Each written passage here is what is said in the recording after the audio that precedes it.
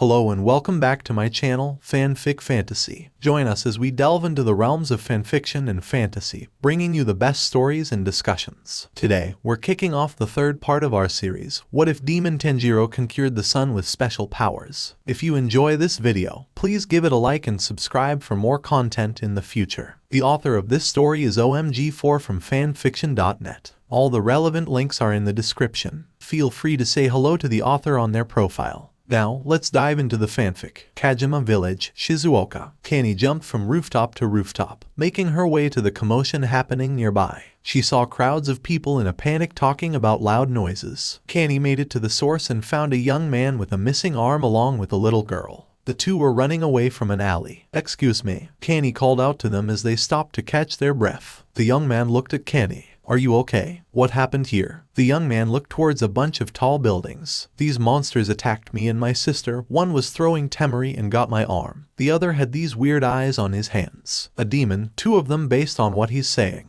Kani thought as the young man continued. "I thought we were goners, then another guy showed up. Some kid with a sword shooting fire or something. He fought those two while we ran away." Kani's eyes widened. "Tanjiro, I see, thank you," Kani said before running into an alley leading to Tanjiro. "Hey, wait, where are you going?" "That's where the young man tried to stop Kani, who smiled at him. "I'll be fine, just make sure you get home safe," she said before running down the alley. She made her way to a four-way intersection. The walls were all cracked and covered with blood. Kani noticed a sword laying in the middle of the intersection. Kani winced as she recognized the sword as Tanjiro's. She looked around and saw an orange kimono and a green kimono. Both had ashes rising from them. Demons. Tanjiro must have already finished the job. But then, where's Tanjiro? Was there a third demon that caught him off guard? Kani wondered with increasing worry. Tanjiro, where are you?" "It's Kani," she called out to her pupil, but received no answer. She looked around and stood silent. The intersection was suddenly very quiet. "Did you really think you could sneak up on me so easily?" Kani jumped back as a dark figure crashed into the ground. Kani unsheathed her sword and prepared for battle. She gasped upon seeing her attacker. "Hey, of course not. I knew that you wouldn't go down so easily. You are a Hashira after all." The person standing before her was Tanjiro. He had changed in just about every way possible. The sweet, kind-hearted boy she knew was not present. His hair was completely black, his skin was deathly pale. His claws were black, his clothes changed colors, black veins crawled around his body. His eyes looked bloodshot and distorted. His scar now resembled black flames, and a black horn now decorated his forehead. His smile was cold and cruel, nothing like the Tanjiro's. "You're not Tanjiro, are you?" Kani said, like she was stating a fact rather than asking a question. Well, yes and no," Tanjiro answered. "You see, when someone is turned into a demon, they lose their humanity completely, and become nothing but man-eating monsters." Kani listened, wondering where the demon was going with this. Tanjiro here, however, managed to keep his humanity. His mind was split in two, and both the human and demon in him fought for control. As you know, the human side won, but he did not get rid of the demon for good. The demon has been biding his time, evolving and learning new things about his power. "I am that demon." "I see," Kani responded as she raised her sword. "Then I'll have to bring the human back out." The demon laughed hysterically. "Oh really? And how exactly do you hope to do thaw?" Kani was in front of Tanjiro in an instant. She took out a syringe with wisteria poison and stabbed it into the demon's brain. This poison Shinobu made is meant to completely knock out a demon. You stab the brain with it and it immediately disrupts their thought process and prevents them from using a blood demon art. Kani took out the syringe and jumped back for safety. Tanjiro held one hand to his head and groaned. Steam began to rise from his head. Kani was confused. "What the? Wisteria poison, huh?" said the demon, who now looked unfazed. "Sorry, but that won't work." Kani's eyes widened.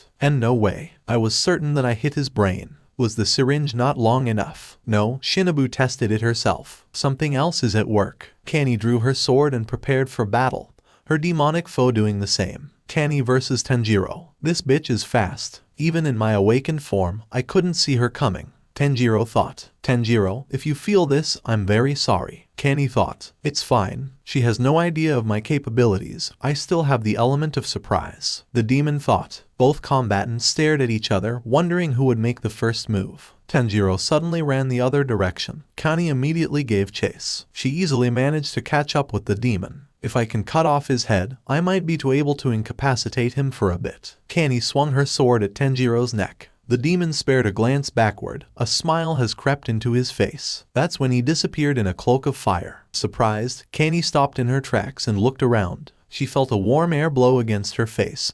Her eyes were barely able to pick up a sort of mist going behind her. No, not mist. Steam. Kenny turned around to see a fist going towards her face. The arm attached to it spawned from the mist which had turned into black flames. Blood Demon Art, Sun Conqueror, Phoenix Flash. Kenny sliced the arm off before it could reach her. A leg then spawned and tried to sweep her legs. Kenny jumped back and dodged. Soon, the rest of Tanjiro's body began to form, the steam around him taking the shape of his body. Once the rest of his body reappeared in about a second, a black chain of fire attached to his missing arm before pulling it back to its socket. After doing that, black flames shot out between the arm and the socket until the wound was completely closed up. He can not only turn his entire body into steam and move around attacks, he can reattach body parts by welding them with his flames. I never thought Tanjiro's Blood Demon Art was this versatile, Kenny thought. Tanjiro leapt up to the nearest wall jumping until he reached the rooftops. Kenny followed him. Both landed on opposite buildings. You're wasting your time, Hashira. You may be stronger and faster and smarter, but you can't kill me. And even if you could, you wouldn't do it. The demon taunted Kenny.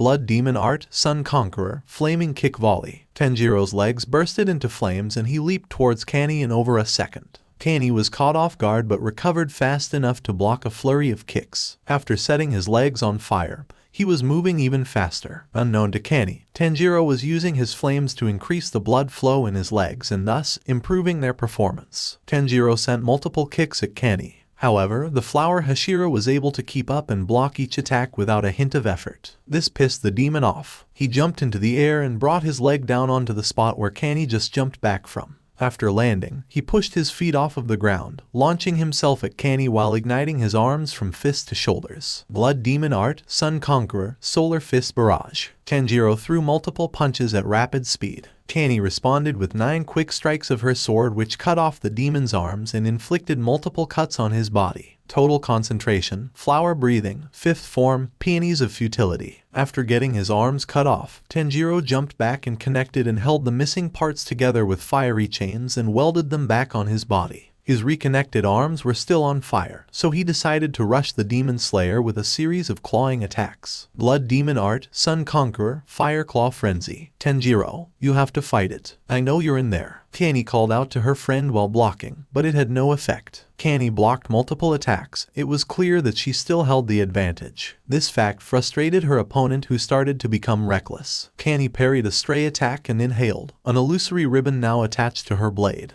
With multiple twists of her sword and body, she managed to cut off all of Tanjiro's limbs and his head. Flower breathing, third form, Thorns of Revenge. Tanjiro was shocked. He was losing badly. Even in his awakened state, the gap between them was too damn wide. Had he made a mistake in challenging her this early? No, this isn't over. It's risky, but there's still one option, he thought, after quickly reattaching his limbs and head and backing up before Kenny could push her attack. Tanjiro relit his arms and legs. However, the flames seemed more intense. Tanjiro also had a look of strain on his face. Sun Conqueror, Solar Fist 5%, Flaming Kick 10%.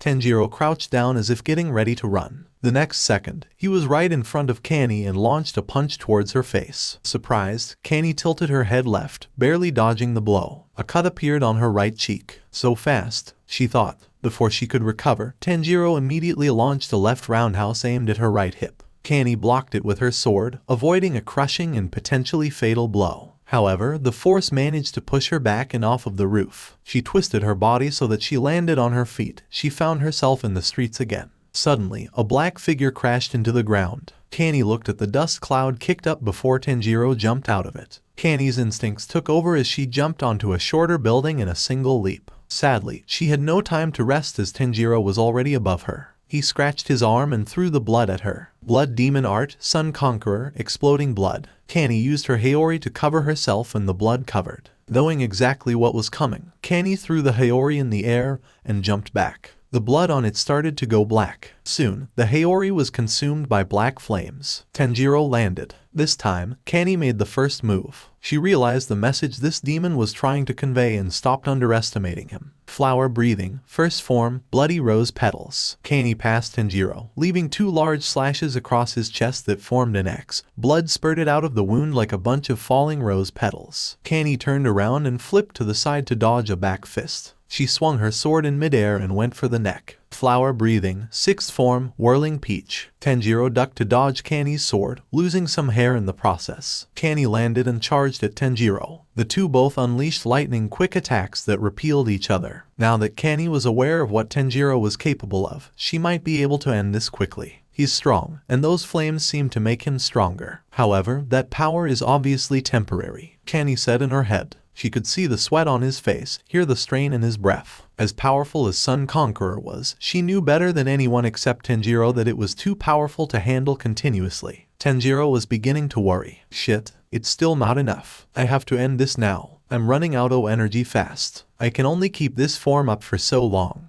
Tanjiro started to become desperate and jumped away from Kani into the streets and ran like hell. If I can find someone and take them hostage, I should be able to. Suddenly, Kani appeared in front of him with a gentle smile. Sorry, but that's as far as you go. Tanjiro growled. That's what you think. He held out his hands and created 2 fireballs. He threw them at Kani before spawning more balls to throw until 8 were launched. Sun Conqueror, Sunny Temeri. Kani stood her ground and tried to slice through the first 3 with rotating slashes. Flower breathing, 2nd form, honorable shadow plum. Then suddenly, the balls all moved out of the way of her sword. Kani realized that the blood in the spheres were likely being manipulated. The 3 balls she tried to cut moved around before moving towards her from different directions. Kani twirled and cut through all the balls in an elegant manner. Flower breathing, 8th form, elegant dandelions. Kani turned her attention to the remaining 5 fire temeri. Kani dodged and cut the balls, but she was too distracted to notice Tanjiro's disappearance or the steam moving behind her. It was fun, Hashira. I'll be sure give the brat my condolences, he thought as his body reappeared. Sun Conqueror, Phoenix Flash. Kani spotted the demon from behind her as she blocked a Sunny Temeri, but it was already too late. Tanjiro aimed for Kani's heart from the back and launched his fist forward. This battle was... No. Boom. Tanjiro's arm was blown off by an inner burst of fire. Blood red fire. No, it can't be. As Kani finished off the last Sunny Temeri, she turned in surprise to the sight of these strange new flames. There was only one possible explanation. Suddenly, crimson flare chains wrapped around Tanjiro's body, restraining him completely. GRRR.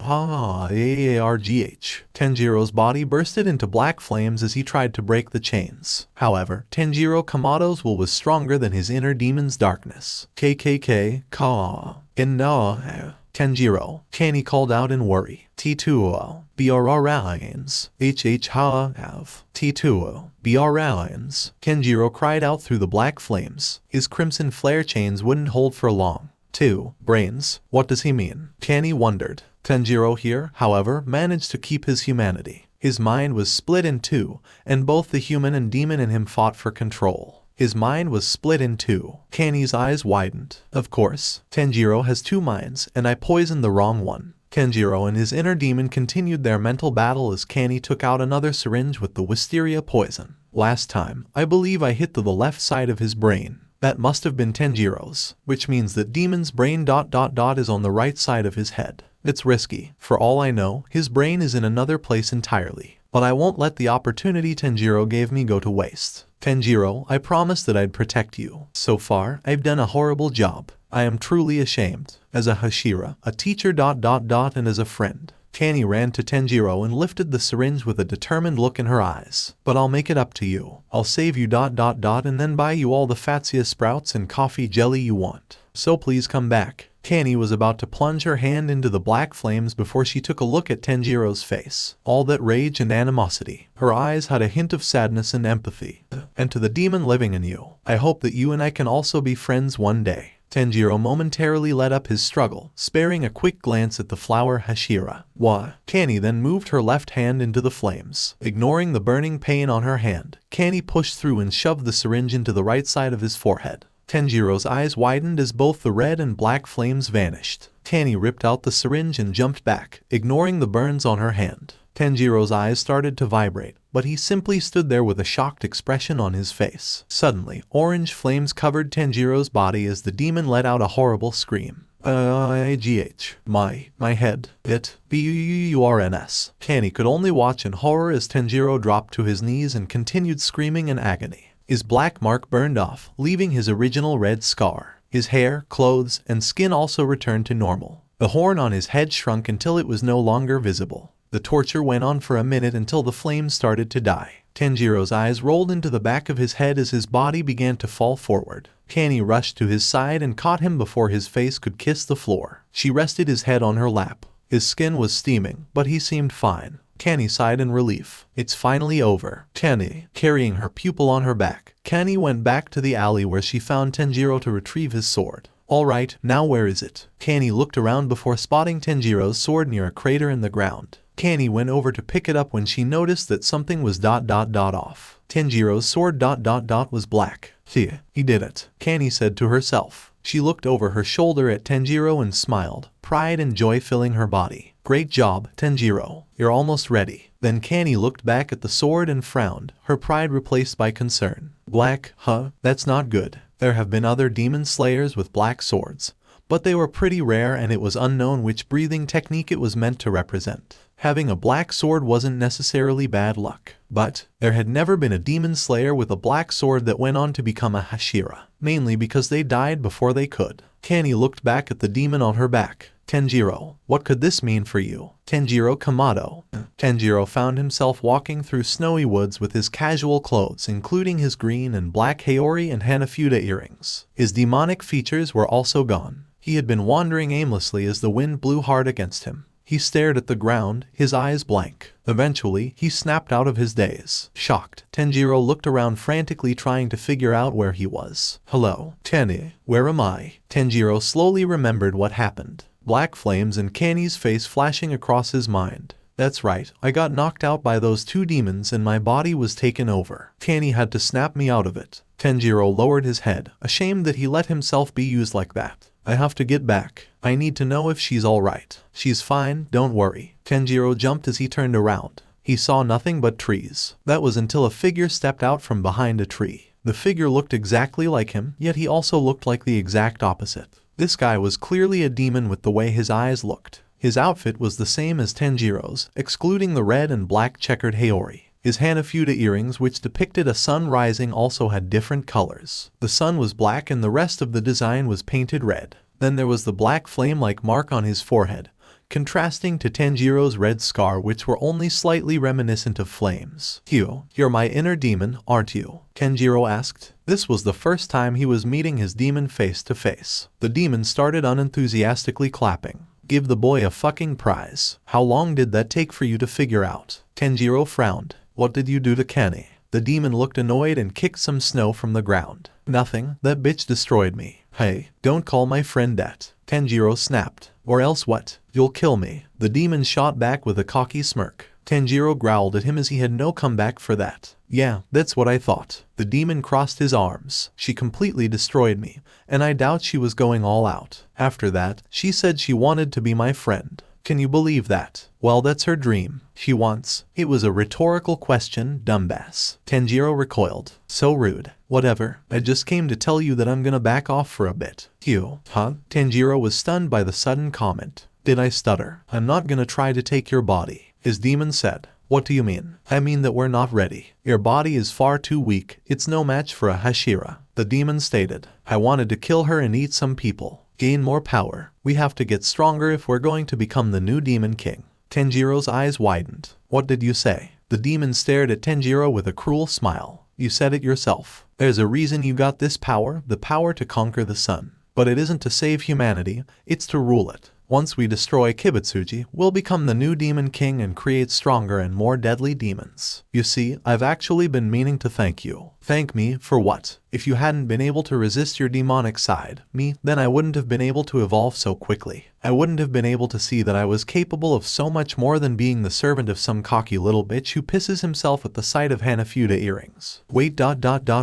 We should be the ones to rule, not Kibutsuji. Just imagine it. A nation filled with unkillable monsters. Sunlight, nothing. Nichiren swords, oversized toothpicks. Wisteria might be a problem but won't do much in the long run. And Tanjiro Kamado will stand at the top as the god of this world. Tanjiro recoiled. The mere thought of what his demon described disgusted him. He remembered meeting Kibutsuji, the malice and darkness he gave off. Tanjiro refused to be like that. If you think I'll go through with that, you're out of your mind, Tanjiro said defiantly. The demon just scoffed. Duh, I'm not an idiot. That's why I tried to take over your body. Because you're too much of a coward, he answered. Don't you realize the opportunity you've been given? You could control all the demons so that no one gets hurt. They would be under your command. Those people you care about so much, you can protect them. You can create a peaceful world where humans and demons can coexist. You could prevent and end wars, deliver true justice to the scum of this world. You can have whatever you want, take whatever you want, and no one can or will stop you. Tanjiro stared at the ground, shadow covering his face. That does sound nice. However, you're overlooking one thing. Tanjiro looked up with fierce determination. You assume that being a demon is the best thing that could ever happen to a person. You're also assuming that I can create demons in the first place,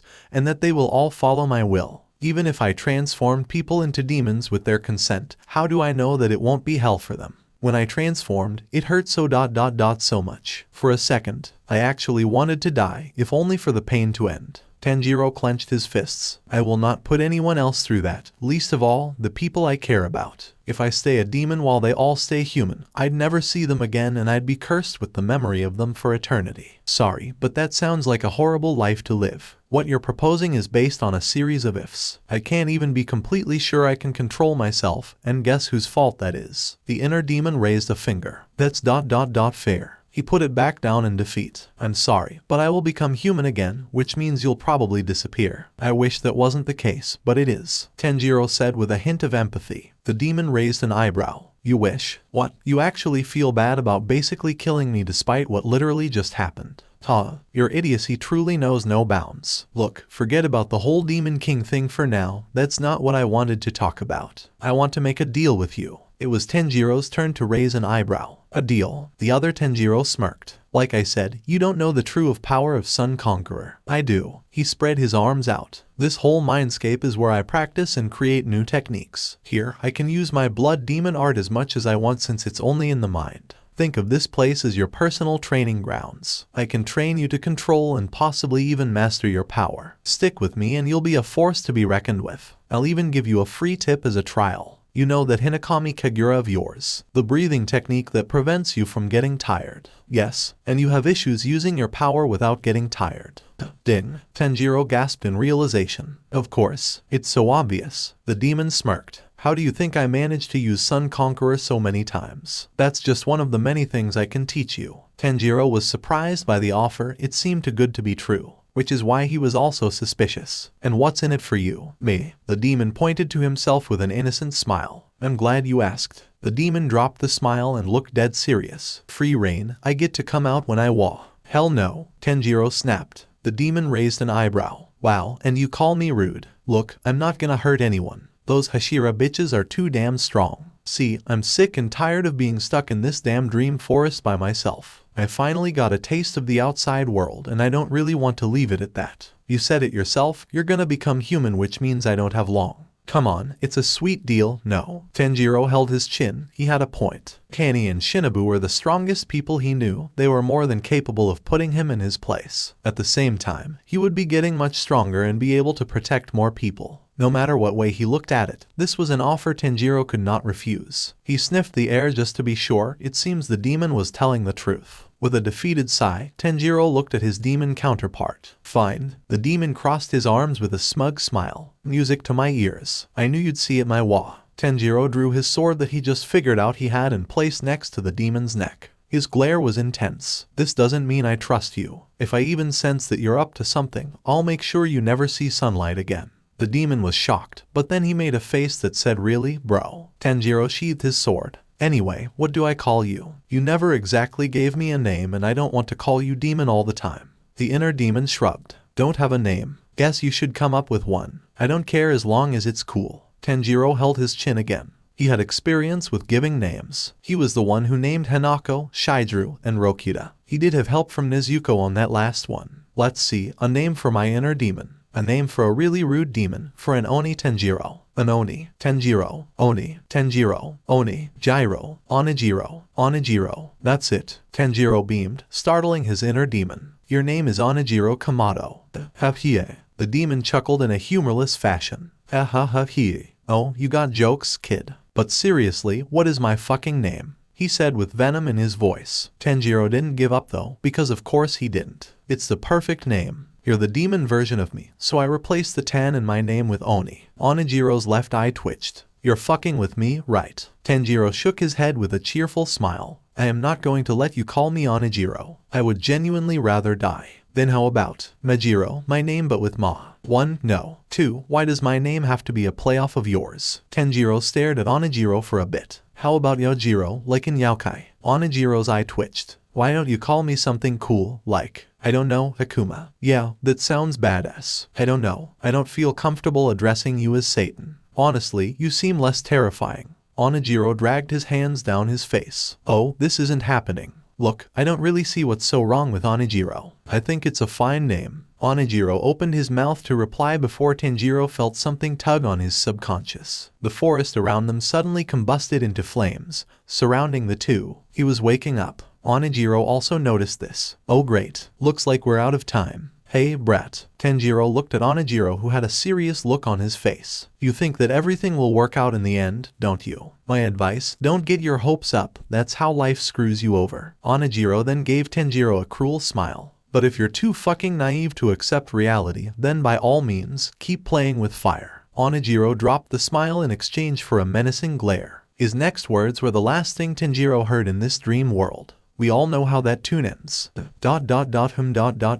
Tanjiro opened his eyes. He stared at a familiar white ceiling. After staring for a few minutes, he sat up. Boy, was that a mistake. His head felt like it was about to split open. He looked around and found himself in the butterfly mansion. However, instead of being in the room with all the other beds, he was in his own room. Shinobu had set up a guest room for him so no other injured demon slayers would spot the young demon. It was an average-sized room. The bed faces the wall where the door was on the right. There was a nightstand next to him with the picture of family he'd been carrying around in a picture frame. He practiced sword, and actual sword were laid against the wall to the left of him where there was also a window. Tanjiro opened his mouth to yawn. That's when he noticed something strange. Tanjiro looked down and found a bamboo muzzle in his mouth. He tried to grab it but was stopped by a sudden pull on his arms. Tanjiro looked around and saw chains connected to the wall all the way to his wrists. That's when he saw that his fingers had been cut off. As hard as he tried, he couldn't regenerate. Panic rising within him, Tanjiro felt something grabbing his legs. He kicked off the sheets and found more shackles holding them in place. His brief moment of peace was over as he laid his head back down in defeat. They don't trust me anymore. There's wisteria in our veins too, non-lethal. That poison bitch must have drugged us while we were sleeping. Using your BDA is a no-go, Onijiro added. Tanjiro looked at his hand and tried to set it on fire. The demon was telling the truth. He couldn't use Sun Conqueror. What was I expecting? I tried to kill Kenny. I lost control and she got hurt because of it. What reason would they have to trust me after that? I wonder what they'll do with me now. Will that forbid me from going on missions? Will they conduct experiments on my body? Will they kill me? Tanjiro let out a yelp as he heard the door slide open. Shinobu stood there and stared at the boy with no particular look. Her sword was at her side. Ah, you're awake. Good, she said as she pulled a chair from nearby and sat next to Tanjiro's bed. Sorry about the restraints, they're just precautions, nothing more. Shinobu gave the boy a relieved smile. I'm just glad you're still with us. She then had a suspicious look in her eyes. It is you that's with us, right? Tanjiro flinched from the slight glare, causing the insect Hashira to sigh. Sorry, I didn't mean to scare you. You're still my pupil, after all. Look, I'll admit, I was a little pissed off when I heard about you losing control and hurting my sister. Tanjiro lowered his head in shame at those words. But after I cooled off, I realized that it wasn't your fault. Just so you know, Kanny isn't mad about what happened. Actually, she's been more concerned about you. Shinobu got up and started fiddling with the chains. I'm gonna give some breathing room. Then I want you to tell me what happened. Nod if you understand. Tanjiro nodded, his nerves calming down. After undoing the shackles, she removed the muzzle and sat back down. Tanjiro tried to rub his wrists before remembering that he didn't have fingers. So, just turned to Shinobu. So, during my mission, I fought two demons. One could create arrows that could pierce and carry anything or anyone in whatever direction it was pointing. The other had 6 arms and could spawn Temari that packed a huge punch. I did fine at first, but eventually I got overwhelmed and frustrated. It wasn't long before they knocked me out. I'm guessing that's when Onijiro took over. Onijiro, Shinobu repeated with a raised eyebrow. Oh, that's what I decided to call my inner demon. Tanjiro replied. I never agreed to that name. Shinobu simply stared at Tanjiro. I see. Continue. After that, I remember being trapped in my mind, a bunch of flesh keeping me in place. I tried to escape and nearly did before I suddenly felt weaker, and was hit with the scent of wisteria. Shinobu nodded. Yes, Kani tried to knock you out with a non-lethal wisteria poison injection to the brain. But you apparently had 2 and she got the wrong one. Tanjiro continued. I did manage to fight my way back, just enough to tell Kani about the brain I saw in my mindscape. After that, I don't really remember. We also found out something while you were sleeping, Shinobu said as she pointed to the side of her chest opposite to where her heart would be. Try to feel the right area of your chest. Tanjiro did as told. Ba-bumped. Tanjiro's eyes widened. There was a heartbeat in the right side of his chest. He felt his left side and found another heartbeat. It seems you not only have 2 brains, but 2 hearts as well, Shinobu stated. Whoa, in case you're wondering, those are the only duplicate organs you have. Just in case you were wondering if you have 4 lungs. Huh? Why would I want that? Tanjiro accidentally said out loud. Shinobu raised an eyebrow again. Tanjiro fumbled his words. Oh, that was Onijiro. We can kind of communicate with each other telepathically. Yes, thank you. How long have you been able to do this? Shinobu asked. Since Takakawa. What? Shinobu shot up from her chair. Tanjiro shrunk. Technically yes, since I discovered my blood demon art. Hey, quick question. Have you ever heard the phrase less is more? Why the hell haven't you told us this? Do you know how many people you put in danger by keeping this to yourself? I am sorry, I didn't think it would get this bad. Tanjiro started to panic again as Shinobu got closer to his face and yelled. If there is something going on with you that relates to your demonic personality, Kani and I should be the first people to know about it. The boy's body began to shake. I'm sorry, but just stop yelling. Please, don't you get it? This is bigger than just you. I thought you understood that, but you clearly don't. I don't care what you thought. That doesn't change the fact that my sister was almost killed because of your stupidity. Grarggh. Tanjiro swung his claws at Shinobu. The insect Hashira leaned back. Her instinct saved her from a scratched-out eyeball. Tanjiro perched on his bed with his teeth bared and pupils slitted. Shinobu was stunned as Tanjiro growled at her like a cornered animal. Immediately after, however, Tanjiro snapped out of his mindless state. His eyes widened as he looked at his outstretched claws. His breath became shaky and uneven. His heartbeat started to increase. I'm sorry. I didn't mean to. Tanjiro startled, mumbling before looking at Shinobu, who hadn't noticed that she had instinctively reached for her sword. Tanjiro remembered when Kani stabbed his brain with wisteria poison and he lost control of his flames. How much it burned. Tanjiro fell back onto his bed and moved back until he hit the wall. I'm sorry, I just lost control for a second. I won't do again. Don't inject me with that stuff. Please, it hurts. Shinobu looked confused before she looked at her hand on her sword. She took a deep breath and exhaled. What is this? Why am I so afraid? Tanjiro wondered in his panic. Your demonic instincts are taking effect. Demons naturally avoid wisteria. It's not uncommon for a demon to be outright afraid of it. Ugh, especially if they know how much it fucking hurts. And why did I attack Shinobu? I would never do such a thing. Your instincts kicked in when she yelled at you, you felt threatened and retaliated. Looks like you still haven't fully gotten back in control yet. While Tanjiro was freaking out, Shinobu looked at Tanjiro with newfound sympathy and a touch of guilt. She then walked to the nearest wall and untied the sheath holding her sword. Okay, Tanjiro, I won't hurt you, she said as she placed the sword against the wall. She slowly turned around and walked with her hands up towards the boy, who still felt uneasy. No weapons, no wisteria, no yelling. We can handle this without resorting to drastic measures. I'm sorry I lost my temper. I won't yell anymore. I'm not angry anymore. I won't hurt you. You're safe.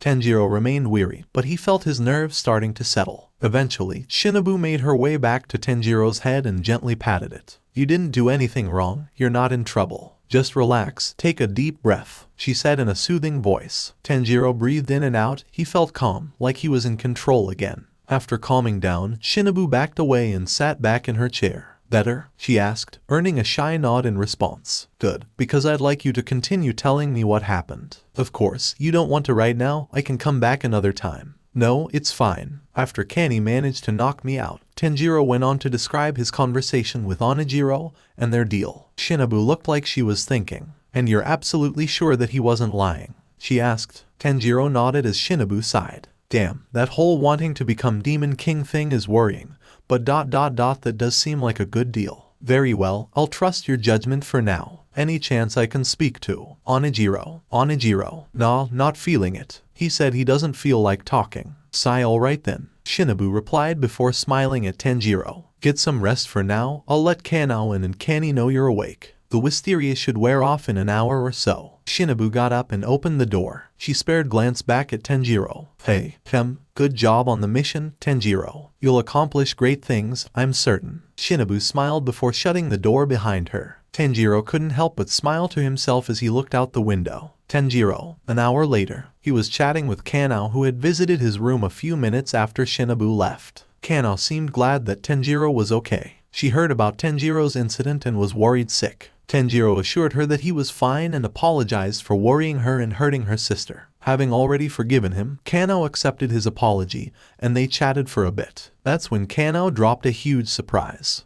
My sword changed color, Tanjiro yelled. Kanao nodded before walking over to Tanjiro's sword and bringing it to him. Tanjiro took it and unsheathed it only slightly. It was true, the blade was now black. Tanjiro's shock was soon replaced with pride as he held his sword with both hands up to the sky horizontally. Yes, I finally did it.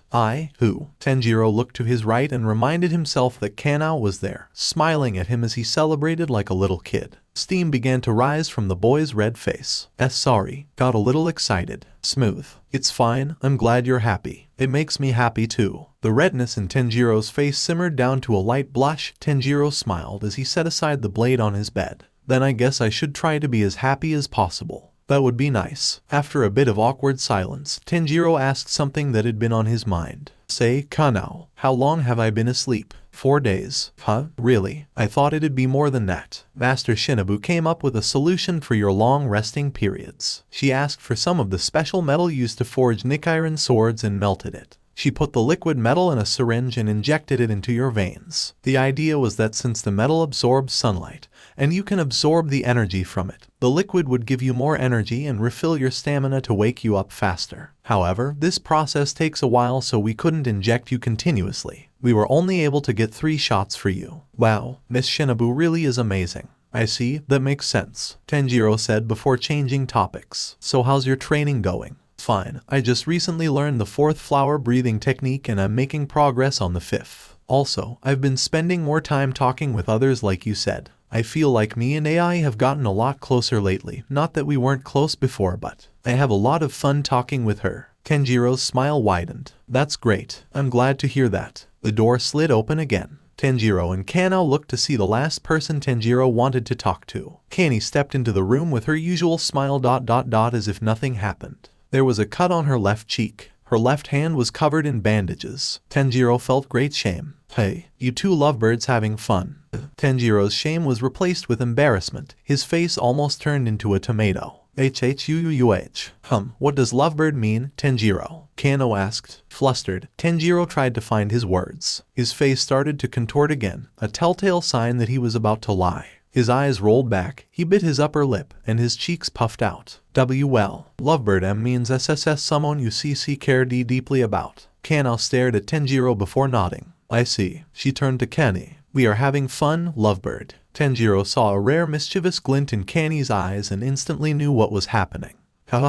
No way. She's fucking with you. It seemed that Onijiro realized this as well. I see now, this is her revenge. She wants to get me riled up and flustered. Well played. Eventually, Kanao left the room, leaving Tanjiro and Kani by themselves. Tanjiro was worn out from the constant teasing from Kani, which went completely over Kanao's head, thank God. Kani sat at the end of his bed with a smile that was more sympathetic and concerned. Sorry for teasing you so much. I felt like you wouldn't forgive yourself if I didn't get a little payback. It's fine. I deserved worse if you ask me. Tanjiro replied. Kani frowned. Tanjiro, it wasn't your fault. You're only human, after all. Well, figuratively anyway. Tanjiro said nothing. Shinobu told me about her slip-up. Don't take it personally. She didn't mean it. She has a tendency to blurt out words she doesn't mean when she's mad. Unless it's a demon, then she does mean it. Ahem. Tanjiro cleared his throat and pointed to himself. Kanny's eyes widened. And not you, of course. You're an exception. Sorry, I should have phrased that differently. Tanjiro sighed. She had every right to be mad.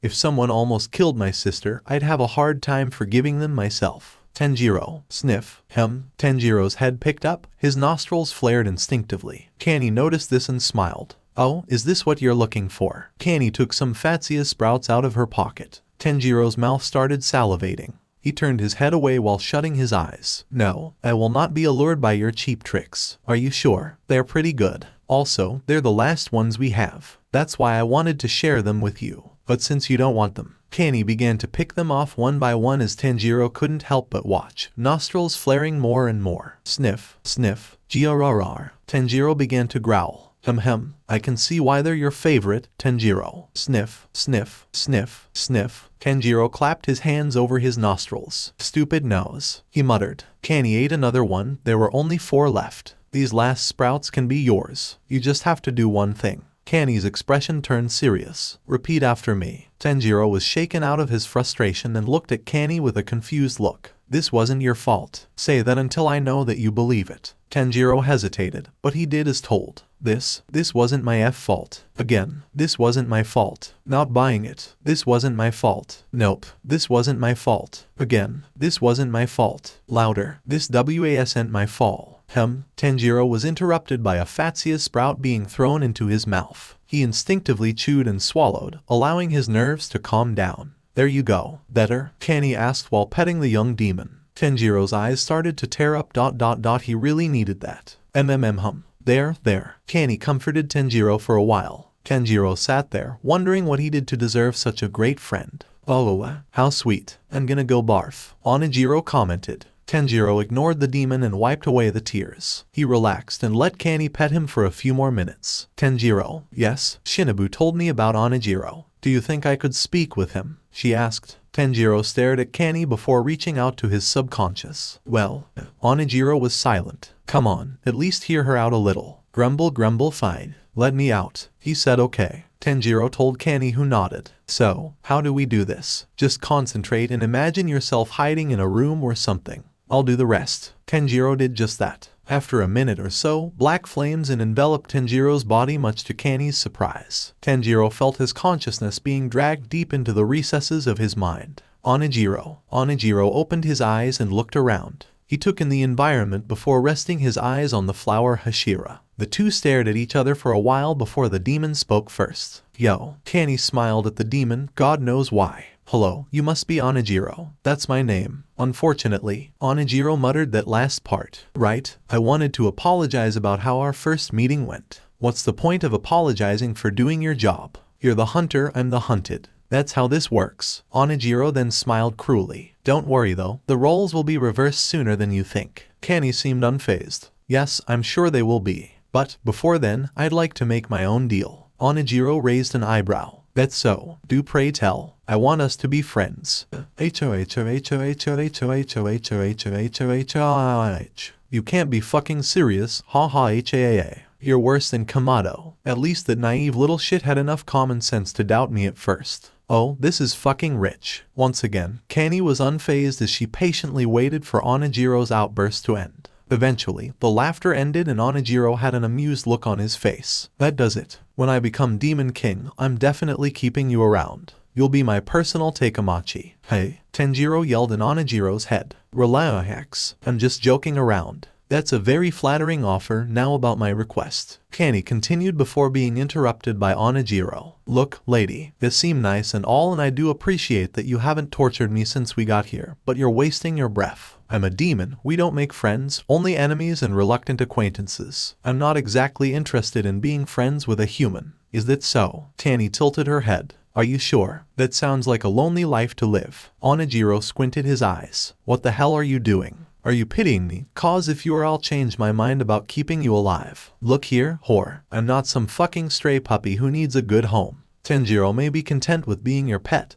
but I prefer to fly free. Onijiro. Kanny frowned. I think you misunderstand. I don't see you or Tanjiro as pets. I don't want either of you to be alone. Tanjiro is strong, but he's only a child and he's already suffered so much. As for you, you're technically a child too. I couldn't stand it if you spend whatever time you have on this world being hated and distrusted by everyone around you. Tanjiro let out an unintentional snarl. Get off your fucking high horse, you know nothing about me. Maybe I like being mistrusted, did you think of that? Maybe I get some sick thrill from being hated. It's not completely unheard of. I'm sorry, I didn't mean to offend you. Kanny bowed her head apologetically ... but that pissed off the demon even more. Yeah, well you did. I'll make it clear, we are not friends. Hell, we're barely allies. Like I said, only enemies and reluctant acquaintances. You should thank Buddha or whatever bullshit god you pray to that you're not the fucking former. So mind your own business, or I'll slit your throat the moment you and Kamado drop your guards. That's enough. I'm taking my body back. TCH. Whatever, I was done anyway. Watch your back. One day, you might these claws inside of it. Those were his last words before he was enveloped in orange flames. Tanjiro returned to the world with a bitter look on his face. I'm sorry, I can't control what he says, he has a mind of his own. Kanny gave a sad smile. It's fine.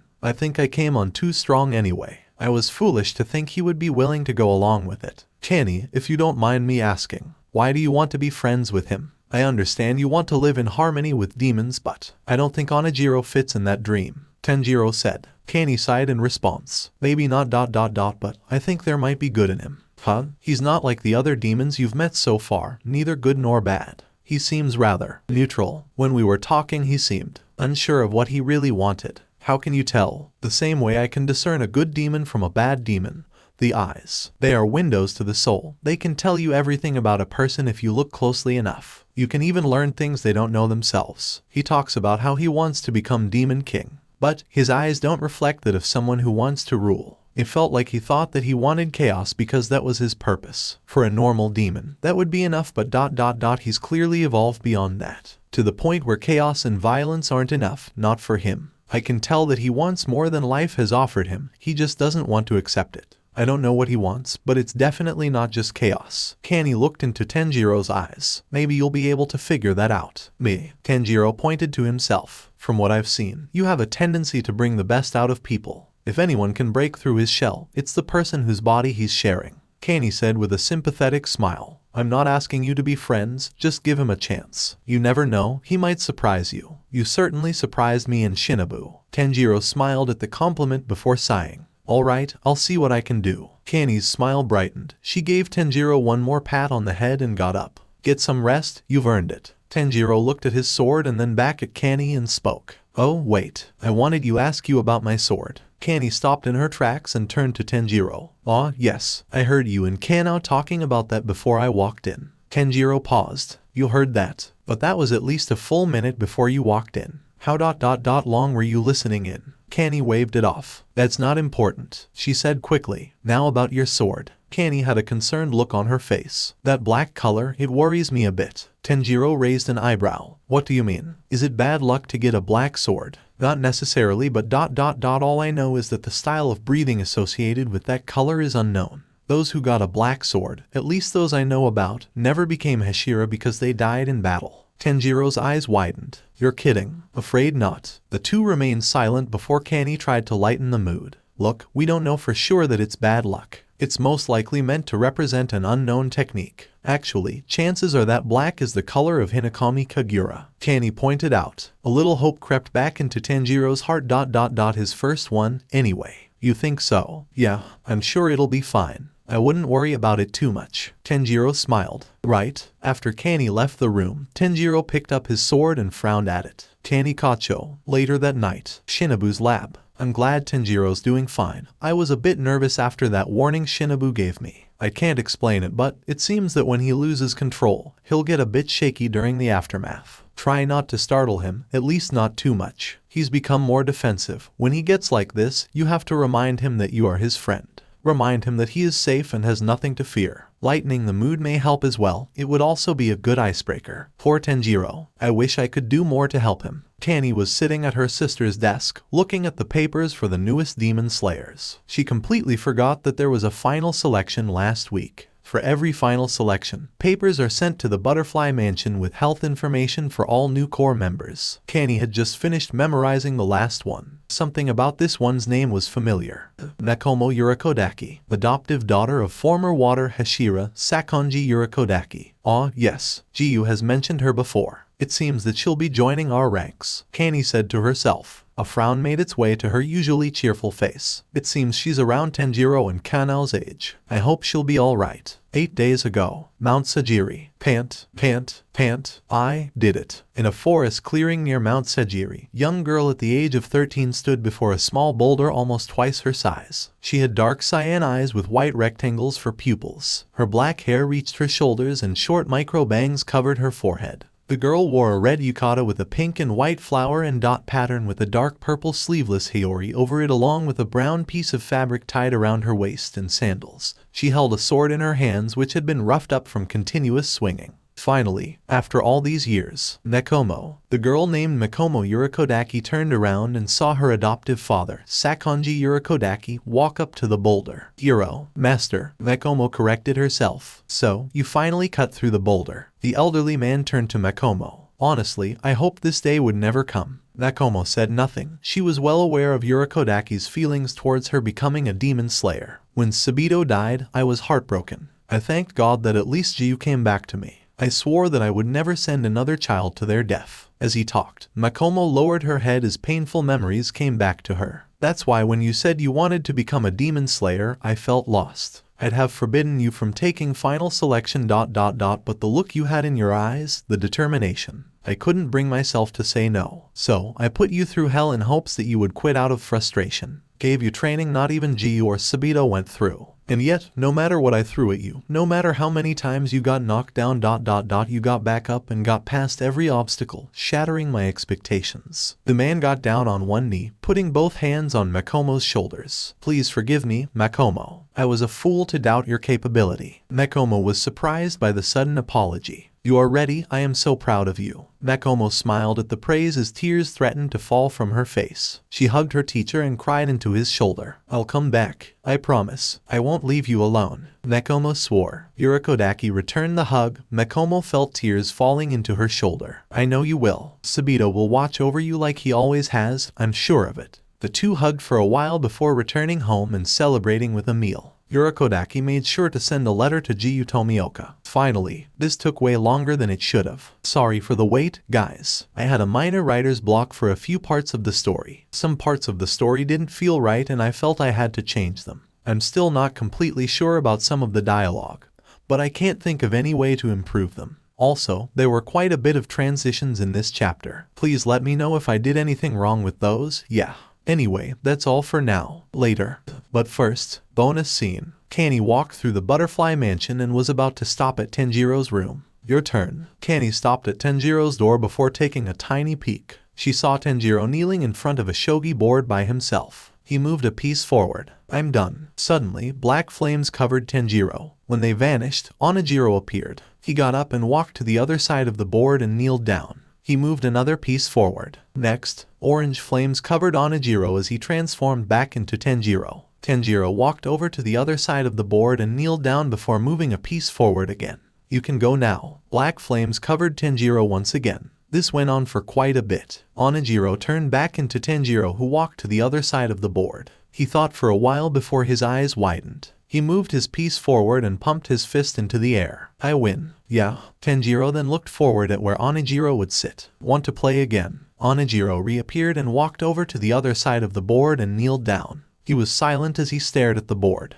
Smash. Onijiro then smacked the table to the other side of the room and looked at where Tanjiro would be. You're a fucking loser, Kamado. Tanjiro reappeared. He lowered his head and hummed in disappointment. Meanwhile, Kenny was trying to keep in her laughter for her friend's sake. That's adorable. Sakonji Urakodaki, a village in western Tokyo. What a travesty. The water Hashira, Sakonji Urakodaki, walked through the bloody streets of the village. He had just battled and killed the current lower rank 2 demon. It was an intense battle ... way more intense than it should have been. Urokodaki was a Hashira, the highest rank in the Demon Slayer Corps, which was attained through one of two ways: defeat one of the 12 Kazuki or reach Kino status and kill 50 demons. This man had done the former. He had killed plenty of lower ranks in his many years of service. Each one seemed easier to defeat than the last. However, he found himself getting winded much more often and needing to take a breather. He had also begun to feel great strain on his body. It didn't help that the demon was quite strong and had an impressive blood demon art. It might have reached upper rank status had it not been unfortunate enough to run into a seasoned Hashira. Their battle resulted in tons of collateral damage as well as the deaths of many innocent people whom a majority of, if not all, surely did not deserve their cruel fate. The slowly aging man had no one to blame but himself. No matter how strong that demon was, it was an infant compared to the beasts Urokodaki faced in his youth, and he would have destroyed the bastard in his prime. That he was sure of. This must be a sign. My age is finally starting to catch up with me. No matter how much he wanted to deny it, he could do so no longer. He was an old man. His hair had started to gray about a year ago, the wrinkles appeared less than a decade ago, and certain tasks and techniques became harder to pull off at their maximum strength. He definitely wasn't going senile, and he doubted he would anytime soon. His body was still in shape. He should still have plenty of time. At least 2 or more decades. I'm afraid it might be time for me to retire, give up the seat of water Hashira. The problem is, I have no successor. Over the past few decades, Urokodaki had gone through many Tsuguko. They were all promising and showed great potential. Yet, not a single of one of them made it past final selection. Not only did this put a dent in the old man's retirement plan, it also broke his heart more times than he'd care to admit. He was attached to each and every one of his students and had even raised some of them as his own. He had recently taken on a new pupil, however, Jiu Tomioka, a 7-year-old orphan boy who recently lost his older sister to a demon. Urokodaki took the boy in, hesitantly agreeing to his request to be his trainer. He needed a successor, but he didn't need more heartache if the boy never made it home from final selection. Urokodaki pushed away that thought as he came upon the dozens of dead bodies. He was saddened by the frozen looks of shock and despair on their faces. Sniff, sniff. Urokodaki picked up 2 new scents, both human, 1 little boy, 1 infant girl. The scent was coming from up ahead, Urokodaki towards the direction of the scent. Why? He soon found the kids giving off the scent. The boy, who had thick, spiked, peach-colored hair, gentle-looking lavender eyes, and a large cut on his right cheek, held a crying baby with short black hair wrapped in a white blanket in his arms. The boy noticed the water Hashira and limped over to him. That's when Urokodaki saw the blood on his left leg. Help us. The boy said. Urokodaki made his way to the 2 young ones and got down on one knee. It's all right, you're safe now. Do you know where your parents are? He asked. The boy looked down with tears beginning to fall. They're dead. They got eaten by that monster, he said bitterly. Urokodaki nodded. I am so sorry. If I had been here sooner, your family might not have died so tragically. I'll make sure you and your sister get help. The boy shook his head before looking down at the crying baby in his arms. She's not my sister. I found her in the arms of another dead woman. I think it was her mom. Urokodaki looked at the young girl as well. I see. Well, either way, I'll make sure you're taken care of. I have to go look for more survivors. Stay put, I'll be back. Urokodaki walked past the children before he felt a tug on the sleeve of his cloud-themed Haori. He looked behind him and saw the peach-haired boy holding his sleeve. He looked down at the ground with gritted teeth. I saw you fight that thing. You made it look so easy even though it was so strong. The boy looked up at the aging man with burning determination in his eyes. Train me. I want to be strong too. Urokodaki regarded the boy before he turned his body to face him, forcing the boy to let go of his sleeve. If you're going to train under me, much suffering and pain await you. You will be transformed not just in body but in mind as well. The next few years and beyond will be filled with hardship. Are you sure? Are you absolutely sure that you want to join this long and endless fight? Are you sure you want to become a demon slayer? The boy stared at Urokodaki, the fire in his eyes never dimmed, not for a single second. Yes, the two stared at each other. Neither noticed that the baby girl stopped crying and looked at both of them with bright cyan eyes. What is your name, boy? Sabito. And the girl? Sabito looked around the girl's blanket, looking for a name. He found it behind the girl's head.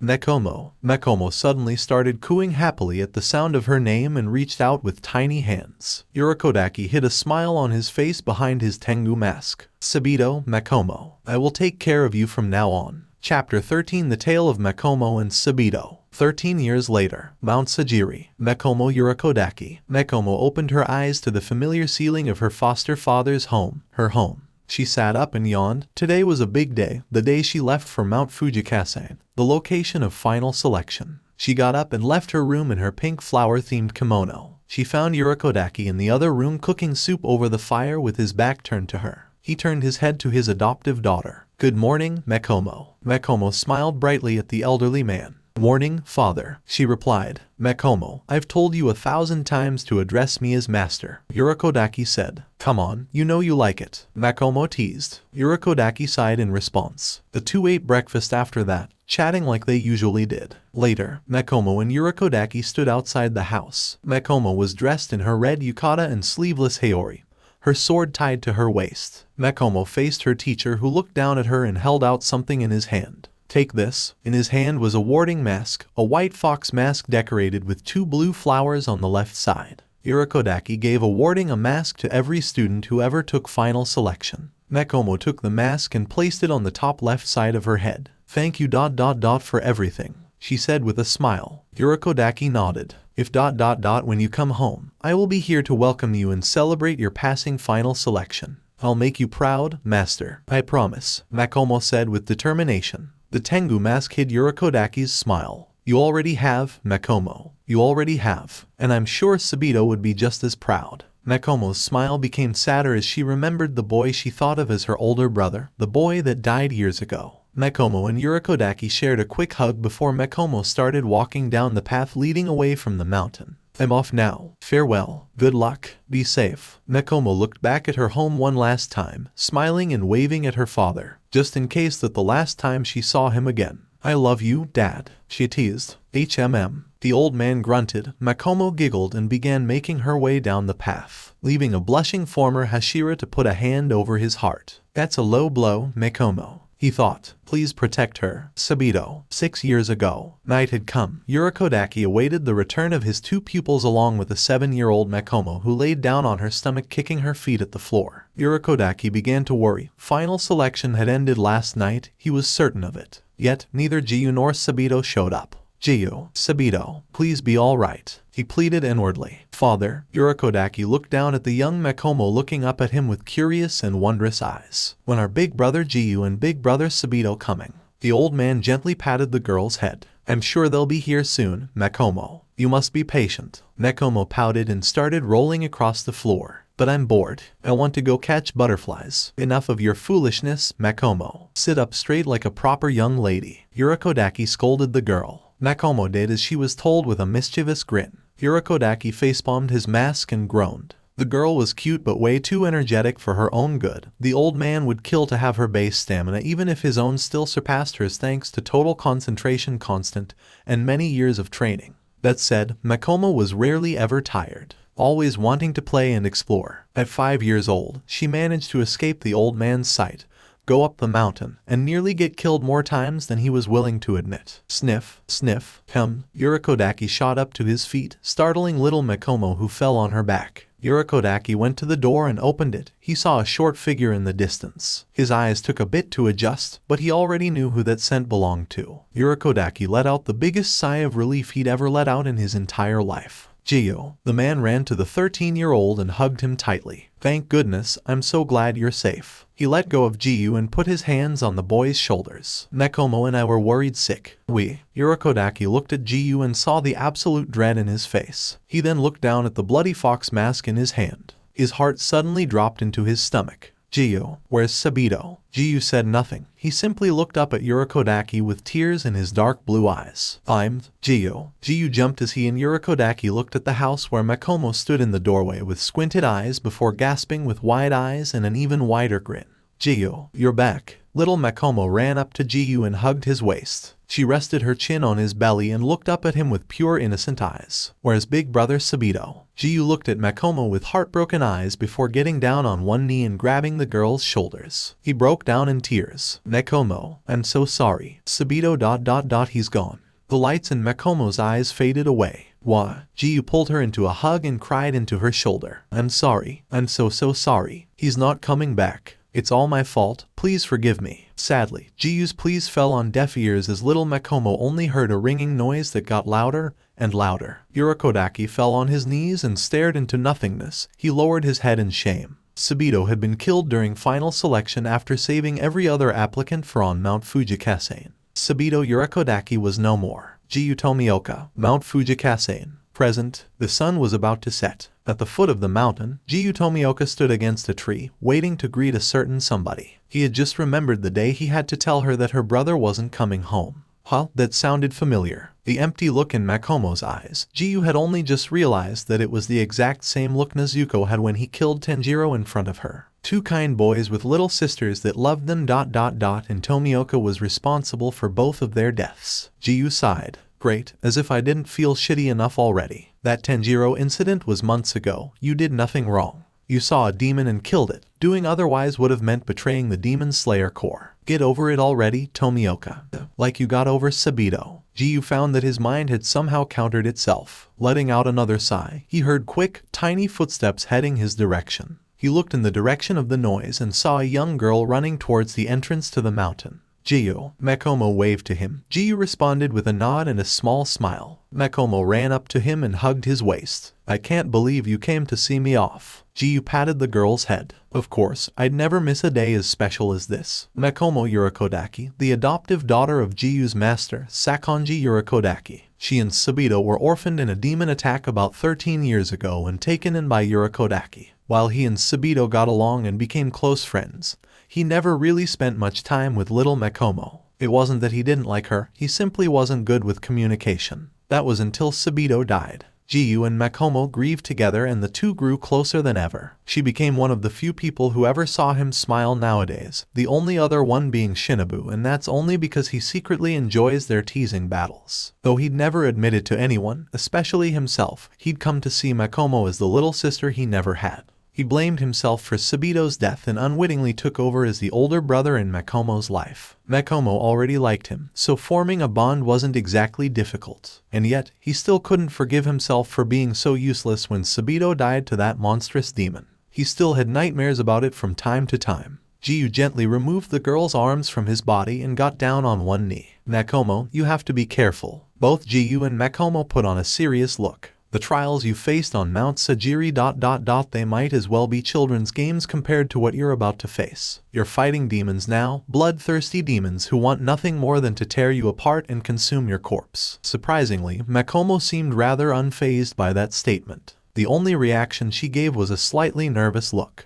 That demon who killed Sabito. There's a good chance it's still alive. Makomo became more tense at that statement. Jiyu felt a hint of anger coming from the kind-hearted girl. I don't know what it looks like as I is knocked out at the time. If you manage to find that demon, don't do anything reckless. Run away if you have to. You're fast, faster than Sabito and I were back in our younger days. However, you're not quite as strong, but you can use your speed and momentum to make up for it. Don't lose yourself to emotion. Make sure you remain calm and collected like you usually are. Understand? Makomo nodded. Jiyu gave a small smile. Good, you better get going now. Jiyu hugged the girl who hugged back. Make sure you come back, you got that. I don't think I could take it if I lost you too. Same goes for Urokodaki. I promise, Makomo said. I won't die, I've trained too hard and too long for that. The two broke the hug and Jiyu got on both feet. Makomo shot him a bright smile before running up the path that led to the top of the mountain. Makomo stopped and looked down the stairs at Jiyu who called out to her. I've created a new form of water breathing.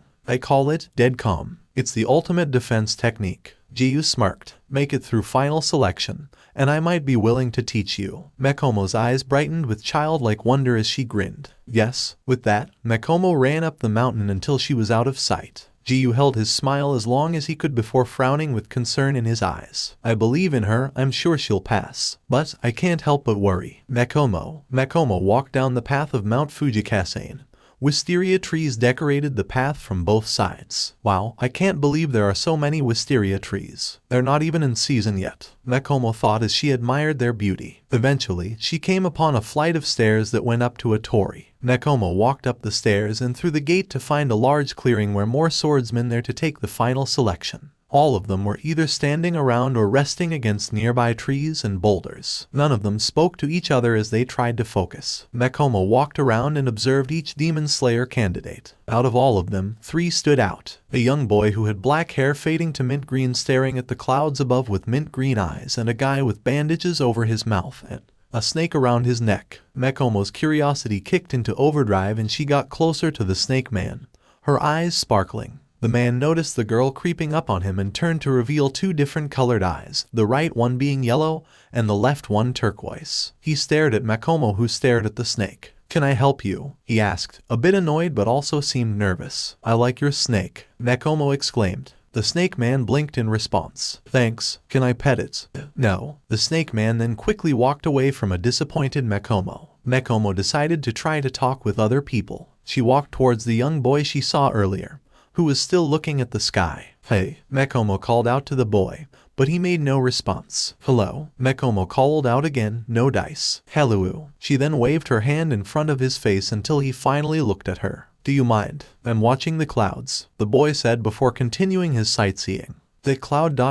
what does it remind me of?" Mekomo looked up and saw a cloud that looked slightly like a dragon. "That cloud? I'd say it looks like a dragon." "Oh," the boy responded. "What's a dragon?" Mekomo blinked at the boy. "You know, it's a mystical flying reptile-like creature." "Oh," the boy responded again. He looked at Mekomo. "Do you mind? I'm watching the clouds." Mekomo was confused as the boy looked back up at the clouds. "That cloud looks like a dragon." "What's a dragon?" The boy looked at Mekomo. "Who are you?" Mekomo, seriously weirded out, backed up as politely as possible before. "Attention, everyone." Everyone in the clearing turned their attention to the 2 girls who seemingly appeared out of nowhere. They must have been related since they looked almost identical. One had white hair, the other had black hair. "Thank you all for coming to partake in this final selection." The 2 kids spoke in unison. "We will explain how the test will work." The black-haired one spoke independently. "You may have noticed the wisteria blossoms planted all over this mountain. They are there to keep the demons brought here from escaping and hurting others. However, their protection ends here, so beware of demons." The white-haired one spoke next. "During the exam, you will be required to spend 7 nights on the demon-infested mountain top. You must use your body, wits, and skills to survive the demons who reluctantly call this mountain their eternal home. If you can manage to survive all 7 nights, you will be asked to gather here again. By that point, you will be official demon slayers." The girls spoke in unison once again. "That is all. We wish you all good luck. May the final selection beg. Wait." Everyone turned their head to the Torii gate to see a girl with pink hair fading to green in a hakama run through and stop in front of the group. She was bent over, panting heavily with her hands on her thighs. "I'm sorry. I'm late. I got totally ... lost and I'm sorry." Though everyone seemed shocked by this sudden late entry, the girls at the front seemed unfazed. "Let the final selection begin." Mekomo ran through the forest, chasing down a demon who's made the mistake of underestimating her for her size. The demon was Make, wore a yellow yukata and had slits for eyes. He had cuts all over his body. He looked back and snarled at Mekomo before stopping in his tracks. "Fuck this. I'm done running." He leaped at Mekomo with his arms outstretched. Mekomo jumped over the demon with little effort before the demon caught itself and shoved his claws into the ground to push himself in the other direction. He ran at Mekomo, who smiled gently. "I wouldn't do that if I were you." The demon jumped into the air and prepared to smash Mekomo's skull. "Die, you brat." Mekomo also jumped towards the demon, who was beginning to fall back down. She inhaled and prepared a technique, her body and sword twisting in a glowing fashion. Total concentration, water breathing, 4th form, striking tide. The demon soon found himself cut to pieces, his head long detached from his body before he even realized. "She's ... fast ...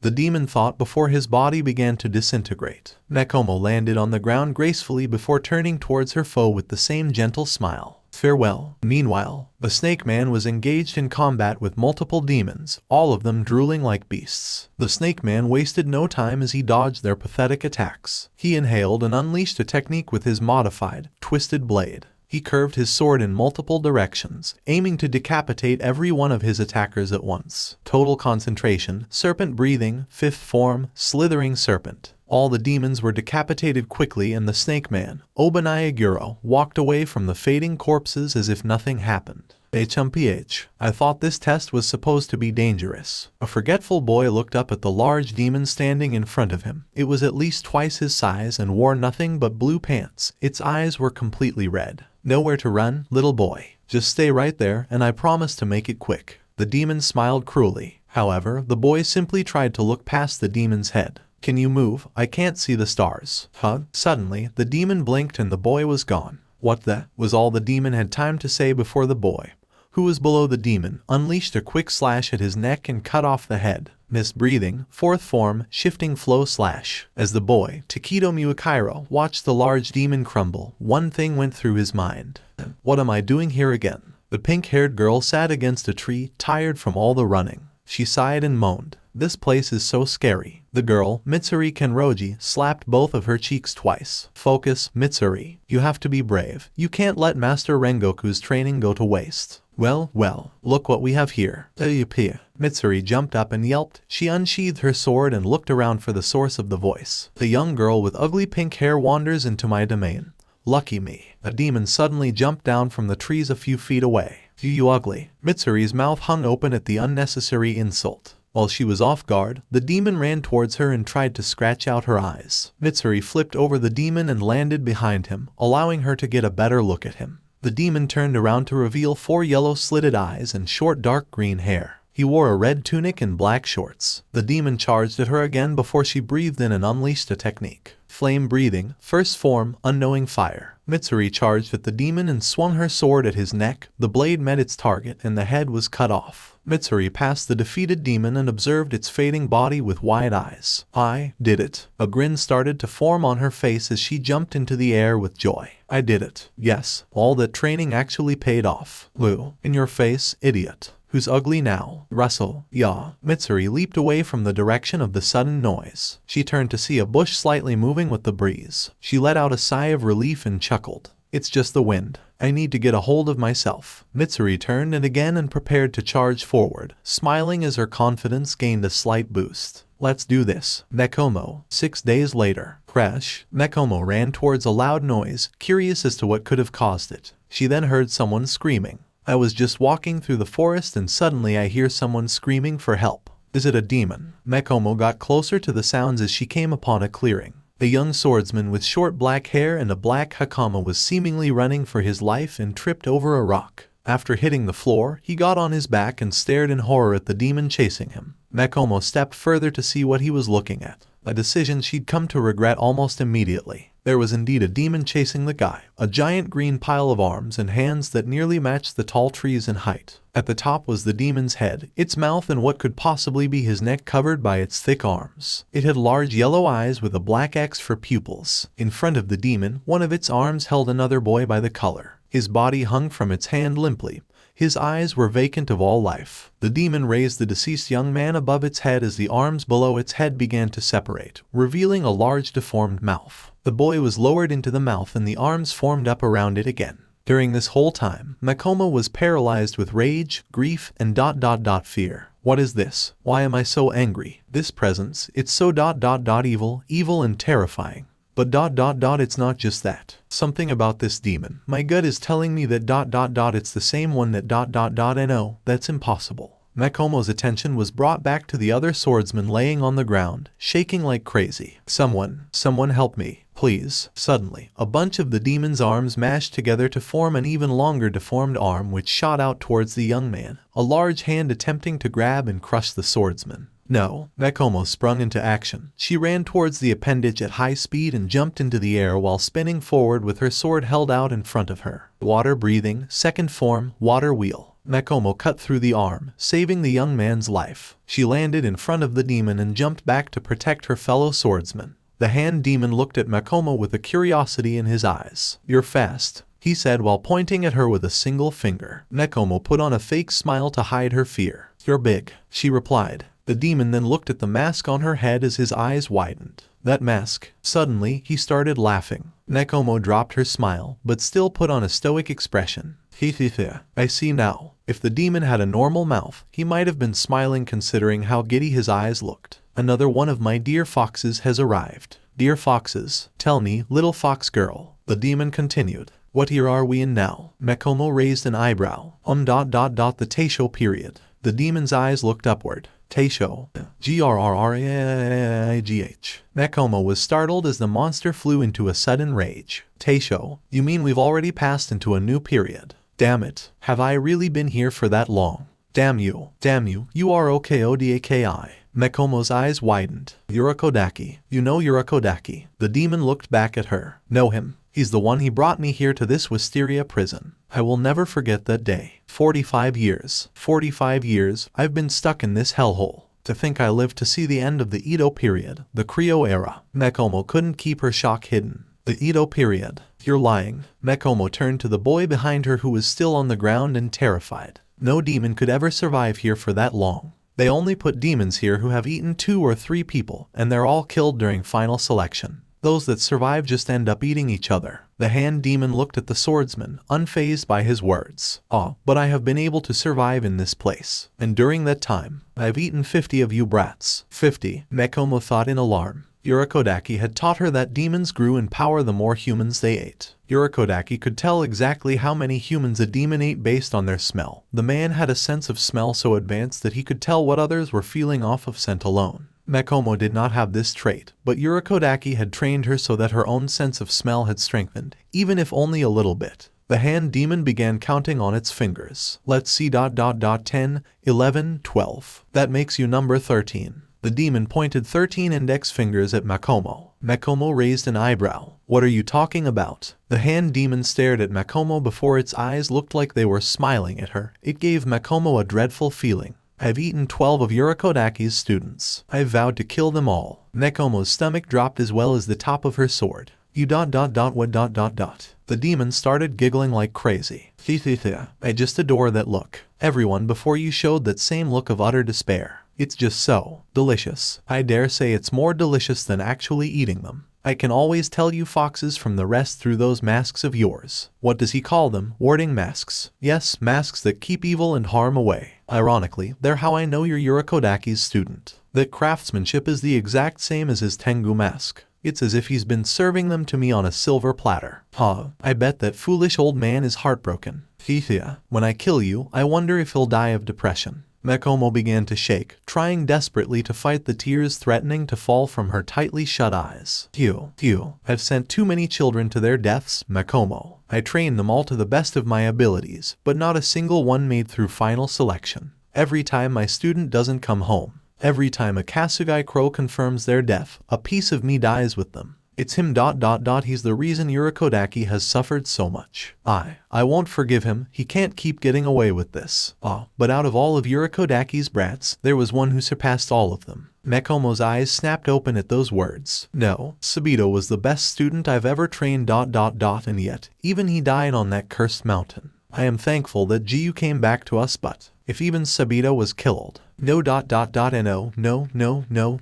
He had peach hair, a scar on his right cheek, and he was quite strong for someone so young. I'm almost terrified how powerful he would have become had I not eaten him. Hey, Makomo, want to watch me wipe the floor with Jiyu again? Maybe you should become a demon slayer, Makomo. I'll teach you everything I know, but don't think I'll take it easy on you just cause you're my little sister. We'll be back before you know it. No demon's gonna take me down, just wait and see. Soon you, me, and Jiyu will celebrate our success and play as much as you want. Just be a good girl for Urokodaki, and we'll do whatever you want when we get back. Deal.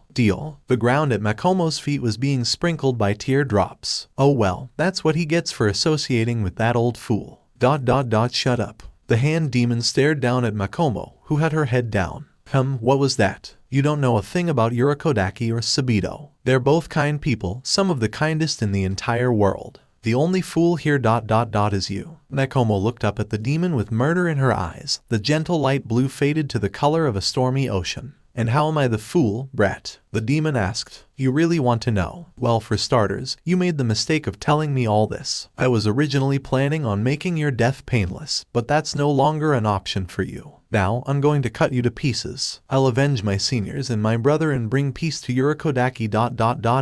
To my father's soul. The demon seemed unamused by Makomo's declaration. Well, aren't you cocky? You really think you can cut my neck? Not even that boy with the scar could cut through me. And while you're quite agile, you don't look very strong. Makomo's teary-eyed glare intensified. Her vision became blurry. You also don't look very intimidating when you're crying. But by all means, go ahead and try to cut my head off. I'll crush your head before you realize how impossible a task it is, just like I did to the last guy. Ba bump, ba bump, ba bump, ba bump. In that moment, all Makomo saw was red. IGH. Makomo versus the hand demon. Makomo let out a high-pitched battle cry before charging at the demon. Arms shot out from the demon's body one at a time, each one hitting the spot Makomo was once set. However, her speed allowed her to sidestep each hand with ease. She inhaled and unleashed a technique as more hands began to come down on her. Water breathing, third form, flowing dance. With mind-blowing footwork and agility, Makomo not only dodged the appendages moving towards her, she also cut all of them off before the demon even noticed. She reached the hand demon and jumped into the air. The demon sneered at the girl. Stupid brat. You may be fast, but that means nothing when you're helpless in the air. Multiple arms lunged at Makomo as she prepared another technique. She lifted her sword above her head and barely managed to cut through the storm of hands with a downward strike which propelled her upwards. Water breathing. 8th form, waterfall basin. Makomo used the propulsion to land on one of the demon's long arms. She inhaled again and ran down the arm so fast, she disappeared, leaving the illusion of water splashes representing her footsteps. Water breathing. 9th form, splashing water flow. The hand demon's eyes widened. She used her sword to hit one of my hands hard enough to push her up.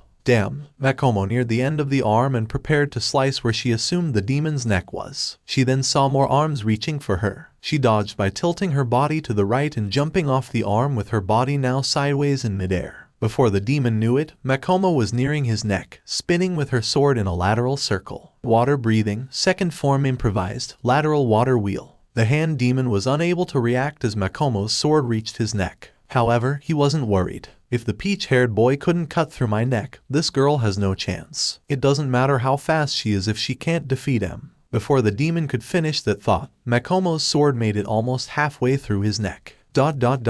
Makomo looked at her sword which was now stuck in the demon's neck. Damn, she cursed as she now hung from her sword. The hand demon recovered from its shock and launched more hands from his body, surrounding Makomo from all sides. You're mine, he yelled. I get it now. The demon thought. She's not very strong, but she uses her speed to make up for it by using momentum to increase the power of her attacks. This fox cub may be more troublesome than I thought. Makomo swung from her sword and put a foot against the demon's body, allowing her to push herself off and yank her sword out. She jumped towards the attacking arms about to reach when she used the momentum from pulling out her sword to perform a one-handed horizontal slash. Water breathing, 1st form, water surface slash. Makomo cut through the hands in her way and landed safely on the ground. She faced the demon with an uncharacteristic glare. Makomo, you have to be careful. Don't lose yourself to emotion. Make sure you remain calm and collected like you usually are. Understand? The hand demon snickered, not worried about the wound Makomo had inflicted on his neck. That was a close one. You might even be better than that peach-haired boy. Not that it matters. Face it, little fox, you can't beat me, so why don't you run away to your precious Yurakodaki? Makomo's glare intensified. Her grip on her sword tightened.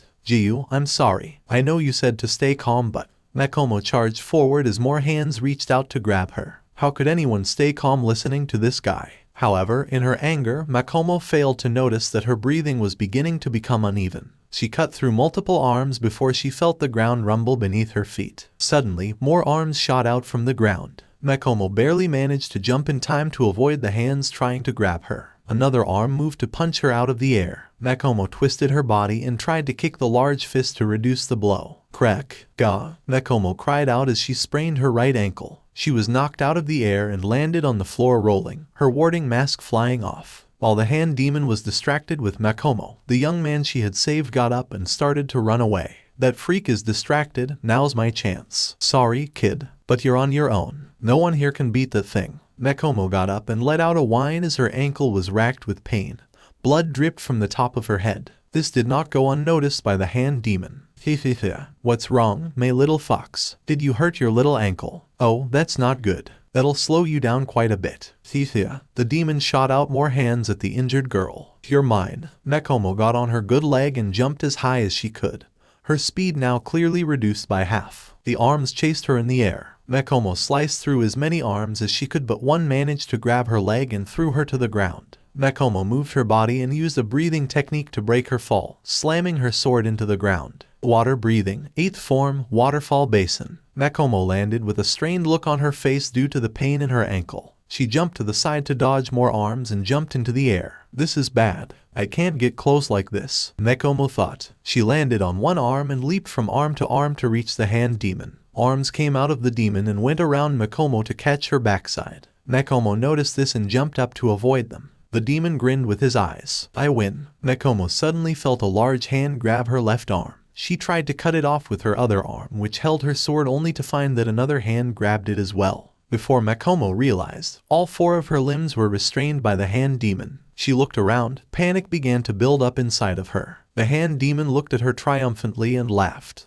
That was a lot of fun. After that peach-haired kid, you're the second fox cub to reach me and the first one to almost cut through my neck. Makomo then felt a hard tug on her arms and legs. Unfortunately, all good things must come to an end. The hand demon pulled all of Makomo's limbs in different directions. Despair filled the young girl as she realized the demon's intentions. He was going to tear her apart, literally. Makomo suppressed a whine as she felt pain in her joints. She refused to give the demon the satisfaction of hearing her scream. I don't know how much I can take of this. I have to break free, but I'm just not strong enough. Makomo thought as tears threatened to fall from her eyes. No, I can't die. I don't want to die. Yurakodaki, Jiyo. They're expecting me to come home. Makomo struggled with every last bit of strength she had. The demon's arms didn't even budge. If an average human couldn't overpower a demon, a small girl had no chance at all. The best she could do was delay the separation of her limbs from her torso. Of course, that only made the pain last longer. Sabito, I'm sorry. I just wanted to avenge you. And now, our father will suffer for my stupidity. I'm sorry. I'm so sorry. Makomo had begun to give up as her limbs were beginning to stretch farther than they should have. Makomo closes her eyes and awaits the great pain about to rack her body. I'm sorry.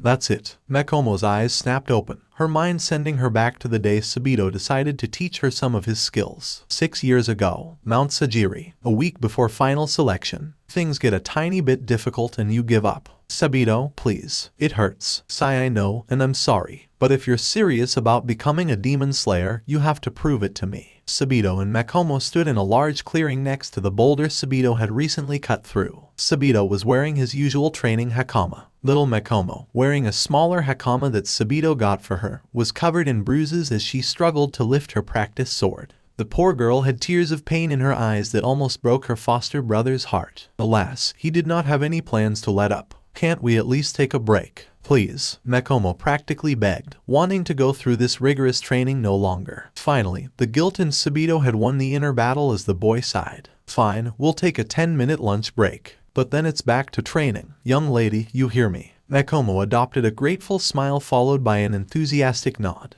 They sat next to each other with their backs resting against, opening and enjoying the contents of their bento lunchboxes. Sabito had made their lunches using ingredients he got from a village near the mountain. The lunches consisted of rice, sandwiches, an omelette, and various fruits for snacks. Makomo and Sabito enjoyed their lunch, the former sparing a few glances at her brother. Hey, Sabito. The peach-haired boy looked at her. Yes, he said after swallowing his food. Do you really think I can be as strong as you? Makomo asked. Sabito stared down at the girl. I do. Why? Makomo asked. My body is too weak. I'm nothing like you. You're only focusing on the negatives, Makomo. You're also one of the fastest and most energetic little girl I know, Sabito stated before staring up into the sky. It's good to know your weak points, but you have to focus on your strong points. If you can't get rid of your weaknesses, make up for it by improving your strengths. Makomo stared at Sabito, listening intently to his words. Sabito looked at her and continued. Either way, don't ever give up.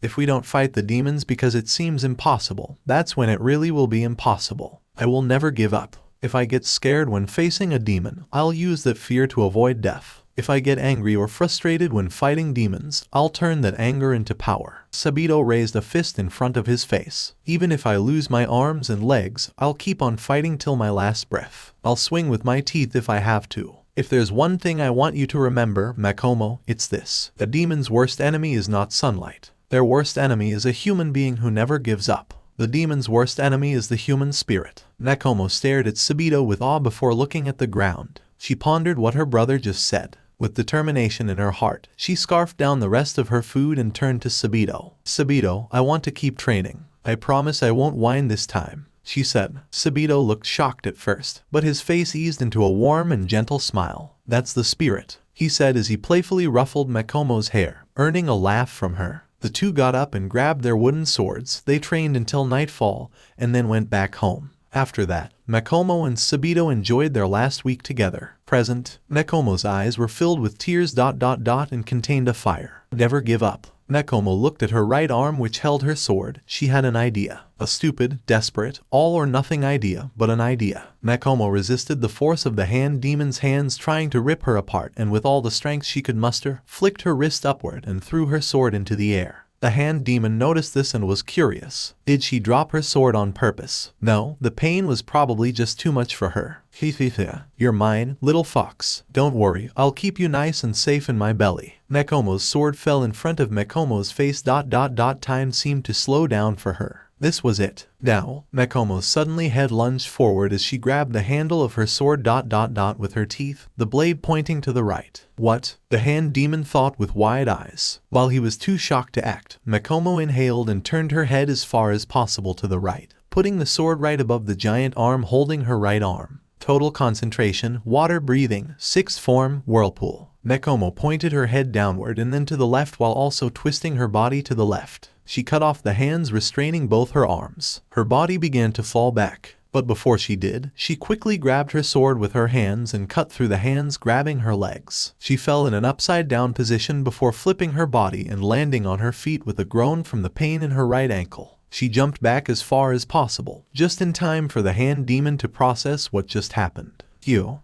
The hand demon roared in anger and sent every hand it had at Makomo. A storm of green arms threatened to rain down upon her. I have to ignore the pain. Use every ounce of strength. I have to use it. I have to use the technique that turns building momentum into power. I'm ending this. Now, Makomo thought. Makomo ran forward towards the barrage of hands and inhaled. She then started to repeatedly rotate her body while slicing through the hands. As she cut through more and more arms, an illusion began to take form behind Makomo's blade. To an outside observer, it would look like a girl swinging a sword. But to both combatants, a water dragon followed Makomo into battle, slowly increasing in size with each strike. Total concentration, water breathing, 10th form, constant flux. Makomo was quickly closing the distance between her and her foe, showing absolutely no sign of stopping. This time, it was the hand demon that was beginning to panic. No way. How is this pathetic little girl overpowering me? Makomo was soon in front of the demon and jumped high into the air despite her ankle, slicing at any arm foolish enough to get in her way. The hand demon looked up helplessly as Makomo jumped off of his arms and rose above him. She fell down towards his head, preparing to cut it off with her sword which was held next to her neck for a powerful swing. The illusory dragon was illuminating further by the moonlight above, now 3 times Makomo's size. The hand demon covered his neck with as many arms as possible. You can't beat me. You failed to cut off my neck before. What makes you think things will be different this time? As Makomo fell down from the sky, she was replaced in the demon's mind by an image of a grown man in a red Tengu mask. Luwash, I've heard this sound before. A sound like raging wind. Ugh, you are OKODKIII. Sabito father and all of father's students who came before me. This is for you. Makomo swung her sword horizontally at the hand demon's covered neck. She cut through the hands and the neck like butter. Makomo was the winner. Hand demon. The hand demon's head fell to the ground as Yurikodaki's brat landed behind his decaying body. He landed so that he had a perfect view of her back as she sheathed her sword. Damn it. I can't believe this. She cut my head off. I can't regenerate. He thought in anger and fear. My body is disappearing before my very eyes. Shit, this isn't fair. After all these years, I get killed by a little girl. The demon stared at the girl who began to turn around to face him with a sad bit relieved look on her face. Damn it, I can't believe the last thing I'm going to see is this demon slayer's face. The girl turned around and looked at the demon with what he assumed to be pity. Fuck you. Die. I hope you suffer a horrible death. The hand demon felt his head begin to crumble. He was dying. How did this happen? I feel so lost. I'm scared. Brother, please, hold my hand like you used to. Why? Why did I eat my big brother? Why did I kill him? Wait, big brother. I have a big brother. The hand demon saw the girl walk up to his decaying corpse which he had just realized was holding out a hand. The girl grabbed the hand with both of her own and put it to her forehead. You are a worthy adversary. I pray that don't become a demon in the next life and live for a long time. Farewell, the girl said. The hand demon began to cry. The touch of the girl's hands felt so soft and gentle. Just like, Big brother, please, hold my hand. Heh, alright. If you're that scared, I'll hold your hand. Man, you're such a scaredy cat sometimes. Brother, I'm sorry. Those were the demon's last thoughts before its head and body vanished. Nekomo stood in front of the disappearing demon's body. She remembered what Urokodaki told her about the advantages of a sense of smell. I can use my nose to tell what others are feeling. With an advanced sense of smell, you can detect the subtle sense people give when they feel a strong emotion. I can't say you will ever have a nose as good as mine, but you can improve it even if only a bit. Nekomo trained her sense of smell for years and she too had the ability to pick up emotions, though she can only pick up a faint trail. Most of the time, she has to memorize and guess what a person's feeling instead of instantly knowing off of smell alone. Nekomo wasn't 100% sure, but she swore she felt sadness coming from the hand demon. She hated him so much. But that hatred took a backseat for the moment. She understood that he did not choose to become a demon.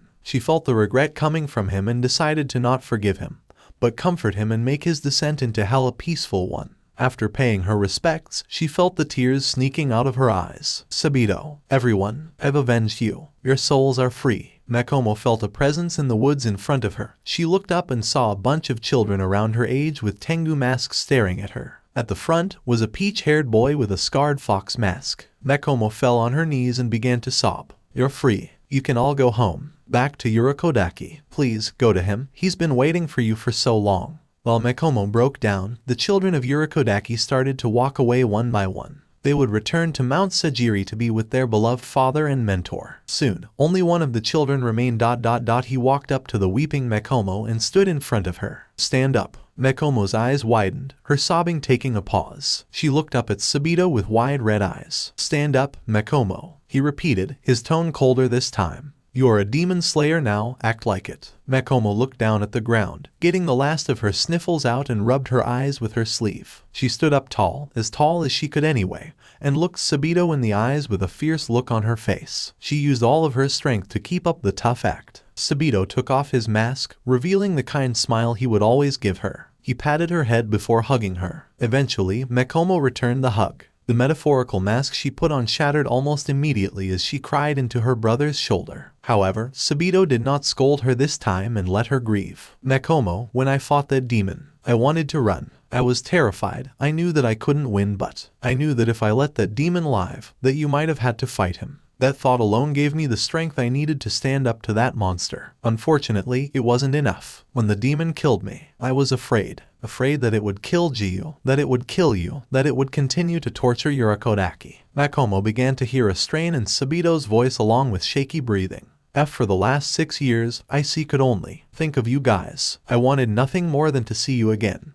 But my soul just couldn't move on. If I could just see you again, hold you again. If I could see how much you've grown and that I don't have to worry about you. That's all I wanted. Sabito separated from Nekomo and held her shoulders. Tears fell from his eyes as he grinned widely. I'm so glad. I'm so proud of you, Nekomo. I'm proud to call you my little sister. Nekomo struggled to return the smile, but she managed. Sabito, big brother. Sabito touched his forehead to hers. I will always watch over you. No matter where you go, know that I will always be by your side. Know that I will always love you, my precious little sister. The two embraced each other again. Nekomo cried even louder as fog began to surround them. They continued their hug until Sabito began to loosen his grip on his sister. Nekomo ... It's time, he announced. Nekomo's moment of happiness was ruined by those two words. I know. The two adoptive siblings separated again. Nekomo looked at the ground, not wanting to see Sabito leave her again. When you see Urokodaki and Jiyu, tell them ... Tell them I said thanks. Thanks for being my family. The fog around them became thicker as Sabito backed away. Nekomo looked up and watched as he disappeared into the fog. The fog then lifted, leaving only a young girl in the clearing. She wiped the tears from her eyes and looked to the sky, which slowly starting to light up. Looks like the sun will rise soon. I better get going. Nekomo limped all the way to the starting area of final selection, using her sword as a crutch to support her injured ankle. She found 3 other people in front of the 2 identical-looking girls from earlier. The absent-looking boy with the blank eyes, the young man with the snake, and the pink-haired lady who showed up last minute, all of whom miraculously seemed unharmed. Nekomo was surprised by the number of survivors. Is this really all of us? Only 4. We started with at least 20. Nekomo noticed that the guy she saved from the hand demon was nowhere to be found. He must have ran away while I was fighting the demon. Can't say I blame him. But, in the end, I couldn't save him. Jiyu told me that Sabito saved everyone in final selection and killed every single demon except the hand demon. Even if I defeated him, I couldn't save a single person. I still have a long way to go. Nekomo's mood worsened with this thought, but she took a deep breath and moved on. She went to her new comrades who were all lined up. She stood next to the snake man who was third in line.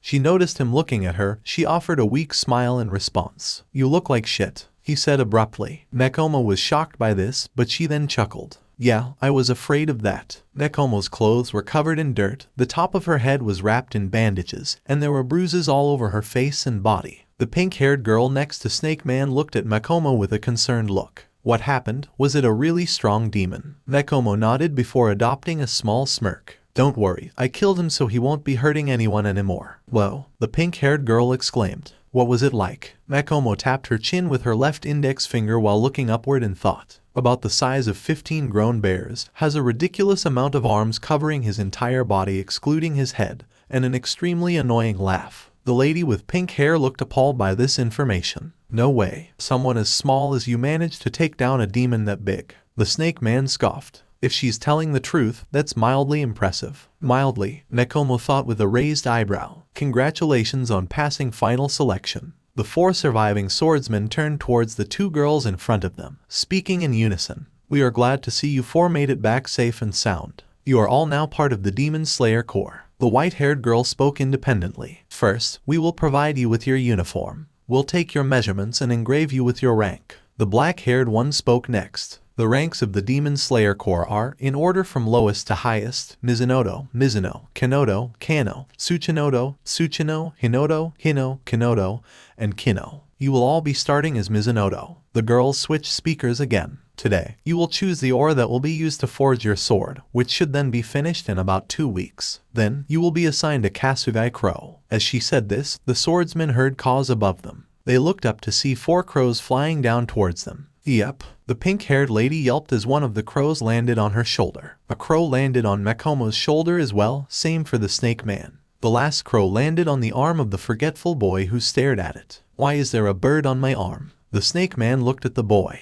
"Did you not hear a word they said, boy?" he asked with venom in his voice. The boy looked at the snake man with a blank look. "Oh, right, Kasugai crows. Sorry, I was a little distracted by the clouds." The snake man squinted his eyes. "How you survived for 7 minutes, let alone 7 days, is nothing short of a miracle. Are you finished talking?" The 2 males turned their heads back to the front where the black-haired girl was speaking. "If so, please step up and pick your ore." The foot of the mountain. Nekomo was being carried down the stairs by the pink-haired lady who she found out was named Mitsuri Kanroji. She offered after seeing the girl limp around. Nekomo tried to decline, but the older girl did not take no for an answer. "Thanks again for carrying me, Miss Kanroji," Nekomo said from Mitsuri's back. "I hope I'm not being a burden." Mitsuri looked over her shoulder and smiled at Nekomo. "Don't be silly, Nekomo. We're comrades now. I'm happy to take care of a fellow demon slayer." Nekomo returned the smile as they reached the bottom of the mountain. "I can walk from here, thanks." "Are you sure? How far is your home?"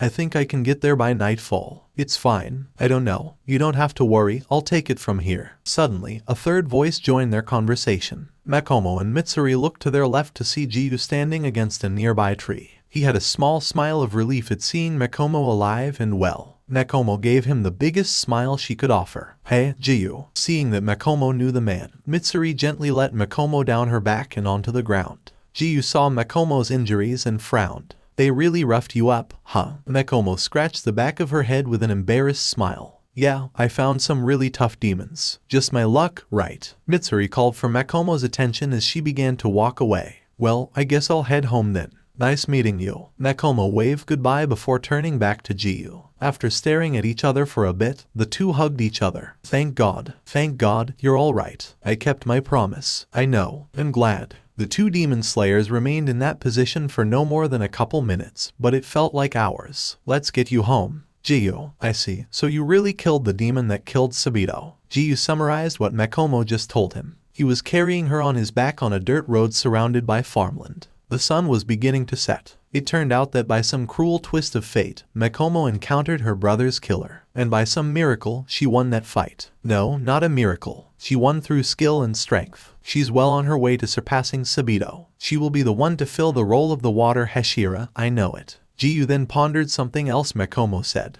But still, to think that it all happened because a demon had a petty vendetta against Urakodaki. If he hadn't given us those warding masks, his students might have lived to fight another day. Of course, that's not his fault. He had no way of knowing that, which is what makes it even worse. Jiyu, the water Hashira looked over his shoulder at Makomo who called his name. Should we tell Urakodaki about ... you know? Tomioka looked at Makomo for a bit before turning his head forward. No, we can tell him you avenged Sabito. Tell him that the demon was bragging about all the people he killed and Sabito just happened to be one of them. If we tell him that his students died because of his warding masks, the masks he thought would protect us, it would crush him. But won't Urakodaki know we're lying to him? Makomo asked. That nose of his can sniff out lies a mile away. Lies, but not secrets. Jiyu replied. We'll tell him the truth, just know the whole truth. Jiyu didn't exactly relish the thought of keeping such an important detail from his mentor ... but it was better than the possibility of seeing him commit seppuku out of guilt. I see. Okay then, Makomo answered before resting her chin on Jiyu's right shoulder. I saw Sabito's spirit. Jiyu stopped in his tracks and looked at Makomo with wide eyes. Makomo seemed to expect that. He spoke to me. Jiyu quickly regained his composure, but was still slightly baffled by what Makomo said. What did he say? Makomo smiled sadly. Thanks for being my family. Jiyu's face betrayed no emotion as he barely managed to hide the pain in his face. His mind wandered to all the time they had spent together. The day they met. Jiyu, this is Sabito. Like you, he lost his family. You will be training together from now on. I hope you two get along. You may be fighting side by side one day. The day they became friends. We'll both honor our families and kill as many demons as possible. We won't ever let anyone suffer like we did. Right, Jiyu? The day Sabito introduced Jiyu to Makomo. Makomo can be a little shy sometimes, just like you. But she's very energetic and playful, so watch out. Had to learn that the hard way. The day Sabito slapped him. Don't you ever say that you wish you'd died instead. You'll hear me. If you do, we are no longer friends. Your sister was about to get married. And yet, she gave up her life, her future, protecting and hiding her little brother from a demon. Do not disrespect her sacrifice by saying that you should have died in her place. You can't turn back time, Jiyu. You have to stay alive. Because your sister gave up her life so that you could have a future. That's why ... you have to move forward.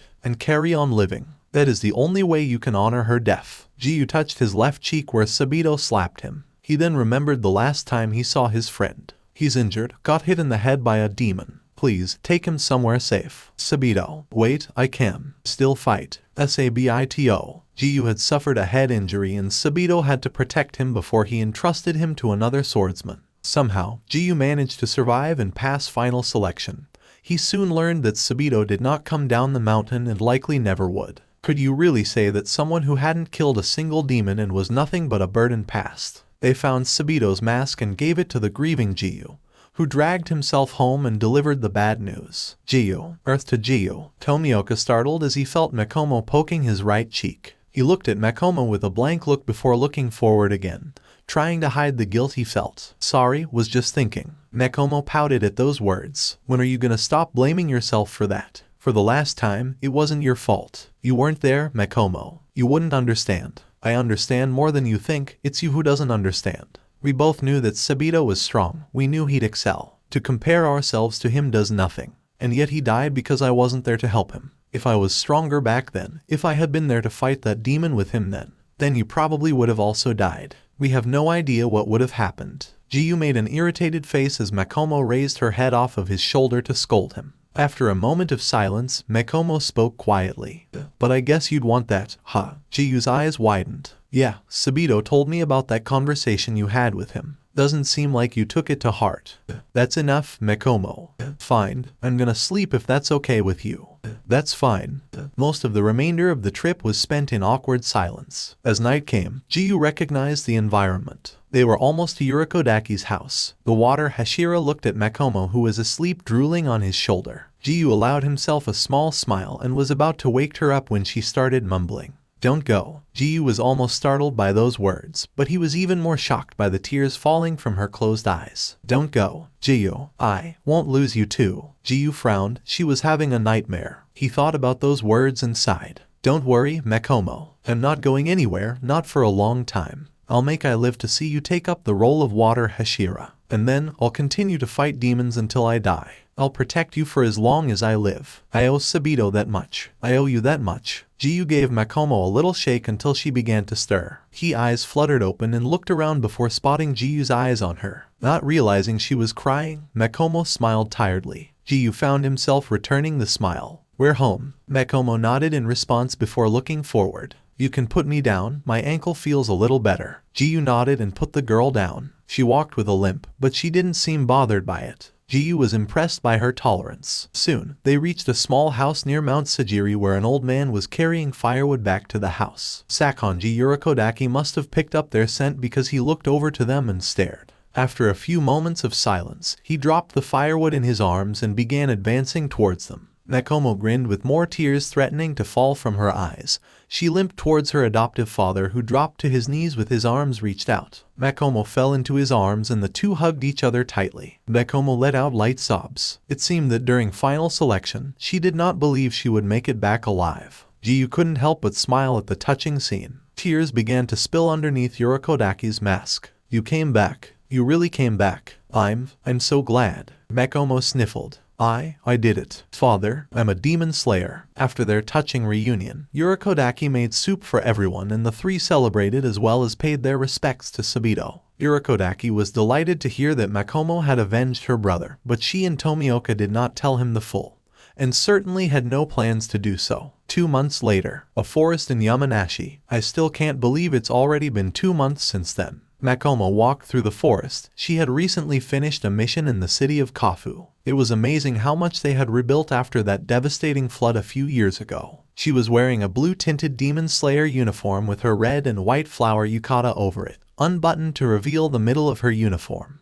Her uniform also included a knee-length skirt. Her mission was to find and kill a demon hiding in one of the abandoned houses in Kafu. It was a piece of cake. The demon was not prepared to deal with Makomo's speed. Makomo wondered what his next mission would be, as well as how Jiyu and Yurikodaki were doing. Crash, cling, whoosh. Makomo suddenly heard sounds of a sword clanging and what sounded like flames. Her nose managed to pick up a slight hint of smoke in the air. Was it a demon? Was someone fighting it? Makomo drew her sword and ran towards the sounds of fighting. She found a small clearing in the forest and saw dying flames around them. A headless demon lay on the ground as a boy in a Demon Slayer uniform stood above him. Over his uniform, he wore a short green cloak fastened one side with a green triple knot. He had ruffled, black hair with dark red tips. His face was hidden by a black oni mask with black horns and white teeth with white fangs on the sides of the mouth. From his ears, there was a pair of beautiful, red butterfly earrings hanging from them. After the demon faded away, the boy put his hands together in prayer. Rest in peace, he said before turning to look at Makomo and jumping a bit. Oh, hello. I didn't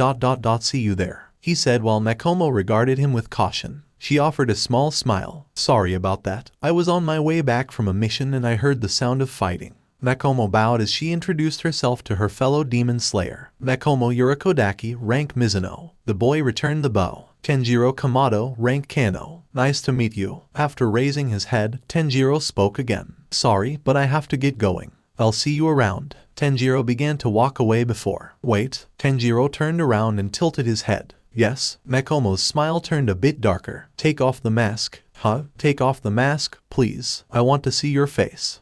I don't know. I'm not exactly a looker. I'm pretty conscious about on my face. Tanjiro said with a strain in his voice. Whoever taught him how to lie failed miserably. I make it a habit not to judge people on their looks. I believe it's the inside that counts. Unless there's something you're not telling me. Makomo placed her left hand on her sheath, slightly unsheathing her sword with her thumb. Tanjiro began to do the same, though was noticeably more hesitant. You don't want to do this. I'm on your side. I'll be the judge of that, demon. Makomo replied before looking at Tanjiro's nails. They were short. His nails were long, but I saw it. I saw them grow short. He hid his claws to disguise himself. That's how I figured it out. The two demon slayers stared at each other, waiting for the other to make the first move. After a few seconds, they both charged at each other at top speed. Their swords clashed in the middle and the two were locked into battle of strength. Nakoma was already losing in that department. I'm not going to kill you, Tanjiro said. But whatever happens from here on is your fault. Tokyo capital. Did I tell you about him, Kamado? About the bastard who almost killed me? I believe you've mentioned him quite a few times, Lord Harrow. Two demons stood atop a building in the capital city of Tokyo. They were overlooking the clueless humans who did not believe in demons. Behind them, the corpses of two demon slayers, their latest victims, were being ravaged by strange black hounds with eyes all over their bodies. What did I tell you about him? Ah, yes. His face and eyes are creepy as hell. He looks like a rooster, Harrow exclaimed.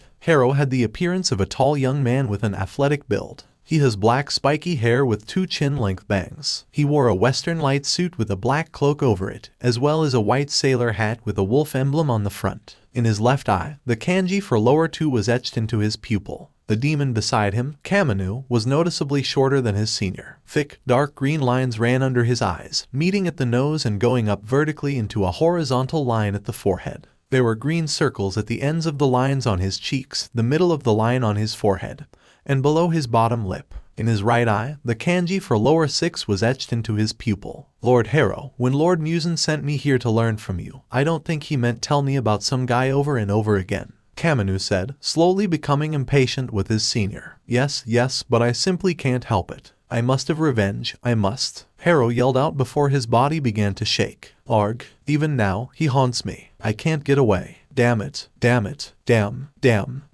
damn. Harrow lifted a pistol to his head. Bang. He pulled the trigger and blew off the top of his head, causing his hat to fall off. Kamado was unfazed. After witnessing the same thing 3 to 4 times, the shock had begun to wear off. Lord Harrow, I understand you do it to relieve stress, but blowing your head off so much could have unprecedented consequences, he said as Harrow regenerated. Hey, sorry about that, Kamado. I had no choice, you see. So much blood was rushing to my brain. If I didn't shoot myself, I might have died of rage, Harrow argued. I seriously doubt that a demon could die from something so minor, Kamado countered. And childish, he added in his head. Well, what's done is done, so quit bitching about it, Harrow said. Now what did I tell you about that hateful man? Chapter 14 Son of the Flame. The next day, Rengoku Estate, sparring room. Kyojiro Rengoku. Come now, surely you haven't gone soft while away from our lessons, Kyojiro exclaimed with a big smile while sparring with his pupil. You can't be a demon slayer with strikes like that. Try harder, Kenroji. He swung his sword with great force at his opponent, nearly knocking her sword out of her hand.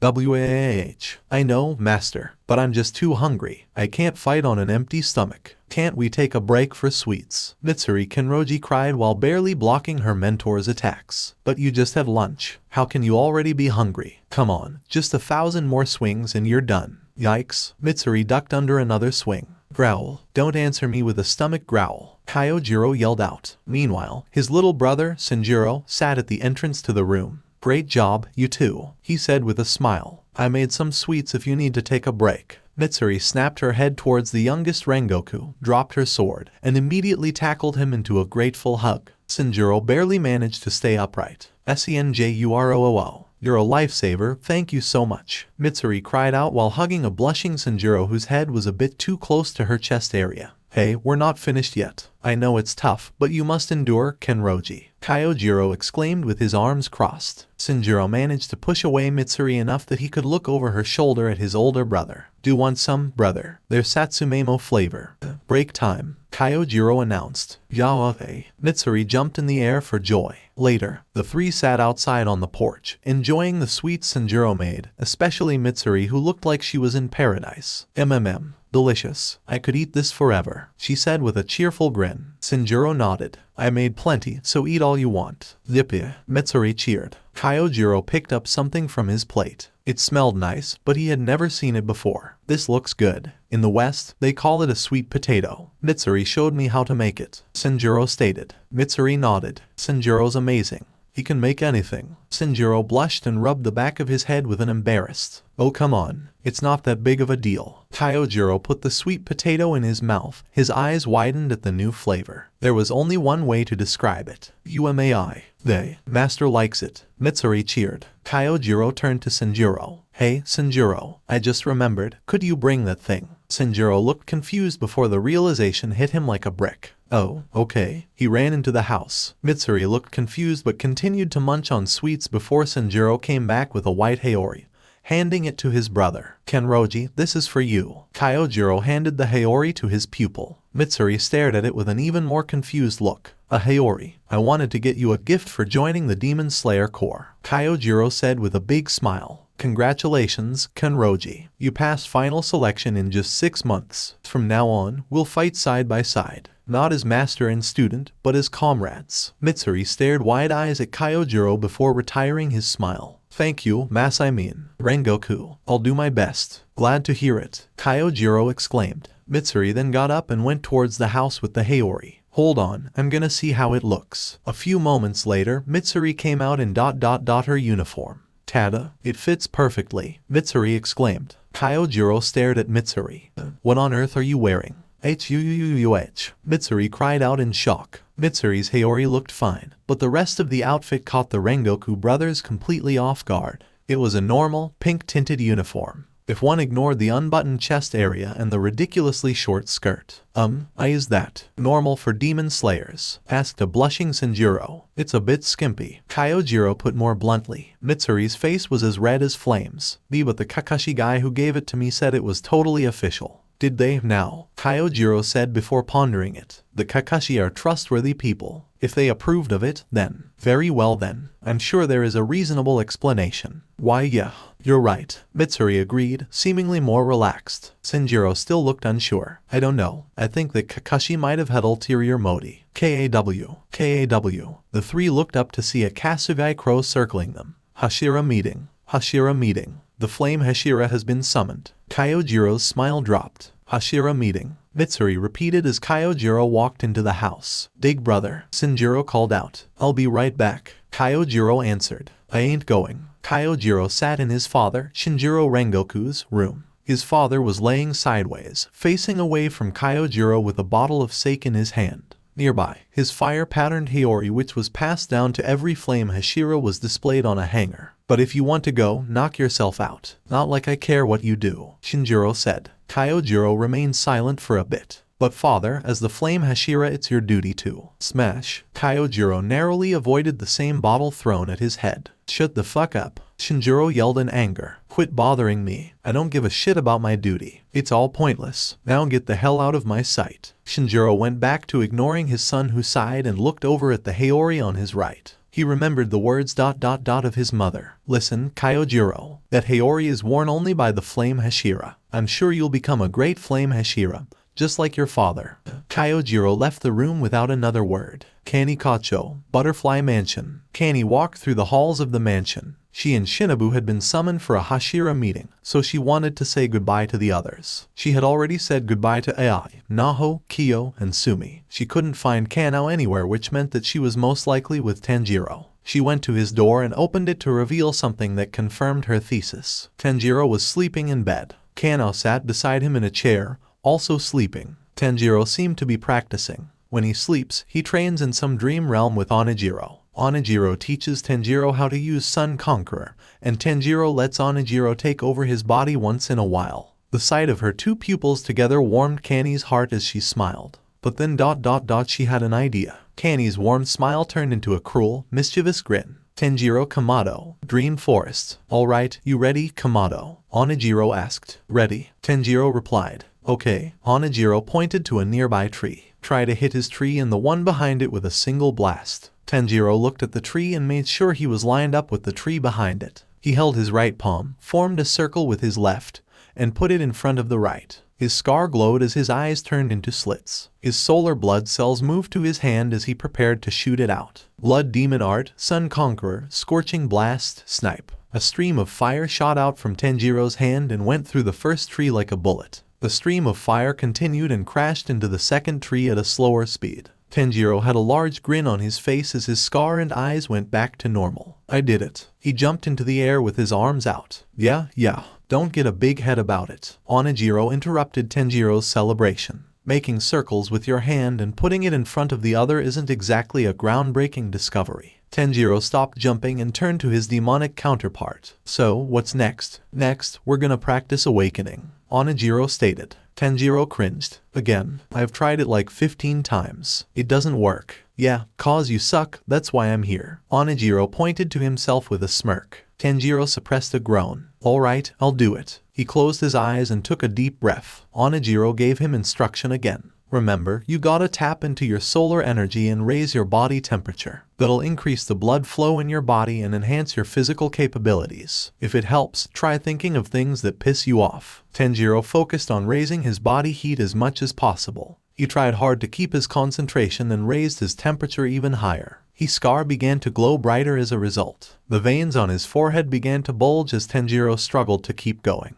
He grit his teeth as steam rose from his body. Tanjiro could feel something trying to poke through his forehead, something sharp. He was getting closer. Tanjiro felt like his entire body was about burst into flames. It was becoming really hot. He couldn't take it much longer. Gah! Tanjiro gasped and collapsed onto his hands and knees, breathing heavily as his body cooled down. Onijiro sighed while scratching his head in frustration. What is with you? I got this down in like a day once I figured out the trick to it. This should be a fucking freebie. Tanjiro got back up. Look, I'm not used to training Sun Conqueror. I'm more adept at learning breathing techniques like Hinakami Kagura. Well, you're gonna have to figure it out. Gathering sunlight can only make you so strong. The effect it has on your body doesn't compare to the boost we demons get from blood. Onijiro said. Out of the question, was Tanjiro's immediate response. Onijiro glared at him. It wasn't a suggestion, prick. Geez, I know you don't trust me, but how about you chill the fuck out? Tanjiro became silent and looked away. Onijiro smirked. Heh, you didn't apologize. Good, you're starting to grow a pair. Tanjiro remained silent. Onijiro sighed. Okay, we clearly can't spend any longer than half an hour together before we want to strangle each other, so let's stop here. We'll try again when you quit your bitching. Tanjiro walked away from Onijiro as the forest around them combusted into flames. Orange flames covered Tanjiro's side. Black flames covered Onijiro's side. Soon, Tanjiro felt himself start to wake up. Butterfly Mansion. Tanjiro slowly opened his eyes, blinking away the bright light. He laid in bed for a few minutes. I have to get stronger. If I can kill Kibutsuji, I'll save millions of people. And once Miss Tameo finishes her antidote, I'll finally get my life back. Tanjiro closed his eyes again and rolled onto his right side, holding his head up with his right hand. Inhale, exhale, inhale, exhale. Tanjiro's eyebrows narrowed as he felt a warm breeze hit his face. He opened his eyes and saw Kano sleeping in his bed. Right next to him her face only a few inches away from his. Huh? Tanjiro rolled onto his back and rubbed his eyes. He looked to his right again. Sure enough, Kana was still there. Tanjiro's brain had finally caught up with reality. KKK Kan. KKKANAO. Wuo. Congratulations. You remembered her name. Tanjiro's body began to heat up. Steam rose from his body, and his face became more red by the second. His eyes turned into giant white octagons with a small dot in the center. Boo bump, boo bump, boo bump, boo bump, boo bump. Tanjiro shut his eyes tightly while gritting his teeth. He gripped the clothing around the right side of his chest. Damn it, heart. Stop beating so fast. Yeah, that's my heart your hand is reaching for, dumbass. Tanjiro was totally panicking. This is bad. I've never been in a situation like this. The occasional blush when a pretty girl looked at me, sure, but this is a whole other thing. For starters, Kana is way prettier than the girls I've seen in the village back home. Tanjiro realized what he just thought. Wait, I didn't mean it like that. I mean, she is pretty, but... Oh, moving on. Secondly, my parents never taught me what to do when I'm with the girl I like.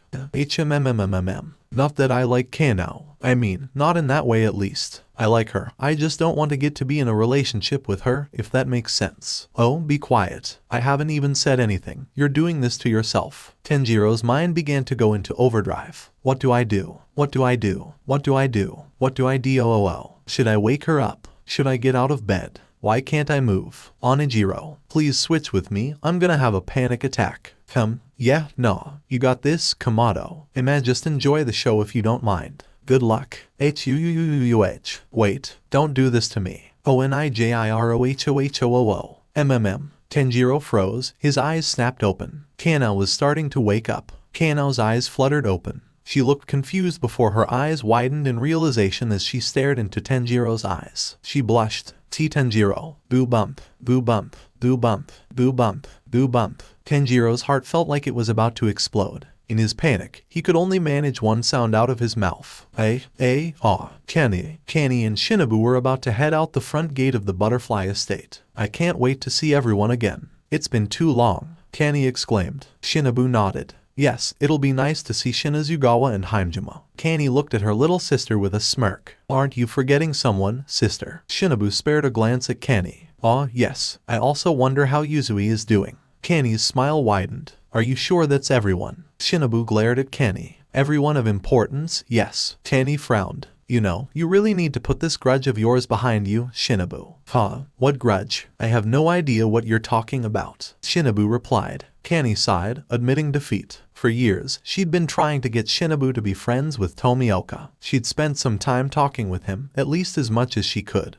And he was a really nice guy once you got to know him. Besides, he definitely could use some friends. Now, Kenny didn't plan to set the two up like she was trying to do with Kanao and Tanjiro. There was no chance of that in her opinion. Of course, if, by some miracle, those two did decide to get hitched, she wouldn't be against the eyed. Tanjiro's scream echoed through the butterfly estate. Shinobu snapped her head towards the butterfly mansion. Was that Kamado? Something must be wrong. Shinobu started to run towards the mansion before Kenny grabbed her arm. Shinobu looked back at her with a shocked expression. What are you? Kenny pulls Shinobu close and whispers in her ear. After explaining the situation, she lets Shinobu go. The insect Hashira stared at Kenny with an unamused expression. You're evil, dear sister. Pure evil. Kenny laughed nervously. Tanjiro. Both Tanjiro and Kanao were sitting up on the bed, the former lowering his head which was still steaming. He fiddled with his hands in embarrassment. I'm sorry. I'm really sorry. Tanjiro repeated for what must have been the 57th time. Kanao was also still blushing, but she gave a comforting smile to Tanjiro. It's okay. It wasn't your fault. My guess is that Master Kenny placed me next to you while we were both sleeping. Kenny, why? I thought we were friends. This is just so cruel. Tanjiro sighed. He then chuckled and lifted his head. Can we just pretend this never happened? Kenny nodded and smiled. Yes, that's probably a good idea. Suddenly, the door to Tanjiro's room slid open to reveal an alarmed AI at the doorway with Naho, Sumi, and Kyo. Tanjiro, what's wrong? AI asked before seeing Tanjiro and Kanao on the bed. Are you O.K? The three little girls said in unison. Tanjiro stared at AI and the girls then back at Kanao, knowing how this must look. Sumi, Kyo, and Naho giggled. Lady Kenny was right after all. Naho whispered. Kanao blushed and hid her face behind her hands. Tanjiro's jaw dropped as steam began emitting from his body again. AI smiled awkwardly. Am my bad. I didn't mean to interrupt. I'll just leave you two alone. Wait, it's not what looks like. God, I love this place. Kyojiro, Demon Slayer HQ. Afternoon. My children, it has been 6 months. I hope you are all well, said Kaga Yubayashiki. Kyojiro sat in Seiza, spectating the Hashira meeting. From left to right was the stone Hashira, Jiomai Hajime, the sound Hashira, Tenjin Yuzui, the wind Hashira, Seinmi Shinazugawa, the flower Hashira, Kani Kacho, the insect Hashira, Shinobu Kacho, and the water Hashira, Jiutomioka. We are well, master. We also wish you good health as well, said the flower Hashira. Thank you, Kane. Yubayashiki smiled warmly. As you know, our numbers dwindle as Kibutsuji's continue to grow. Thus, I have even greater need of your services and ask you to support each other on missions from now on. The wind Hashira spoke next. I understand, master. But, Shinazugawa turned his head towards Kyojiro. Why is there a non-Hashira present at this meeting? Where is the flame Hashira, Shinjiro Rengoku? Kyojiro began to explain. My father. Hey, Shinazugawa interrupted with a cruel grin. You really think you can fill in for a Hashira? Kyojiro felt his skin crawl. This presence, the Hashira are so intense. They've fought extremely strong demons, so it makes sense that they're different from others. They are indeed the pillars that hold up the Demon Slayer core. That is why I respect them. Seinmi, Yubayashiki called out. Please do not bully Kyojiro. I called him here to provide us an explanation. So that's the leader of the Demon Slayer Corps, Kaga Yubayashiki. His voice has a mysterious quality, like a gentle breeze. The leader of the Demon Slayer Corps turned towards Kyojiro. We are concerned about Shinjiro. Could you please tell us his condition? Kyojiro nodded. Ever since my mother died, father has lost all heart. That's when he started bringing Sake on missions. He'd spend most nights alone in his room, drinking. The flower Hashira looked at Kyojiro with a sympathetic look. I'm very sorry to hear that. It must have been hard to see your father like that. Kyojiro nodded. Thank you, it definitely isn't pleasant to see him act this way. The stone Hashira was also saddened by this news. This is very unfortunate. Shinjiro was our most experienced Hashira. He's served for over a decade. He should be working to pull everyone together like he used to. The sound Hashira spoke next. Drinking before and during missions. That kind of behavior sets a bad example, not to mention it can seriously lower morale. I suggest Shinjiro retired in style. I have to agree. Shinazugawa chimed in. We're low on Hashira, but he won't be of much use to master if he's drunk. Kyojiro decided to lighten the mood. Do not worry. If I become the next Flame Hashira, father is sure to regain his fighting spirit. Everyone present stared at Kyojiro. The sound Hashira laughed. Ha ha ha. Is that so? Kyojiro could suddenly feel Shinazugawa's piercing gaze on him. The wind Hashira once again had an unhinged grin on his face. You sure are cocky, Kyojiro Rengoku. Sorry to break it to you, but it's not that easy to become a Hashira. Unfazed, Kyojiro adopted a more sane-looking grin. Actually, I'm quite familiar with the criteria to become a Hashira. Shinazugawa started to get up. Oh, really? Then show us what you got. Suddenly, Kanikacho grabbed Shinazugawa's wrist. Sanmi, please calm down. She is right, Shinazugawa. Do not lose your temper again. Flamejima added. Shinazugawa looked hesitant, but turned away from his Hashira. He pulled his wrist away from Kani. Sorry, Kani, Haimjima, but just let me do this. He then turned to Yubayashiki. Forgive me, master. Whoosh. Faster than he could blink, Kyojiro found himself face to face with Shinazugawa, who launched a roundhouse kick to the side of his head. Kyojiro barely managed to block the attack with his arms before being bombarded by a flurry of punches and kicks. Sanmi, Kani cried out. That's enough, Shinazugawa. Haimjima yelled. The wind Hashira ignored them and continued to wail on Kyojiro. Become a Hashira already. What the hell are you waiting for? Get out there and find a strong demon. We've got empty seats. When are you gonna come fill one? Get moving, dumbass. Shinazugawa taunted. Kyojiro used his arms to block every attack. This angered Shinazugawa. Come on, damn it. Fight back already. Shinazugawa threw an elbow strike at Kyojiro's chest, but was halted when the latter caught the elbow in his hand. I will not fight you. Fighting amongst corps members is forbidden. In fact, hitting people is wrong in general. Shinazugawa was stunned by those words, as were his comrades. Besides, why would I fight you after the encouragement you just gave me? You have a temper, but I admire your spirit. I won't let you down. Why you? Shinazugawa began to talk again. You're thanking me for beating you up. The flower Hashira started to laugh to herself while the insect Hashira sighed. Tenjin Uzui seemed astonished by Kyojiro. Unbelievable. He held his own against Shinazugawa ... and he has flashy hair. I'm starting to like this guy, he said. Shinazugawa looked like he was about to explode at Kyojiro before Yubayashiki intervened. Sanmi. Immediately, Shinazugawa turned towards his leader and bowed on his hands and knees. His anger completely subsided. I'm sorry, master. I lost my temper. Indeed, Yubayashiki replied. Kyojiro stared at the now calm wind Hashira. Amazing. Yubayashiki tamed him with a single word. Kyojiro. Kyojiro found himself on his knees just as fast at the sound of Yubayashiki's voice. You are aware of the criteria of becoming a Hashira, achieving rank Kino and killing 50 demons or killing one of the 12 Kazuki all by yourself. I have a mission for you. There have been reports of 2 demons near the imperial capital, one of whom may be a member of the 12 Kazuki. I want you to defeat it. Kyojiro's eyes widened, as did the eyes of everyone else. Shinazugawa raised his head up in an instant. The 12 Kazuki, demons that work directly under Muzan Kibutsuji, each one powerful enough to kill hundreds of demon slayers with minimal effort,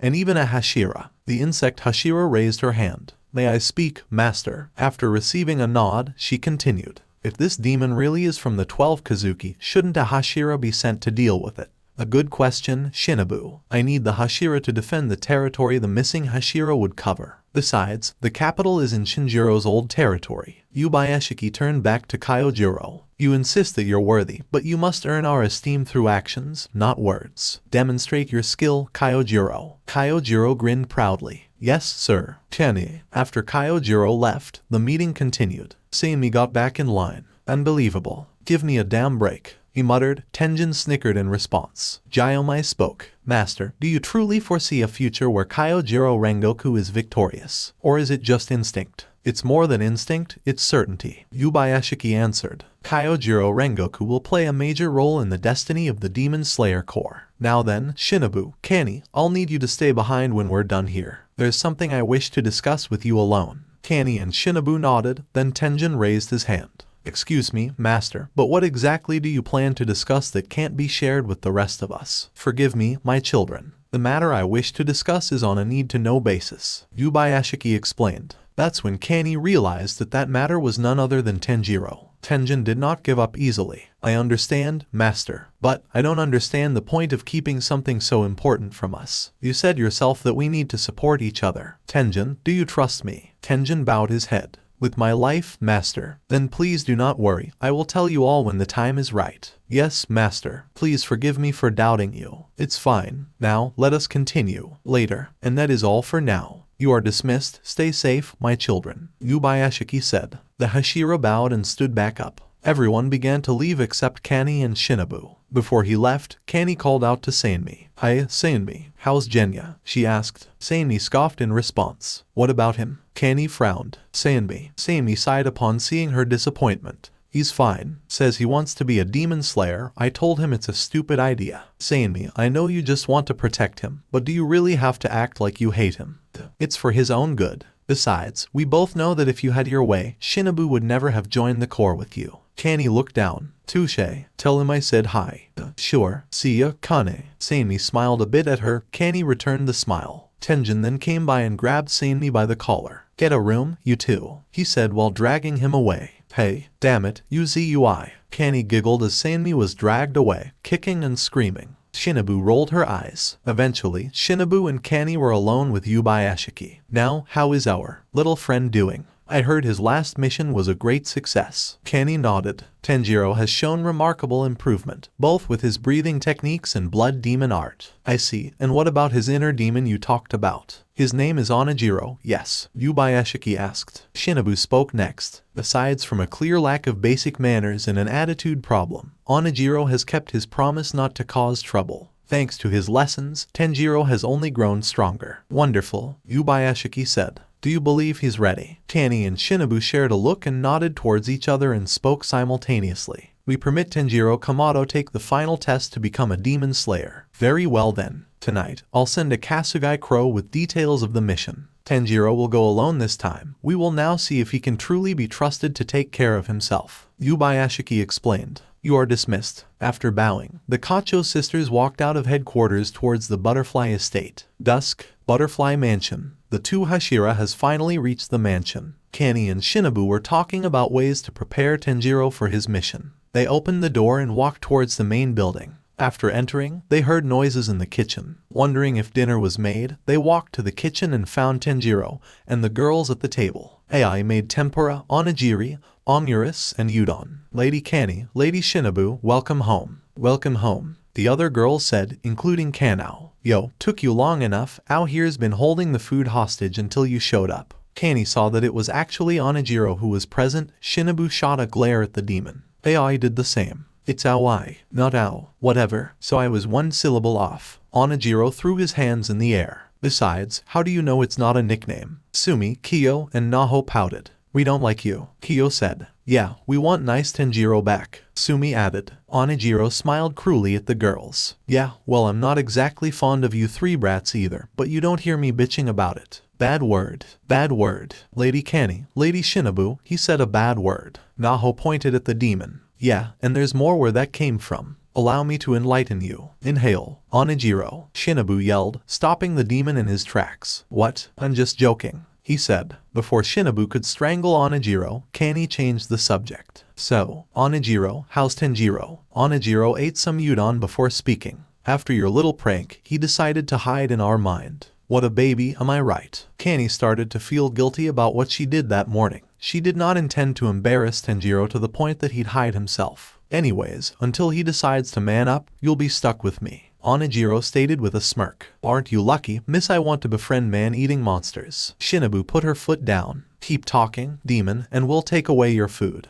Huh? Onijiro was caught off guard by that and grumbled before regaining his composure. Alright, fine then. Guess you don't mind if your precious Tanji starves as well. We may have 2 hearts and 2 brains, but we have to share everything else. That includes our stomach. Tanji, ooh, that's a cute nickname. Also, you can't just feed him instead since he's being mopey about sleeping with Kanao. So Onijiro spat out. Kanao blushed and hid her face. A tick mark appeared on Shinobu's head. To think I saw you as a threat. But you really are just a brat. You're pretty immature for a future demon king. Shinobu made air quotes with her hands. Veins bulged on Onijiro's head as he growled. Keep looking down on me while you can, human. He then smiled confidently. At the rate your current height, you won't have that luxury for much longer. What was that? Shinobu gave Onijiro the death stare. Onijiro put his hands behind his head. Yep, once this body grows a few inches, the only body part you'll have that'll be bigger than mine is your chest. He made cup shapes with his hands below his chest as he said this. Shinobu shot up to her feet. That's it. Shinobu lunged at the unfazed Onijiro before Kani came in and held her arms back. Shinobu, calm down. I'm sure he didn't mean it. Nope, I meant every word. Onijiro said before drinking his tea. You son of a... Shinobu kicked her feet at the demon. Sister, he's baiting you. Don't fall for it. Kani cried out. Now look who's being immature. Onijiro said before finishing his meal. Itadakamasu, you're supposed to say that before you start eating. AI stated with a slight glare. Bite me, how? Onijiro got up and left, leaving Kani and the other girls to hold back an enraged Shinobu. Tanjiro Kamado. Dream Forest. Onijiro decided to go back to Tanjiro's room and went to sleep. He wasn't tired, obviously, but he wanted to step away from reality for a moment. He found himself in his mindscape. Tanjiro was laying down on the snow in front of him, staring into the cloudy sky. Onijiro allowed him a few more minutes of peace, before proceeding to kick his head. Oh, Tanjiro sat up while clutching his head. What the hell is your problem? I'm a man-eating monster born out of the blood of a dickhead demon king and a goody-goody dumbass. The latter is you in case I wasn't clear enough, forced to share a body with said dumbass. Yes, I'm still talking about you, and live in a house full of people who'd love nothing more than to cut my head off and send me to the depths of hell. That's my problem. Tanjiro calmed down and got on his feet. Right, my bad. Did you want to switch? Yeah, it's nice to stretch my legs in the real world, but it gets old quick when you're stuck walking around the same damn mansion. There's nothing to do here but train and I have no interest in that. Training is your thing, after all, Onijiro said. And what exactly is your thing? Besides making my life miserable at every opportunity, I mean. Tanjiro asked. Okay, first off, fuck you too. Second, my thing is obviously being awesome and better than you in every way. Really, every way. Tanjiro tilted his head with pitying smile. Onijiro glared at the boy. I'm gonna pretend I didn't hear that. Are you gonna take your body back or not? Tanjiro sighed. Alright, I've mostly gotten over the incident this morning anyway, which we will never talk about again by the way. I make no promises. Onijiro. Tanjiro glared at the demon before sighing again. Never mind. And with that, Tanjiro walked away and woke up. Tanjiro found himself in his bed after waking up. After laying down for a few minutes, he got up and was about to head out when Kani opened his door. Hello, Kani. Tanjiro greeted his friend with a smile. Hello, Tanji-chan. Kani returned the smile. Tanjiro was caught off guard by the sudden nickname. Tanji-chan. Tanjiro repeated, his face slightly red. Kani giggled at Tanjiro's reaction. Just a fun little nickname that I got from Oniji-chan. Do you not like it? Ha. You should see your face. It's so. Wait, what the fuck did she just call me? And no, I like it a lot. It just took me by surprise. Tanjiro said. Wait, back up. What the fuck did she call me? Glad to hear it. Now, I'm here because your next mission just came in. It will be your final test before you become an official demon slayer, Kani stated. The mood became more serious as Tanjiro nodded and took the letter she had in her hand. He opened and read it out loud. Demon Slayer trainee, Tanjiro Kamado, will be required to go to the Kajamachi ward to locate and hunt down the demon rumored to be seen there. He will go solo this time, meaning he will not have the assistance of a Hashira in case something goes wrong. That's it. I've had it with this whore. Let me out so I can strangle her. If young Kamado is able to accomplish his mission with minimal casualties, he will be allowed to officially join the Demon Slayer Corps. I, the next Demon King,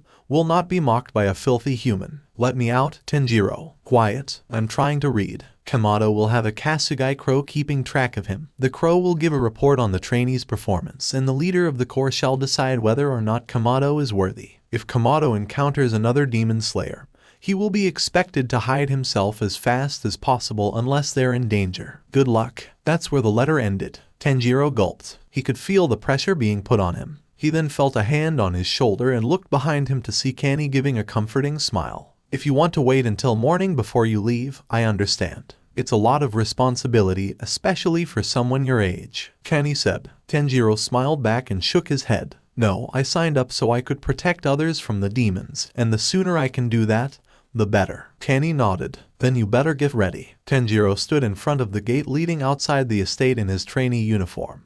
He turned around to see everyone there to see him off. Tanjiro started by giving headboard to Kyo, Sumi, and Naho. He was glad that the three girls had taken a liking to him. Tanjiro could still remember the days they would run from him whenever he entered the room. However, as they began to see that Tanjiro meant no harm, they began to warm up to him. First, they sneaked peeks at Tanjiro while hiding behind corners, then they actually tried approaching him, which led to them talking more and more. It evolved to the point where the girls were always happy to talk with Tanjiro. Stay safe, Tanjiro, Sumi said. Yeah, stay safe, Naho and Kyo said in tandem. Tanjiro smiled at the three. He heard from Shinobu that all three of them had lost their families to demons and were taken in as assistants like AI. Speaking of, Tanjiro turned to AI next, who simply bowed politely. Good luck on your mission, be careful. Tanjiro returned the bow and said his thanks. He and AI didn't interact much, but they got along well enough. Like the previously mentioned trio, AI was also weary at first but didn't show any judgment. It must have been because she trusted Kanny and Shinobu that much. Next, Tanjiro turned to Kanao and his face almost immediately became warm. He still hadn't recovered from the little incident this morning.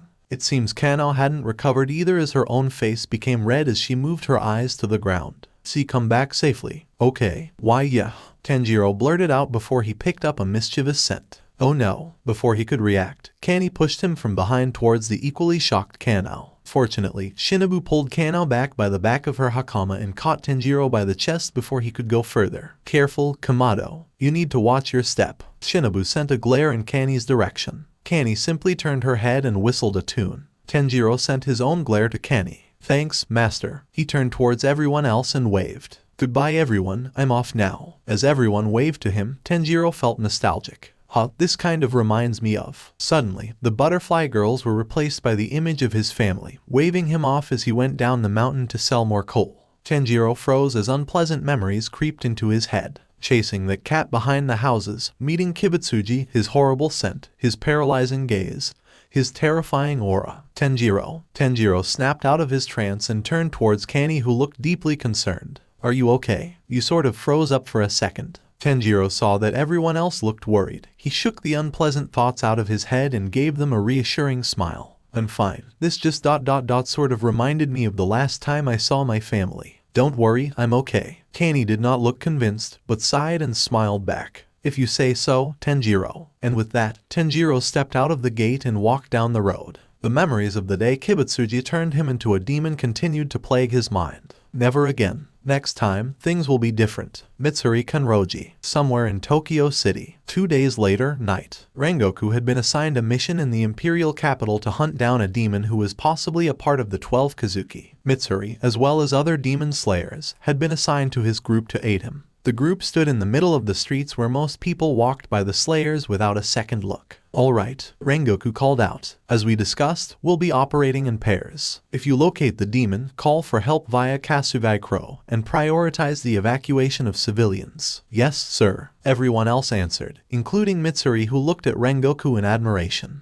He's so cool when he's giving orders. And we have matching Haoris. Rengoku and Mitsuri ended up as a pair and wandered through the city. This is great, Rengoku said. This will be our very first mission together. Let's both do our best. Alright, Mitsuri replied nervously. Is something wrong, Kenroji? Her mentor asked with a raised eyebrow. Before Mitsuri could answer, she felt something bump against her back. She stumbled forward and turned to see a little boy on the ground who looked like he was about to cry. Are you alright? Mitsuri moved towards the boy to check on him when he began to sob. Wah. He started fully crying out loud. While Mitsuri tried to figure out what to do, a woman came and snatched the boy into her arms. "What do you think you're doing? Keep your hands off my child." The woman, who must have been the boy's mother, yelled at the pink-haired demon slayer. I was just... Mitsuri tried to defend herself, but the woman didn't give her the chance. "And what's with that hair color? And is that a katana? You must be a kidnapper." "That's it, I'm taking you to the police right in." "Huh?" The woman finally stopped yelling when Rengoku grabbed her son and placed him on his shoulder. "My apologies, ma'am. You see, your son bumped into us and fell down. That's why he was crying. My friend here was simply making sure he was all right," Rengoku explained. Oh, I see, my mistake," the woman said as her son looked at Rengoku's hair. "Your hair is also weird, mister," he said bluntly, but Rengoku laughed it off. "Ha ha ha, it runs in my family. Perhaps my ancestors ate too much deep-fried shrimp," Rengoku joked, causing the boy to laugh. As this exchange was going on, Mitsuri thought on the harsh words the woman said. It reminded her of unbelievable. Who would want to marry someone with such ridiculous hair? You'll be lucky to find a boar or a deer for a spouse. As Mitsuri watched the mother and son walk away, she felt a hand on her shoulder and saw Rengoku next to her, shining that bright smile as usual. "Don't worry, Kenroji. Looks aren't everything," he assured her. Mitsuri smiled. "Why yeah, thanks." The two continued their patrol, unaware of the slight ticking sound inside of a nearby building. Tick-tock, tick-tock, tick-tock, tick-tock. Kajamachi, a pale figure in torn-up blue robes, short black hair, yellow eyes, and an extremely large tongue jumped out of the ceiling of a building onto the roof. The demon had cuts and burns all over his body as he breathed heavily. "Who the hell is that kid? What's a demon doing killing other demon?" As the tongue demon tried to catch its breath, a second figure jumped out of the he-made in the roof. The demon gasped as a young boy with ruffled burgundy-tipped hair landed in front of him with his sword drawn. "Shit." The tongue demon turned around and tried to run away as the other demon raised his left palm and made a circle in front of it with his left. His strange mark began to glow bright before an arrow of flames came out of his hand. Blood Demon Art, Sun Conqueror, Hachiman's Arrow. The arrow pierced the tongue demon's chest and the flames wrapped around his waist as it began to carry him towards the young swordsman.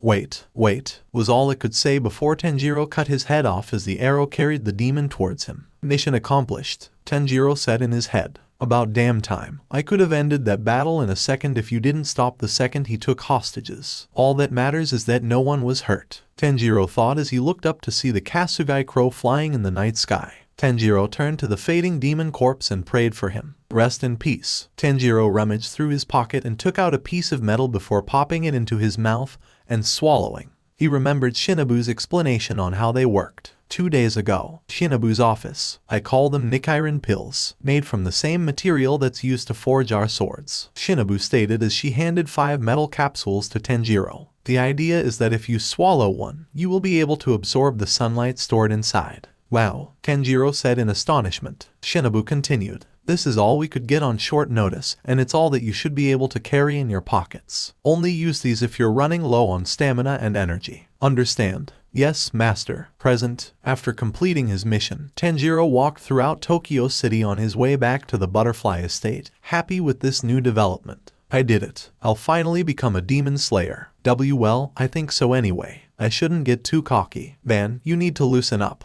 A little ego boost never hurt anyone." Tanjiro continued to walk as he admired the tall buildings. "Thanks to all the time I've spent in the more advanced towns, I've gotten a little used to them. I could even see myself living here if I had the money." Tick-tock, tick-tock, tick-tock, tick-tock. "Huh? What's that sound?" Tanjiro stopped and sniffed the air. He picked up gunpowder and the essence of a demon, a different demon from the one he just killed. "The bomb," Tanjiro realized as he sensed that the bomb was in the building next to him. He heard the ticking from inside. Then suddenly the ticking stopped. Tanjiro's eyes widened as he realized what that meant. "Damn, Oshi." Boom. Kyojiro. Boom. Kaya. Mitsuri screamed as an explosion went off behind them. Rengoku shielded her in case of any small debris falling on them. They turned to see the building behind them and blown to pieces. People nearby were already in a panic. As it seemed that things couldn't get worse, more explosions went off. Boom, boom, boom. As the people ran away from the explosions, Mitsuri began to run off. "Rengoku, I'll go help the others." "Wait, Kenroji." Rengoku grabbed her wrist and stopped her before a gunshot went off and a bullet flew to where Kenroji's head would have been if Kyojiro hadn't pulled her back. "Wah!" she yelped as Kyojiro looked to where the shot came from.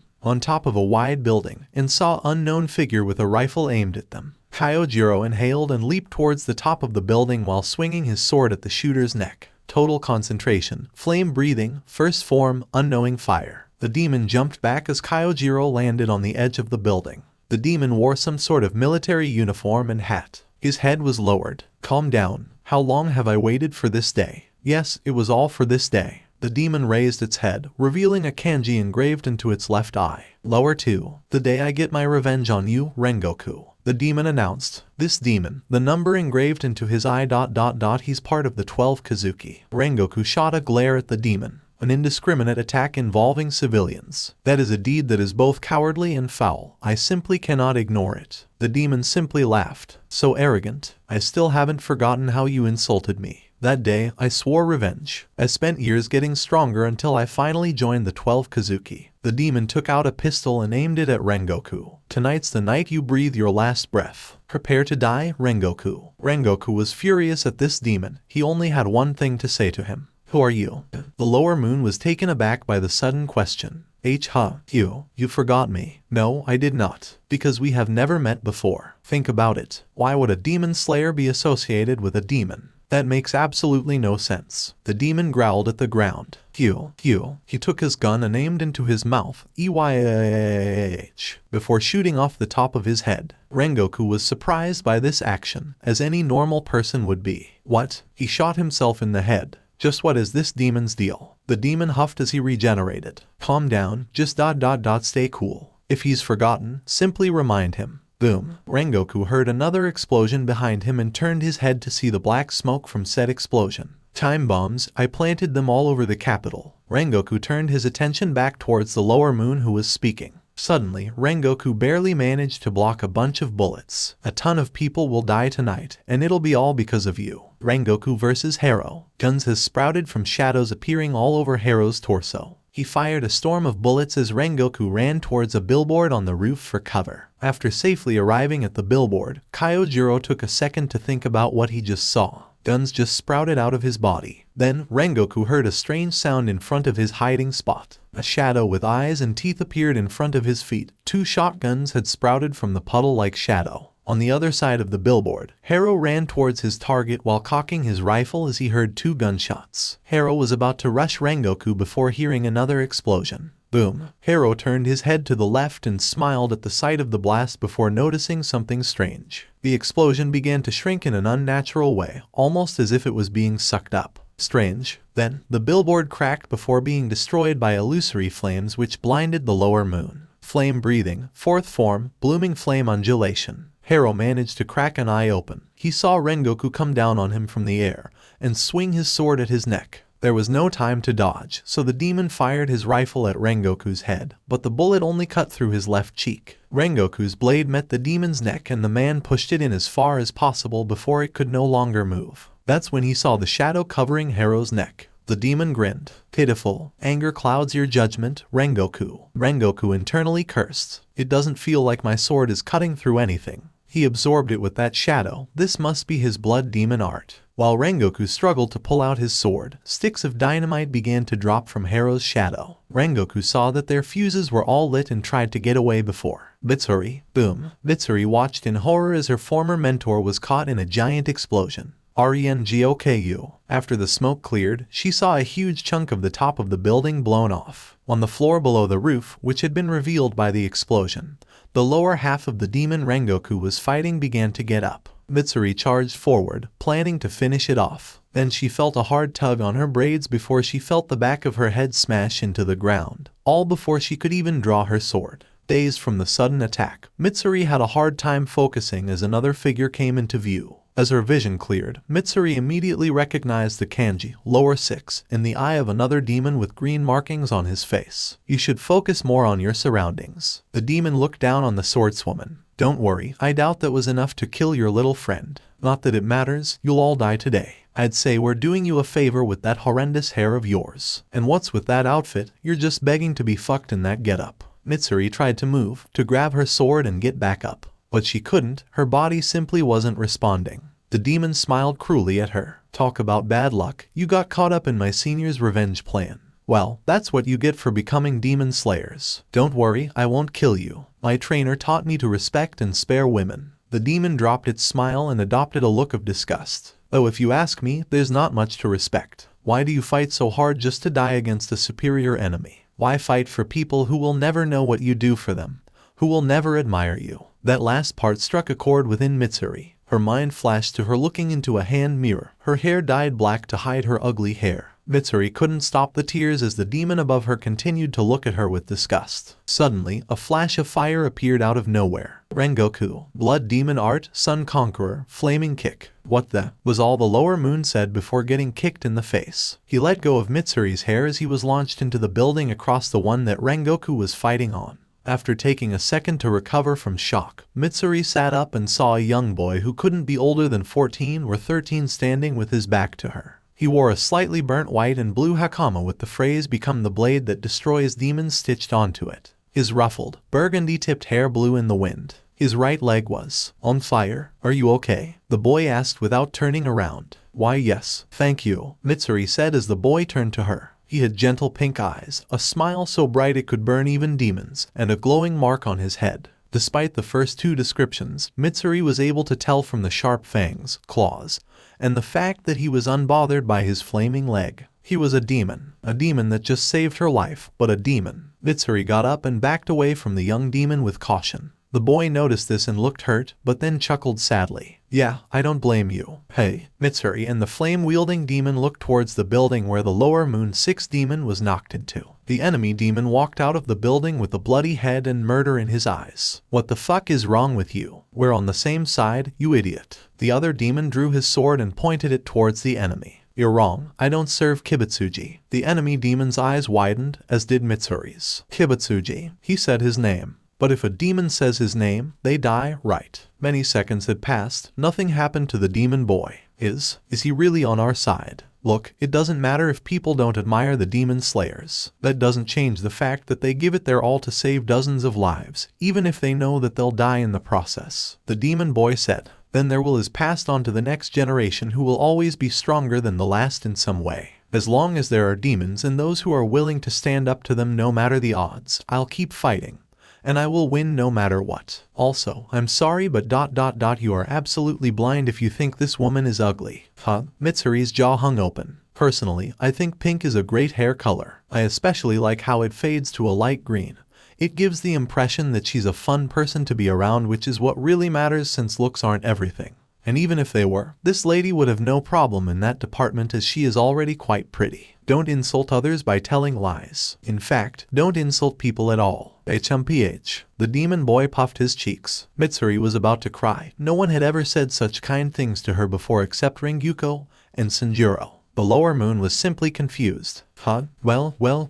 It seems we have a traitor in our midst. Everyone turned towards the other lower moon who had just regenerated his upper body. The upper half was his uniform was destroyed, except for his black cloak and hat. Kaminu, why don't you hold off the brat while I kill Rengoku's precious student? The gun demon said as he set his sights on Mitsuri. However, the gun demon was interrupted by a giant tiger head made of flames crashing into him. Flame-breathing, 5th form, Flame Tiger. Rengoku, whose head was also bleeding, charged in and knocked the gun demon away from Mitsuri. Rengoku came to a stop and turned his attention towards the demon boy. Demon, I heard what you said earlier, he said with a serious look. The demon boy gulped as he met the man's stare. What is your name? Tanjiro Kamado. Tanjiro replied immediately. Rengoku then flashed a bright smile. Young Kamado, even though this is our first meeting, I already like you, he exclaimed. Though you are a demon, anyone can clearly see that your heart is 110% human. The boy's eyes turned into confused dots.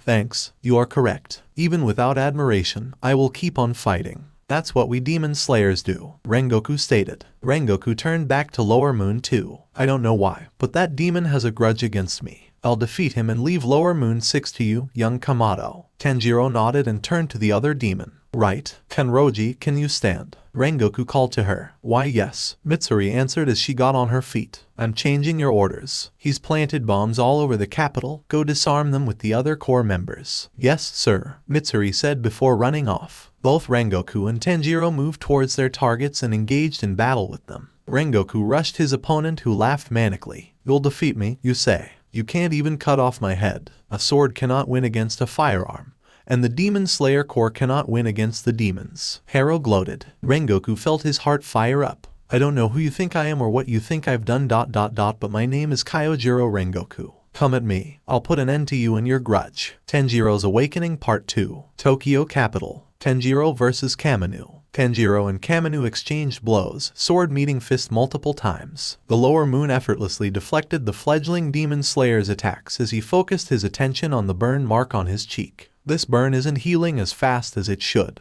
Just what are those flames of his? Kamado wondered before jumping away from Tanjiro. Tanjiro was also remaining weary of the lower-ranked demon. This smell ... it's horrible. It's like burning oil, it almost reminds me of. Tanjiro shook his head before he could recall those unpleasant memories. I don't know who you are, but that last hit was nothing but luck. I promise you won't be able to land another, he said. Tanjiro didn't reply and charged at the enemy demon with a technique ready to go. Kamado kicked the ground and sent large chunks of dirt at Tanjiro. Tanjiro jumped over the projectiles and raised his sword next to his neck before unleashing a downward 360-degree slash. Hinekami Kagura, clear blue sky. Kamado jumped back again before charging at Tanjiro, who had just landed. He launched a left roundhouse kick at Tanjiro's ribs, but Tanjiro managed to catch it with his left hand. Tanjiro then tried to slice off his head. Little did he know that Kamado expected this and fell backwards, lifting his right leg into the air and kicking Tanjiro's jaw while avoiding his strike.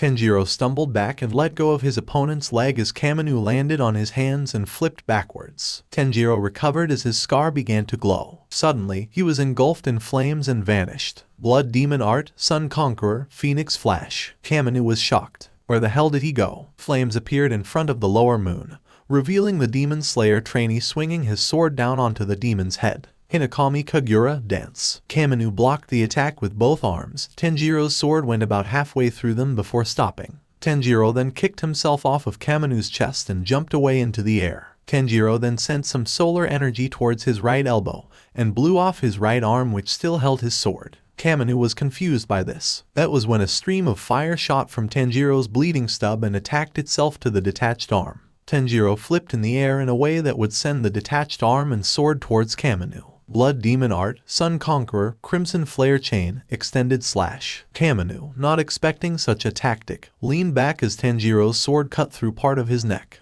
Tanjiro landed on the ground and recalled his arm back to him. The fire chain reeled in the detached arm to where it was separated before fusing back together with the help of Tanjiro's flames. Tanjiro smirked at his opponent. I'm sorry, what was that about me not getting to land another hit?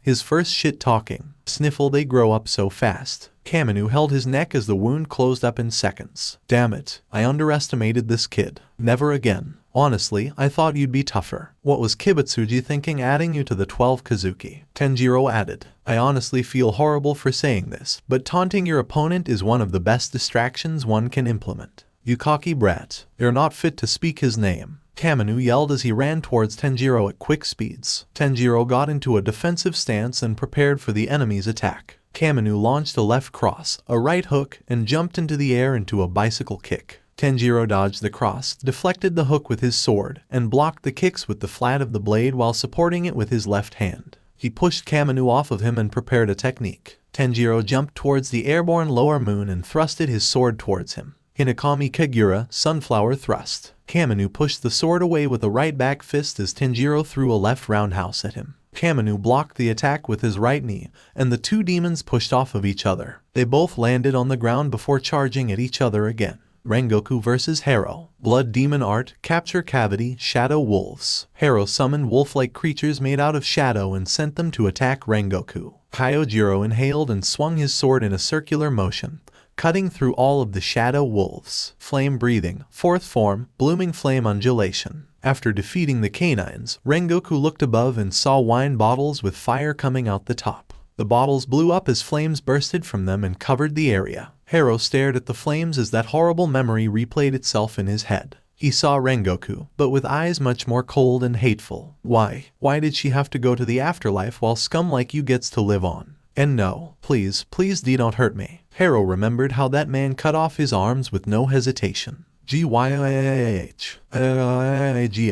I'm so tired. No matter what I do, it's all pointless. Are you going to run away your whole life, you cowardly demon? That hair, those eyes. He's definitely the same demon slayer who chopped me up, body and soul. In his anger, Harrow aimed another pistol into his mouth. Even though my physical wounds healed a long time ago, I can't control my anger or my fear. I hate it. I can't stand living in fear of him. My rage will get me killed. Bang! Harrow shot himself through the head as his body started to fall back. Rengoku took advantage of this and charged at his enemy. Suddenly, multiple bullets were fired and Kyojiro was knocked to the ground while blocking them. Harrow had pulled a machine gun out of his shadow and fired at Rengoku with it. Revenge. I will have my revenge. Kyojiro Rengoku. Rengoku recovered after being knocked back, having suffered a few hits from the bullets. Fortunately, none of them hit any vital spots. Brother. Kyojiro's mind went back to when he and Sanjuro found their father passed out in his room from drinking too much. Ever since mother died, father has been laying on the floor. Is he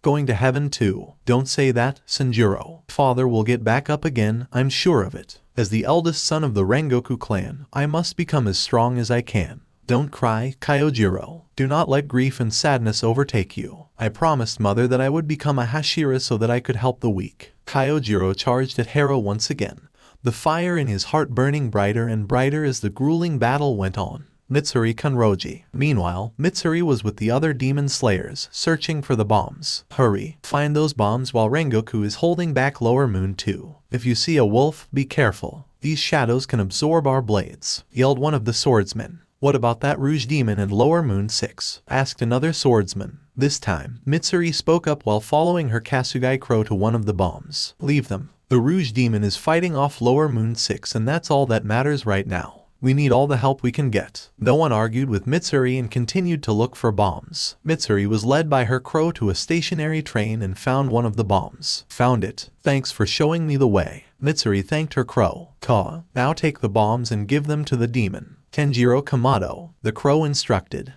Why? Mitsuri asked. I have received information from a crow sent by Master Yubayashiki. Kamado's power is to absorb the energy from sunlight and turn it into flames that can destroy demons. He can also absorb other forms of heat for a temporary boost, including fire and explosions. The crow explained. Mitsuri's eyes widened. Whoa, that's awesome. And the master knows about him too. So is he like a secret weapon or something? Mitsuri ran off with her bomb. Everyone, once you disable your bomb, give it to the Rouge demon. This is the will of Lord Yubayashiki. T versus K. Crash. Tanjiro was launched into the side of a small building on the side of the road. Tanjiro stumbled out of the wreckage and began to breathe heavily. His wounds has healed but his forehead was covered in blood, even hiding his scar. He took out his last 2 Nichiren pills and swallowed them both. He looked up ahead to see Kaminu slowly walk towards him confidently. Well, aren't you lucky? You haven't even officially become a demon slayer yet, and you're already facing one of Muzan's 12 elite assholes. Onijiro, I can do without the commentary. At that moment, Kaminu lunged at Tanjiro at frightening speeds. Tanjiro's eyes widened before Kaminu's fist collided with his face. He stumbled back before Kaminu continued his assault. Tanjiro tried to swing his blade but Kaminu managed to hit him with multiple punches and kicks to the ribs,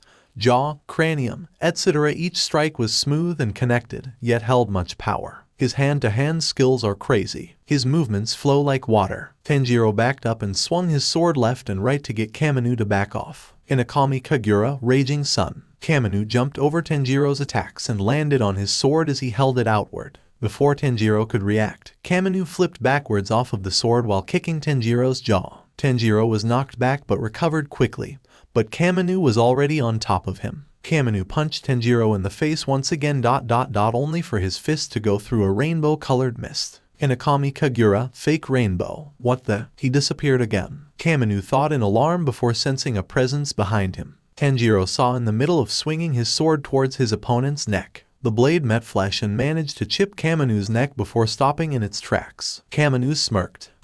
Like a weakling like you could ever hope to cut through my neck. Tanjiro, however, seemed unfazed as he simply continued to glare at the Lower Moon. His scar began to glow, as did the blood on his sword that Kaminu failed to notice. Blood Demon Art, Sun Conqueror, Red Hot Blade. Tanjiro's sword bursted into flames and turned red as it began to tear through Kaminu's neck at an alarmingly fast rate. Kaminu was shook. Fortunately, he smacked the hilt of the blade with his arm so that it would go the other direction. Tanjiro's sword was knocked away before Kamado kicked him away in the gut, hard. Tanjiro, after spitting up blood, was knocked back by the blow a few buildings away. Tanjiro skidded into his back before coming to a stop. With a grunt, he managed to get back on his feet. Kamado waited for his neck to heal. He saw Tanjiro's sword and went to pick it up as the flames on it died. He grabbed both ends of the sword and smashed the blade over his knee before tossing them aside. "Any more tricks you want to show me, traitor?" he called out as Tanjiro simply glared at him again. "Just one," he said before vanishing again in cloak of flames. Kamado was on guard. Blood Demon Art, Sun Conqueror, Phoenix Flash. Fool, he's going to go behind me again. Kamado thought as he looked behind him. Unless ... that's what he wants me to think. Suddenly, he felt warmth above him. He looked up with wide eyes to see Tanjiro above him, scar and hands glowing. Above, Tanjiro thrusted his arms forward as a stream of flames fired from both of his palms, combining to form a giant vortex of fire. Blood Demon Art, Sun Conqueror, Scorching Blast, Inferno. Kamado dived to safety, but was still caught in the blast caused by the attack. Meanwhile, Tanjiro was launched into the air by his move. He made sure he was right above the recovering Kamado, who was burned all over his body and writhing in agony. Tanjiro raised his fist and set it ablaze with almost all the energy he could muster. Blood Demon Art, Sun Conqueror, Solar Fist 10%. Kamado managed to spot Tanjiro in the air coming towards him and sensed danger. He got out of there as quickly as he could but got blown away by the force of the attack. He was launched into a building at the end of a three-way intersection after Tanjiro crashed into the ground, sending a large heat wave out. The result was a large crater. Tanjiro was on his knees panting from total exhaustion. His vision was becoming blurry and there was a slight ringing in his ears from the large blast. He tried to get up but couldn't even get 1 foot off the ground. His eyelids were becoming heavier. "Damn it, I've used up nearly all my energy. I'm starting to lose consciousness." Mitsuri was running down a road, following her crow to where that Tanjiro boy was with a bomb in hand. Suddenly, pools of shadows appeared in her way. "What the?" Surprised, Mitsuri watched as wolf-like creatures slowly rose out of the shadows. They had multiple eyes all over their body and snarled at her. "GH, what's with these doggies? They're so not cute." Mitsuri jumped around, dodging the wolves' attacks as they lunged for her. Mitsuri swung her sword at one of the wolves only for it to get stuck in its neck. "No good. I can't cut through. My sword just gets absorbed by their bodies." "Calm down, Mitsuri, control your breathing." While she struggled to pull out her sword out of the wolf, another came and bit her left thigh. Mitsuri let out a yelp as her leg began to bleed. Soon, the wolves began to surround the helpless young demon slayer. "I can't do it. Even though I worked so hard to learn flame breathing, I can't unleash its full potential." "Talk about bad luck. You got caught up in my senior's revenge plan. Well, that's what you get for becoming demon slayers. Am I just ... not cut out for this after all?" The wolves had Mitsuri surrounded as the wolf on her thigh continued to sink its teeth into her leg. Tears fell from her tightly shut eyes. "Help me, Rengoku." "Ugh." Mitsuri opened her eyes and looked further down the street. There was a woman and a boy being attacked by more wolves. The woman fell down as the child ran to her side. "Go, save yourself, don't worry about me," the woman yelled to her child. "Mommy," the child yelled back as wolves surrounded the two. As they hugged each other, Mitsuri realized they were the mother and son she'd seen shortly before the bombs started going off. She remembered the image of Rengoku holding the same boy on his shoulder. Suddenly, Mitsuri simply vanished from her spot, the wolves surrounding her cut to pieces. Before the wolves around the mother and son could feast, Mitsuri appeared out of nowhere. Faster than the average human could see, Mitsuri cut through all of the wolves and landed in front of the mother and son who were now safe. "I did it. I cut them. But how?" Mitsuri stared at her sword with bulging eyes. "I moved without thinking, so I don't even know how I was able to cut them."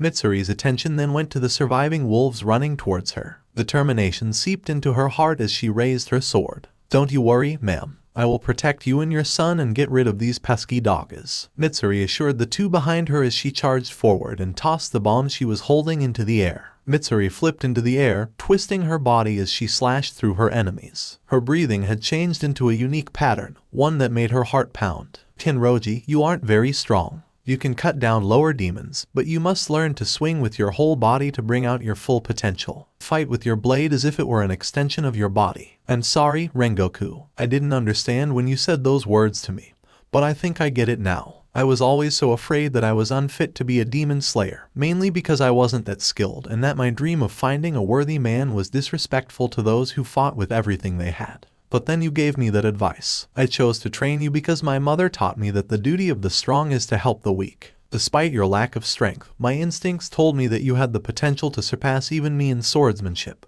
To this day, I do not regret that decision. Your strength and flexibility is impressive, and your hair color can attract the attention of demons while also cheering up those in despair. Above all, you have a loving heart. I am and forever will be proud to be your trainer. Remember, Kenroji, when all seems lost, when you feel you can't win, just raise your sword and protect as many people as you can with your kind heart. Set your heart ablaze. I joined the Demon Slayer Corps to find a worthy man. But I also joined so I could find somewhere where I could be myself. I must be flexible, lithe, I must be more like myself. That's what you would do, right, Rengoku? In times like these, I must set my heart ablaze. Mitsuri was left in the air as all of the shadow wolves faded away. She landed on her face with a yelp as the bomb she tossed began to fall down. Before the bomb could hit the ground, Mitsuri moved to catch it between her legs. Panting, Mitsuri stared at her work in astonishment.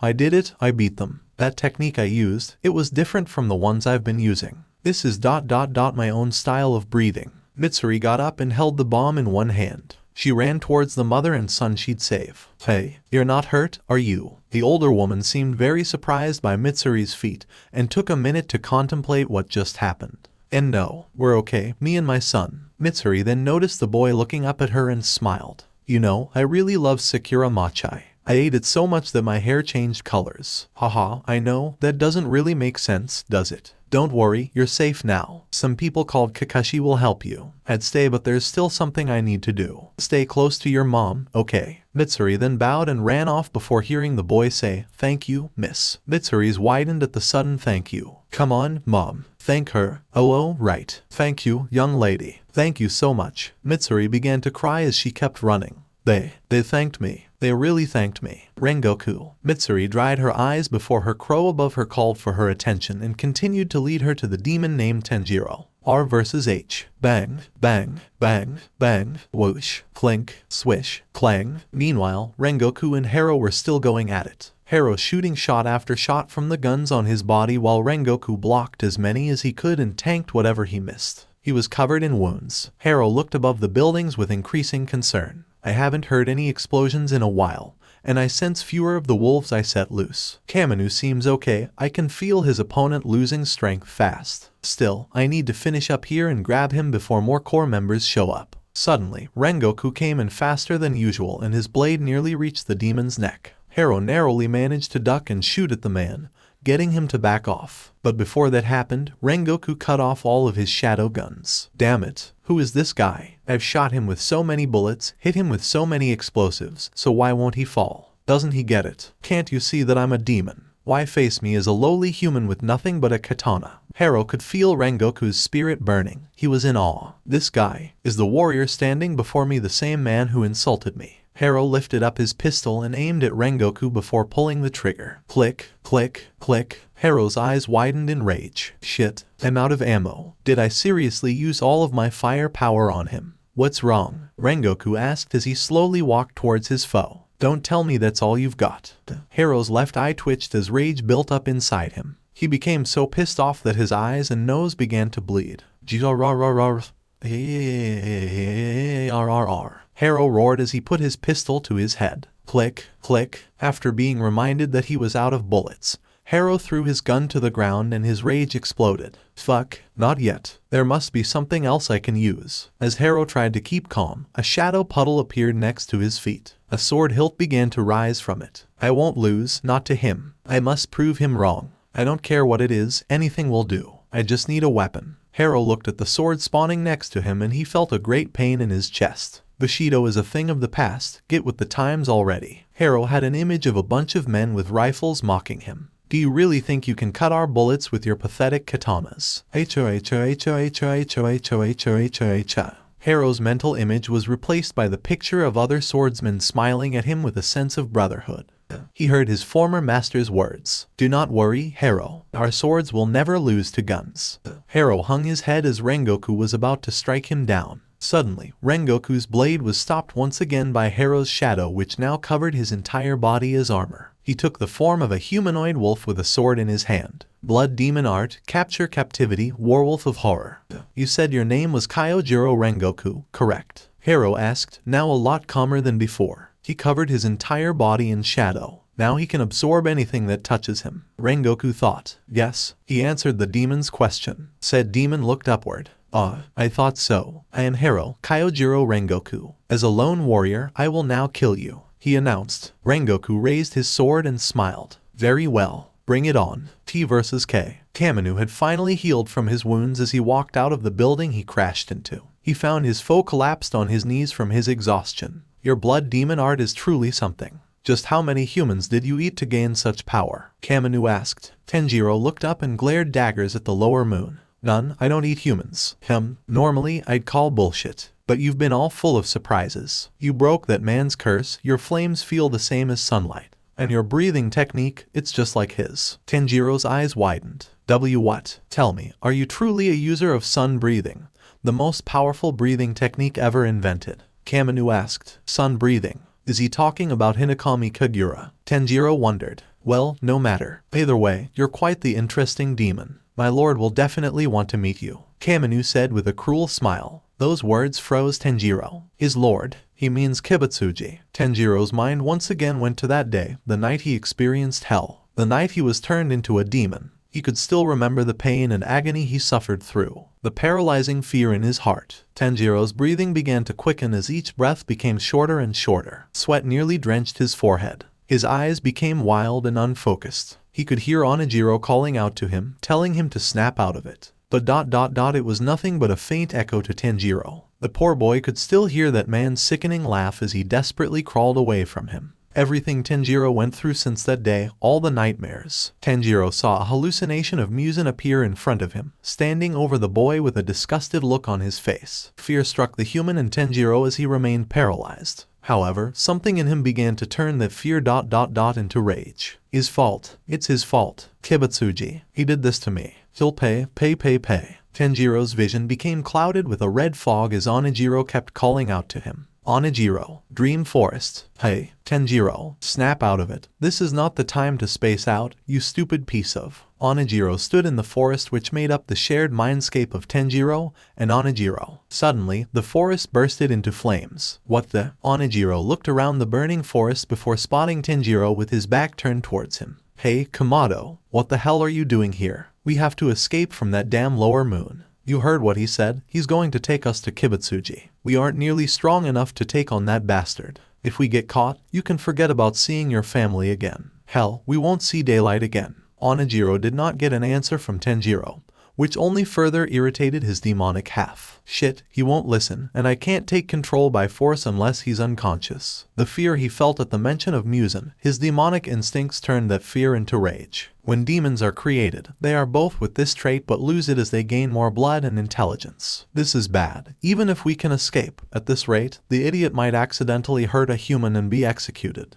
And he'll be taking me down with him. Onijiro could see it now. He and Tanjiro would be sitting in hell. Tanjiro would probably say something stupid like at least we have each other. Then Onijiro would proceed to punch the little shit in the jaw. He smiled at the thought of that before he shook his head, put his focus back on Tanjiro's berserk state. He took a deep breath and laid down on the snowy ground which was beginning to melt. He closed his eyes and tried to relax. Well, it's out of my hands now. Guess I'll just put my trust in the boy whose idea of a fight before Kibutsuji was tickling his siblings. Onijiro's eyes widened in horror. Oh, we're fucked. T versus K. Tokyo capital. Kamado stood a large distance from Tanjiro, who had suddenly froze at the mention of the lower moon's master.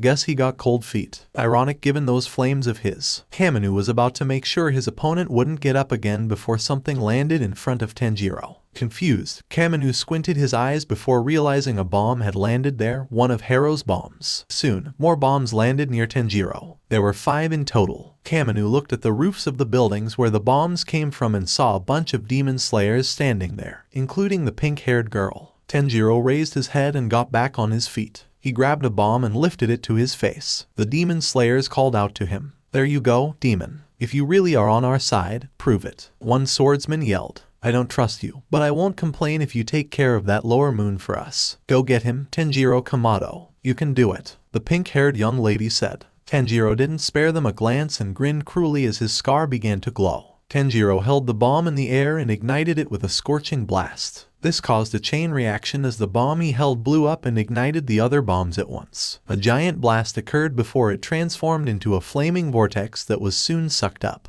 The orange flames then became a more pinkish red. Tanjiro stood with a black horn, black claws, paler skin, black veins on his body, and a pink, glowing flame mark on his forehead. Blood Demon Art, Sun Conqueror, Awakening. Tanjiro lowered his head before looking up at the sky. He made a sound that everyone present would be haunted by for months, perhaps years. Kamado froze as Tanjiro roared. What is this feeling? Fear. His very presence reminds me of. The demon slayers on the rooftops also froze in fear. Most of them dropped their swords. Mitsuri fell on her knees and began to shake. That roar. It sounds horrible. So much pain. And rage. R versus H. Meanwhile, Rengoku and Hero continued their intense battle before Tanjiro's roar reached their ears as well. They both froze and wondered what that noise was. Hero sensed a menacing presence. That traitor. I can feel his hatred. It's horrifying. It almost reminds of. Rengoku managed to muster the mental strength to turn his head towards the direction of the roar. Was that Kamado, Infinity Castle? Crash. In the endless fortress that served as the hideout of the progenitor of demons, Muzan Kibutsuji stared wide eyes at a broken vial with a blue liquid spilling out. He was standing in front of a table with a bunch of science equipment. He was in the middle of his experiments to create a serum that would get rid of his weakness to sunlight. As usual, they were fruitless attempts without the blue spider lily, a rare flower that was nearly impossible to grow and gather. However, something caused Kibutsuji to drop the vial. He felt a shock through his system. What was that? Muzan stared at his right hand which dropped the vial. He opened and closed it. It was only for a split second. But I swear my hand just went numb. T versus K. Tokyo Capital. Tanjiro continued to roar before charging at the unmoving Kamado. Shit, I can't move. What the hell was that roar? Kamado thought before Tanjiro drove his right fist deep into the lower moon's gut. Kamado spat up blood before being launched into the building he walked out of earlier. Said building was actually a silk factory with a bunch of workstations lined up in rows. Kamado got up as the dent in his gut had already started to heal. He saw Tanjiro walk through the broken entrance with a smile on his face. His mark was shining constantly. He lifted his right palm and supported his arm with his other hand. He sent a bunch of solar energy to his palm and released them in the form of multiple pinkish fireballs. Blood Demon Art, Sun Conqueror, Scorching Blast, Rapid Fire. Kamado dodged the first shot and ran around the machinery of the factory which was destroyed by Tanjiro's flames. Wow, normally I wouldn't care, but you do realize you just put a bunch of people out of a job. Burns. Sigh, never mind. Kamado reached Tanjiro and launched a roundhouse kick at his head. Tanjiro ducked his head before grabbing Kamado's leg and throwing him to the other side of the room. Tanjiro then summoned multiple fireballs in his hands and threw them around the room. Everything was wrecked as the balls bounced across the room at rapid speeds. Blood Demon Art, Sun Conqueror, Sunny Temari. Kamado jumped onto the walls and jumped around the room to avoid the fireballs. He jumped through the ceiling onto the roof. A few seconds later, Tanjiro jumped through the hole Kamado made and followed him to the roof. Kamado gave a smile of his own. Heh, finally shown your true colors. You're not here to protect shit, you just want my spot on the 12 Kazuki. Well, sorry to tell you, but I worked too damn hard for this opportunity, and I'll be damned if some hotshot is just gonna waltz in and take it from me. Not after everything Lord Akaza has done for me. That said, you're tougher than I thought. Looks like I'll actually have to take this seriously. Kamado said before Tanjiro charged and threw a reckless right punch at his face. Kamado caught Tanjiro's arm before striking his torso multiple times with 2 fingers and kicking the boy away.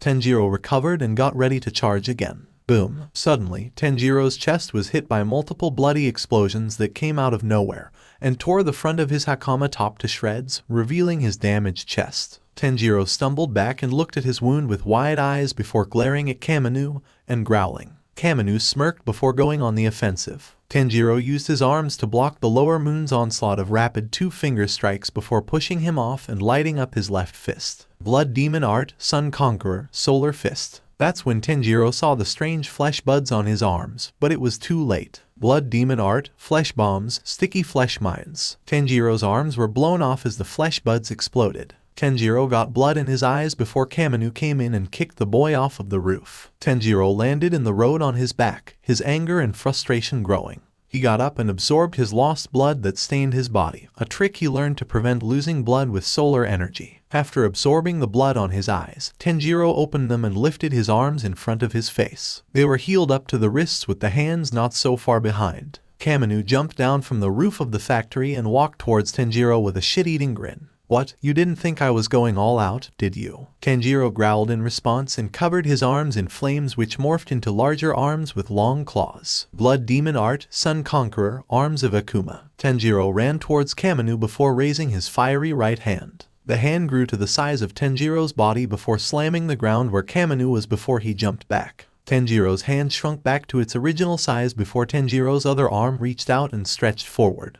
Kamado jumped over the arm. At that moment, flesh buds grew and fell from Kamado's arms as he flew over Tanjiro. The flesh buds rained down on the boy. Blood Demon Art, Flesh Bombs, Death from Above. Tanjiro then vanished with Phoenix Flash and reappeared above Kamado, who was still in the air. Tanjiro raised his flaming hands and put them together to make a hammer. His hands grew in size before smashing Kamado into the ground. Kamado, his back burned by the attack, got up quickly and looked up at Tanjiro, who was about to launch a giant fire fist at him. Kamado jumped away before Tanjiro could crash into him. Kamado backflipped away from Tanjiro while leaving more flesh bombs in the ground between them. Tanjiro, failing to see this, charged at Kamado only to have his feet blown off by the bombs. He fell face first into some more bombs and was launched back by the blast. He landed on his back, his wounds very visible. The bombs took the upper half of his face, everything from the eyes to the top. Tanjiro was knocked out due to his brain getting destroyed. The flames on his arms died out. Onijiro's brain was also destroyed, meaning he couldn't take over. He was only able to do so when Tanjiro was knocked out by the Temari Demon was simply because his brain recovered first. Kamado panted as he observed his fallen foe. "You fought well, but it's over. Don't let him escape." Kamado looked up to see the demon slayers who spectating before jumped down from the buildings. He soon found himself surrounded.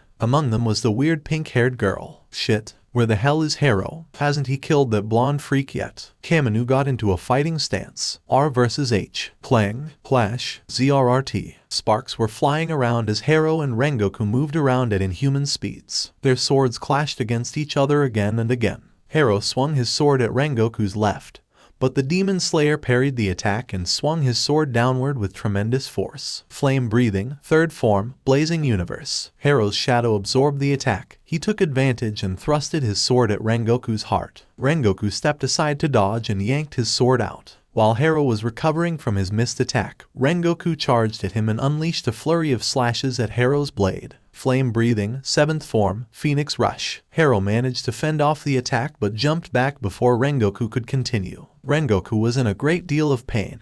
His body was starting to give in to his wounds. This was unacceptable to Kyojiro Rengoku. "I must unleash the technique. His shadow can absorb more force than his wolves. I must swing even harder." Rengoku took up a high stance as Hero prepared for what may be their final dance. "It's over, Kyojiro. No matter what technique you use, you cannot get through my shadow." Rengoku's body and red blade began to heat up. He dashed at Hero even faster than before as the lower moon responded in kind. Their swords met, sending a small shockwave to the surrounding area. "Your sword is no match for my blood demon art, now die," Hero yelled in his head. But then, Hero felt a great heat on his body. His shadow began to fall apart even though Rengoku wasn't touching him. "What? My shadow? It's melting. How is he doing this?" "Listen, Kyojiro. The Rengoku clan has hunted demons for centuries. Becoming a Hashira is our pride. Like your father, you too will take up the seat of Flame Hashira and carry the Demon Slayer core. Set your heart ablaze, burn away evil demons and shine upon your fellow human beings. Hold in your heart a flame like the sun, become the Flame Hashira." Rengoku bore his full body and spirit into this attack, the final technique of flame breathing. Total concentration. Flame breathing. Esoteric art. Burns, burns, burns. Set your heart ablaze. Ninth form. Rengoku. Kyojiro finally managed to cut through Hero's neck as his head went flying. Hero was surprised, but at the same time he was relieved. That was an excellent technique. "Master, you were right. The way of the sword shall live on." These were Hero's last thoughts before his head and body faded away. Rengoku fell onto his knees. He looked up at the sky as a sort of celebration. "Mother, are you watching? your son has kept his promise. Crash. Kyojiro's eyes widened before he started to get on his feet with a lot of effort. That's right. This isn't over yet. Kamanu's eyes widened as he felt Harrow's presence vanish. No way. He lost. The demon slayers stood in front of him, all of them wounded and exhausted but still going. The demon had underestimated them. He only took one of their lives, and that was because the one who was killed shielded one of his comrades from his flesh bombs. Damn it. If I don't get out of here, the guy who killed Harrow might come here next. Kamanu grew dozens flesh buds on his arms and jumped back into the air. He threw the flesh buds at the demon slayers who could not retreat in time. Look out, the pink-haired one screamed. Kamanu smirked, confident that the battle was won. But then, a wall of fire shot out of the ground and protected the demon slayers from the flesh bombs. Blood Demon Art, Sun Conqueror, Hinakami's Protection, Flame Pillar. The demon slayers looked at the firewall in awe before looking behind them to see Tanjiro, his body and mental state fully recovered but his black horn gone. His glowing flame mark reverted back to its scar form. He had his claws stuck in the ground, sending his blood through the soil. He looked like he was about to pass out from exhaustion. On the other side, Kamanu cursed. Shit, the brat's already recovered. I gotta get out of here. Kamanu ran away from the demon slayers as the firewall began to disappear. Tanjiro saw Kamanu getting away and began to chase him. Hey, why oof? But his legs gave out soon after and he fell on his face. Tanjiro looked up at the retreating lower moon. Damn it, I can't let him get away. Well, calm down, this is a blessing in disguise. There are too many demon slayers and you really wore him down, so he's retreating. That means we get to live to fight another day. No. If I let him go, he'll hurt even more people. If I fail here, I'll be responsible for the innocent lives he will take. I would never be able to face my masters or my family, that's why. Tanjiro, once you decide to defeat a demon, defeat it. Once you decide to win, win. Win, no matter what. Never forget that for every demon you kill, you save dozens of innocent lives. It's not a matter of if we can or cannot, this is something we have to do. Don't you agree? Yes, everyone. The demon slayers looked at Tanjiro. I know this is an odd request, but I need you all to stab me with your swords. The demon slayers looked at Tanjiro with confused looks. Look, I know that I'm a demon and you have every reason to mistrust me. But just this once, please put your trust in me. I'll finish this here and now, I swear on my life. The demon slayers still looked hesitant. But then, the pink-haired girl, Mitsuri Kenroji, stepped up. She drew her sword and stabbed it into Tanjiro's shoulder. She looked back at her comrades who were totally shocked. Well, don't just stand there. Though still hesitant, the demon slayers moved to surround Tanjiro and stab him with their swords. Tanjiro could feel the solar energy being injected into his body. He felt like a new man. Alright, I'm good, Tanjiro announced before the others took out their swords. Tanjiro got up and looked around for his sword. He found both broken pieces and picked them up. He put the pieces together and held them at the connecting point. He heated up his hands, causing steam to rise from the blade. After a few minutes, Tanjiro looked at his reassembled blade. Tanjiro then put the hilt in his mouth, put both hands behind him, and felt his palms heat up. Blood Demon Art, Sun Conqueror, Scorching Blast, Propulsion. A stream of fire bursted from Tanjiro's hands as he shot forward like a hawk as his feet did not even touch the ground. Kamanu was still running before he heard the sound of blasts. He looked behind him and one could only imagine the face he made when he saw Tanjiro coming near him. In his panic, Kamanu flung multiple flesh bombs at the boy. Tanjiro grabbed his sword from his mouth and cut through all of them in a circular swing. Hinakami Kagura, Burning Bones, Summer Sun. Tanjiro was almost right in front of Kamanu before the latter jumped high into the air in an effort to get away. He threw more flesh bombs down at Tanjiro, who followed him into the air. Tanjiro was now right in front of him. This was it. Sniff, sniff. Suddenly, Tanjiro visualized the smell of the demon as a trail of mist which began to close up into some sort of line which covered his blade and Kamanu's neck. What the? Tanjiro became confused at this image he was seeing. The non-existent mist then became thinner and thinner until it morphed into a loose thread connecting the tip of Tanjiro's sword to Kamanu's unguarded, vulnerable neck. His opening. Don't focus on that, Tanjiro. You're right there. You have to cut his neck. As he thought this. The thread suddenly tightened and became a straight line. It almost looked as if it was guiding the demon boy's blade. Tanjiro twisted his body and cut through all of the bombs before reaching the lower moon's neck. Hinakami Kagura, Beneficent Radiance. Kamanu felt dread creep into him. No, not like this. Not to this brat. Not after everything Lord Akaza did for me. Not after. Father. And mother. A memory that was once long forgotten had resurfaced. About a decade ago, in an obscure village in northern Japan, a cyan-eyed 12-year-old Kamado, a boy with no tattoos on his face, no pale skin, and wearing a plain brown yukata, was standing in front of a kid his age he just beat up. Kamado never bothered remembering his name. All he could remember was the kid's spiky black hair and cocky smile. The kid was screwing with Kamado and pushing him around until the boy had enough of it and fought back. He could still feel the sting in his fists. The bully was on the ground, crying with a bloody nose and a black eye. It wasn't long before the adults showed up. Kamado was blamed almost immediately. "You brat, what did you do that for? Who the hell raised this monster? How would you like it if we beat you up?" They had no context of the situation. They just assumed what happened, flocked together like sheep. Before things could get worse, Kamado's father stepped in. He had short black hair, an orange yukata, and a blue haori. "Everyone, calm down. There's no need for conflict. I'm sure there's a perfectly good explanation." "Shut your mouth, Itsuki." Another man in a yellow triangle pattern yukata pushed his way through the crowd. He was the other. "Your little shit punched my boy." Kamado spoke in his own defense. "He's a bully. He's been beating up on me and other kids. I was just giving him a taste of his own medicine." Kamado's father looked at the boy and sighed before turning the mob of angry adults. "I'm sorry, I believe my son is telling the truth." Kamado smiled at his father for his faith, but what he said next wiped that smile right off. "However, I do not agree with his actions and humbly ask for your forgiveness. I will do whatever I can to make up for it." The man bowed. Kamado's father, Itsuki Kiyama, was a pacifist. He despised any and all forms of violence. The moment conflict would arise, he'd roll over and show his belly like an obedient dog.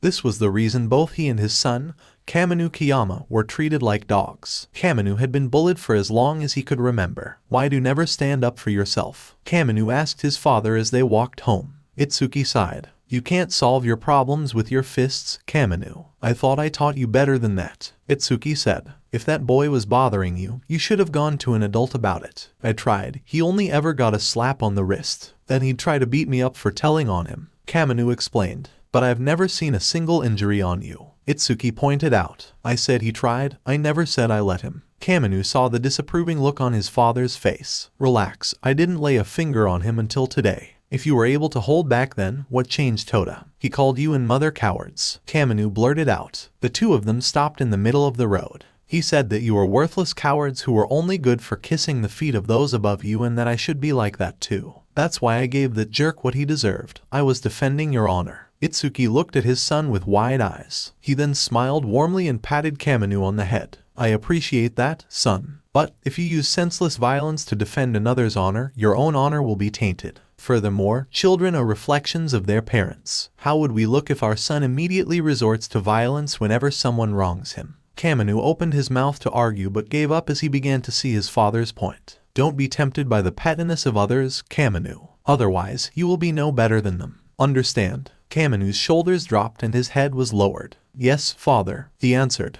After that, the two went home. However, neither of them noticed a cloaked figure watching them through golden eyes with upper rank etched into his right eye and 3 into his left. A smile creeped onto his pale face. That night, Kamado sat in the back porch of his house, staring up at the moonlit night sky. He thought back on his conversation with his father. Deep down, he didn't regret what he did, not one bit. That said, he understood why it was wrong. It was just that he genuinely believed that someone needed to knock that punk down a peg. "I get what father meant, but I can't just ignore my bullies. If I do that, people will walk all over me like they do father." Wrestle, wrestle. Kamado jumped as he heard a sudden noise. He looked around the backyard, which only contained a small garden, a few trees, and some bushes at the bottom of the fence that covered the place. One of these bushes was moving. "Hello," Kamado called out as he got off the porch. He began to walk towards the rustling noise before. "Kamado." The boy nearly jumped out of his skin as he heard a voice behind him. He turned around to see his mother, a kind woman with long, silky black hair and a purple yukata. "Dinner is ready," she announced. "Please come inside." Kamado looked over at the bushes. There was no more movement. He decided to shrug it off and went towards his home.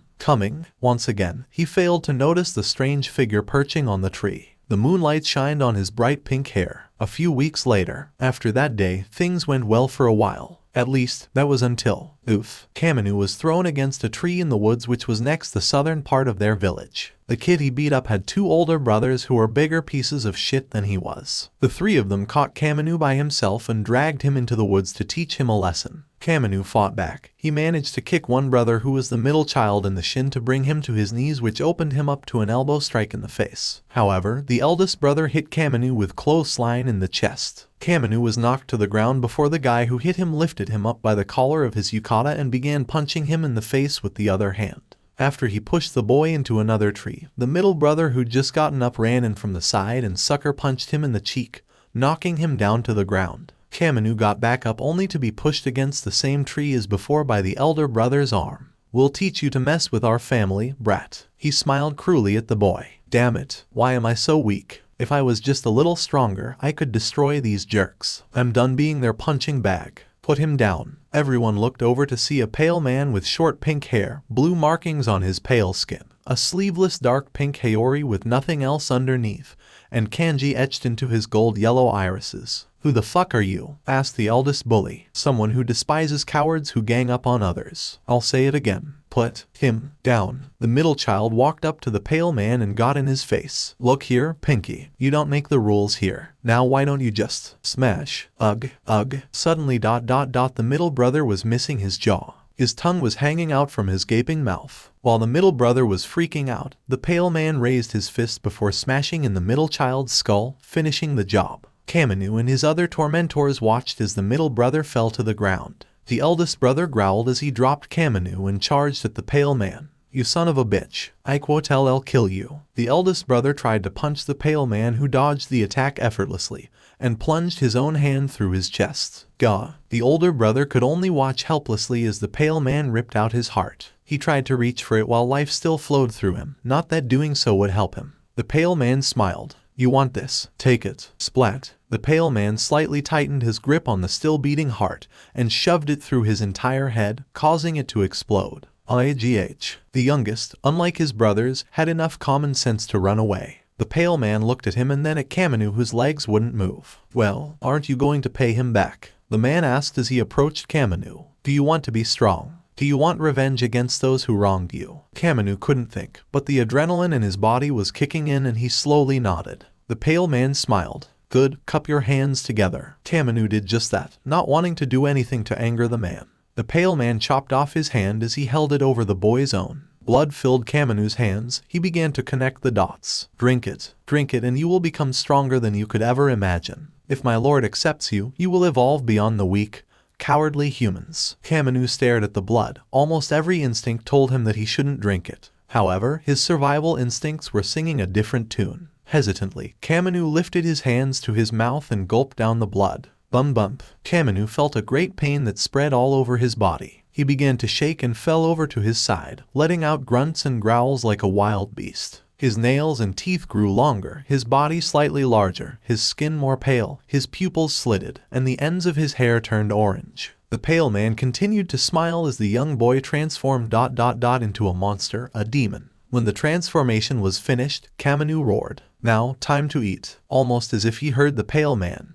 the demonized Kamanu ran through the forest on all fours. It wasn't long before he reached his former tormentor, who looked behind him and screamed for help. A few seconds later, Kamanu got his first kill. A few months later, after eating more and more humans and receiving instruction from the Upper Moon 3, Akaza, of the 12 Kazuki, Kamanu returned to his village and rained hell. Blood painted the streets, decorated by a bunch of corpses of both civilians and demon slayers. Kamanu was in the middle feasting on an old man before. "Son." Kamanu raised his head. He turned around to see a middle-aged man who looked absolutely horrified. Kamanu did not recognize the man ... but there was something familiar about him. "Kamanu." The man began to grin as tears fell down his face. "Thank God. You're all right." Kamanu stared blankly at the man. "When you disappeared, your mother and I were so worried. Come now, let's go home and..." "Hey, human. I don't know who you think you are, but I don't answer to trash." The man's smile vanished in an instant as Kamanu got ready to pounce him. But then, another figure came out of the sky with a sword above his head. Kamanu saw the surviving demon slayer coming at him from above and quickly moved out of the way. The man who called himself Kamanu's father watched in horror as a swordsman with black bangs and brown eyes came in swinging a sword at his retreating son. "You won't get away." The demon slayer yelled before catching up to Kamado and cutting his right leg off. Kamado lost his balance and tripped. As he got up, the demon slayer moved towards him and prepared to cut his head off. Kamado was helpless as the blade was about to move towards his neck. Kamado closed his eyes, prepared for the pain. But there was none. He opened his eyes to see the man from before standing in front of him with his back to the demon slayer, who accidentally sliced his back. The man smiled at the shocked demon. His warm and loving gaze awoke what remained of the Kamado before becoming a demon. "Shit, what are you doing?" The demon slayer cried out as the man fell to the ground, his blood painting the road. Kamado was confused, and who could blame him? "Why, can't you see that I'm a demon? Why would you protect me?" The warm gaze the man held was replaced with sad, lifeless eyes. Suddenly, Kamado felt a surge of rage. He gritted his teeth and breathed heavily. His vision turned red. The demon slayer next to him recovered from the shock and prepared once again to chop off the demon's head. Sadly for him, Kamado was much faster. He struck the swordsman's body multiple times with two-fingered strikes before kicking him into the air. Flesh buds were found all over the young man's uniform. "No, NOOO," were his final thoughts before Kamado activated his newly acquired Blood Demon Art. Blood Demon Art, Flesh Bombs, Sticky Flesh Mines. The demon slayer could only scream as he was blown to pieces. His blood and organs rained down on Kamado, who simply stood in the middle of the street, his father laying before him dead. A single tear was allowed to escape his eye. Kamado's head had fallen in the middle of the road. His body fell near where Tanjiro Kamado had landed and fell on his face due to exhaustion. Tears fell from his eyes as he remembered how his father had saved his life even after seeing the monster he became. The man who Kamado thought a coward gave up his life to save his horrible, violent son. "Father, father, father," Kamado wept internally. "Tanjiro, sniff sniff." Tanjiro raised his head from the ground to see the decaying body of Lower Moon 6. He picked up a new scent from the demon, one that seemed almost human. "This scent ... it's so sad." Tanjiro thought as tears began to fall from his eyes. "This grief ... and regret. It's too much." Tanjiro, using what little strength he had left, crawled towards his opponent's body and placed his hand gently on his back. "Kibutsuji ... the people you turn into demons without so much as batting an eye. Some of them were horrible people in life, but there are also those who were law-abiding citizens, innocents who'd done little to no wrong. You turn these people into your monstrous slaves and force them to kill. You take their innocence and taint it, ruining any chance they have of getting into heaven or passing on peacefully. You ... are a true demon. I swear, I will kill Kibutsuji and avenge the poor souls that he's tormented. But ... for now, the best I can do is make sure they don't die alone."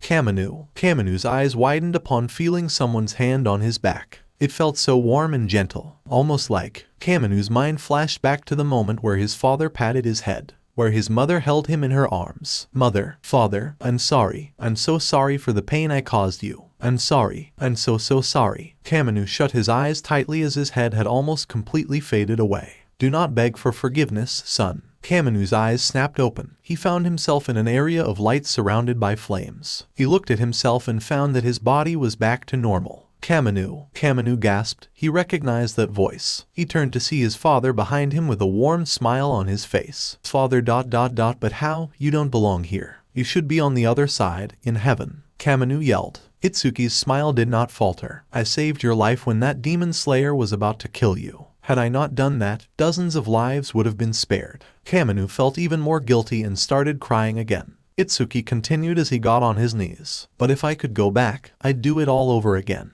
I do not regret my selfish act. Those is simply the lengths a father will go to protect their child. I always told you that violence was a bad thing and tried to steer you away from it. However, even if I failed, even if you were a monster, that doesn't mean I love you any less." Kamado broke down sobbing. He ran into his father's open arms and cried into his chest. He apologized again and again while his father gently stroked his boy's head. "Don't worry, my son. Once your mother joins us, it'll be seen as if we did go to heaven," Itsuki said happily. And so, the two embraced each other as the flames of hell surrounded them. But they could not get to Kamado's slice of heaven. Tanjiro watched the body of the Lower Moon crumble away, clinging tightly to the back of his clothes. "Rest in peace." After praying for him, Tanjiro remembered something. He took out a syringe from his pocket and looked at the puddle of blood which came from the neck wound inflicted on the Lower Moon demon. He stuck the syringe in the blood until it was filled up. After that, he heard a meow sound come from beside him. a tricolor calico cat with a bag on his back and one of Yushiro's seals of invisibility on below his collar came out of nowhere. Tanjiro patted the cat with a smile. Hey, Chachimaru, long time, no see. Before Tanjiro left Tameo and Yushiro, Tameo asked the boy to take blood samples of powerful demons and send them to her. She theorized that testing blood belonging to demons with a high concentration of Muzan's essence would help her make an antidote for demons. Tanjiro put the blood sample in Chachimaru's bag before the cat ran off and let out another meow. This time, he disappeared again.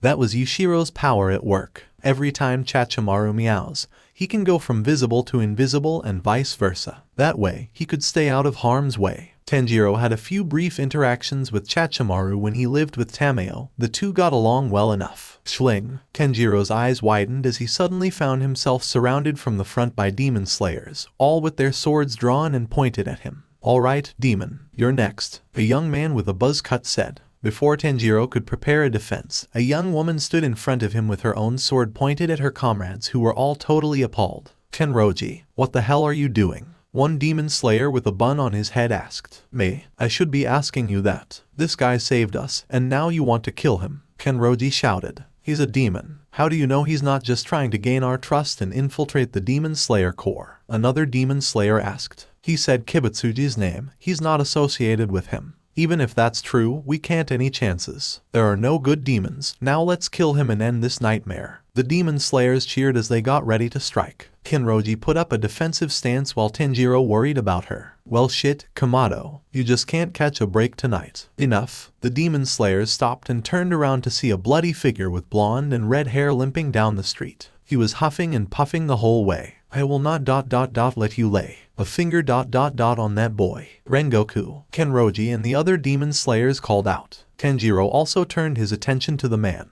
He must have defeated Lower Moon too. Amazing. Hey, don't you think we should be more worried about escaping? Young Kamado protected my pupil and sustained multiple wounds to protect the people in this town. That makes him worthy of the title Demon Slayer. Rengoku yelled. If you wish to kill him, you'll have to kill me. Everyone was horrified by that statement, including Tanjiro.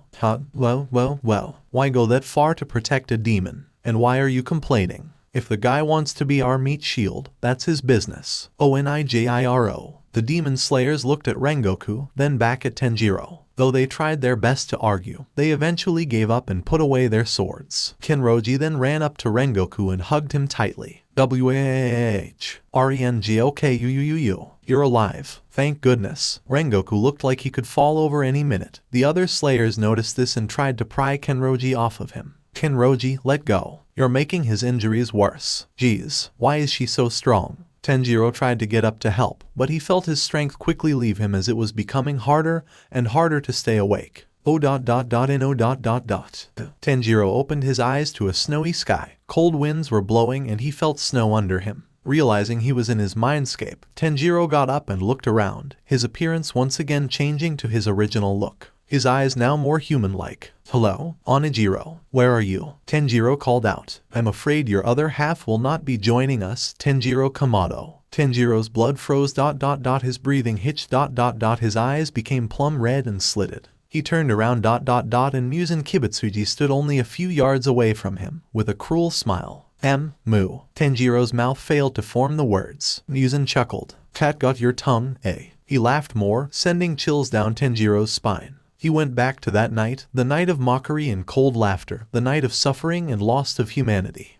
How am I here? Great question. I was just minding my own business when suddenly, my right hand goes numb. I knew that Hero and Kaminu were fighting at the time, so I checked in on them. Imagine my surprise when I found Kaminu fighting a demon who not only protects humans but also wields flames that can burn demons like the sunlight. I tried to control you, and obviously, that didn't work. However, I could still feel the connection between us. You haven't completely broken free of me. Have you, Tanjiro? Tanjiro took a step back as Muzan took a step forward. My power in this realm is extremely limited. I cannot borrow your senses to find where you are, I cannot detonate your blood, and I cannot look through your memories. Tanjiro took another 2 steps back. Muzan, 2 steps forward. And yet, I can still communicate with you in your mind. It's really quite interesting. I lost communication with Tameo centuries ago. You, however, are unique, you are special. The real question is just how special are you? Muzan asked. You wield the power of sunlight. It's only natural for me to wonder if you've truly conquered the sun or not. Muzan put on a warm smile in an obvious attempt to get Tanjiro to let his guard down.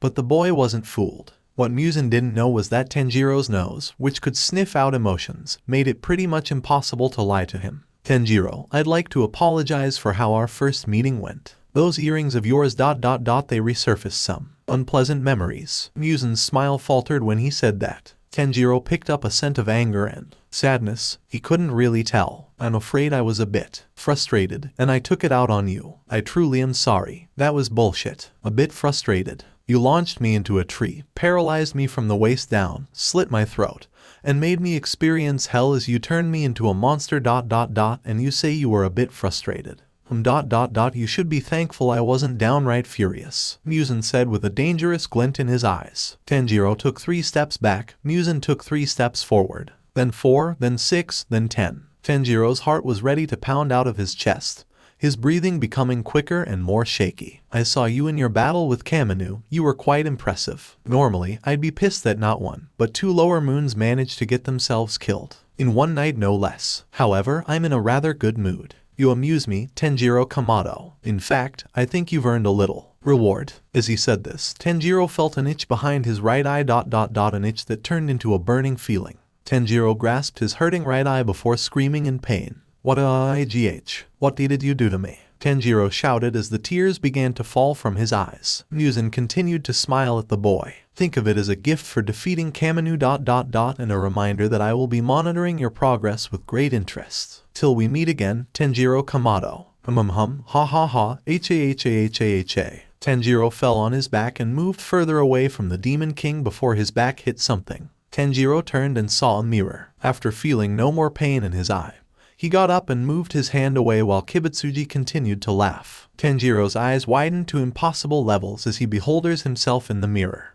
In his right eye, the kanji for lower 6 was engraved into his iris. Tanjiro snapped his head towards the laughing Demon King and thrusted his hands forward at him. A column of fire shot from his hands and burned Muzan's subconscious form to ash. What followed was deafening silence followed by the sound of Tanjiro's heavy breathing. The kanji on his right eye went away as his eyes returned to normal. Tanjiro fell onto his knees and tried to calm down as the flames in front of him continued to burn. Tanjiro has to cover his eyes as a strong wind blew. Suddenly, it was starting to turn to night in the mindscape. The flames parted to reveal a young boy who looked about Tanjiro's age. He had wavy black hair, a red haori, a black yukata underneath, and pure innocent, pink eyes. His eyes looked strangely similar to Tanjiro's when he was calm. The boy had a warm smile that seemed almost comforting to Tanjiro. However, Tanjiro couldn't help but recognize the boy's features. Is that Kibutsuji? Freak. Gah. Tanjiro clutched his head and buried it in the snow. That thing should be burned to ash before it kills us all. Hey, why don't we help you get some sunlight? What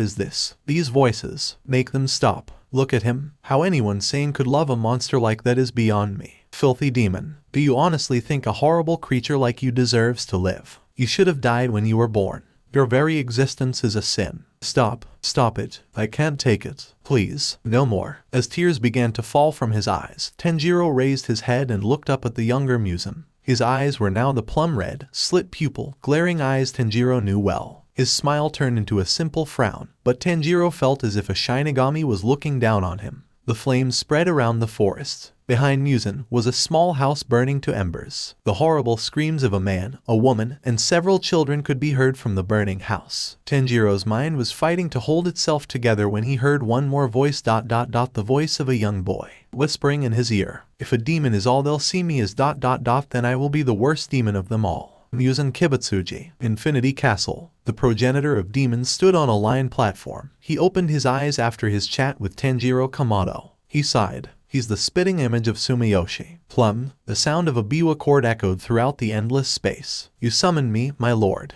Muzan turned to face his upper moon 3 of the 12 Kazuki, Akaza. He was already bowing before him. Kamado has fallen tonight. Akaza's eyes widened, but it only lasted for a moment and he did not raise his head. However, Muzan could feel the irritation growing into anger, into rage. I see. Do you know who did it? A demon, a boy named Tanjiro Kamado. He is a traitor. He's broken free of my control, but I still have a hold on him.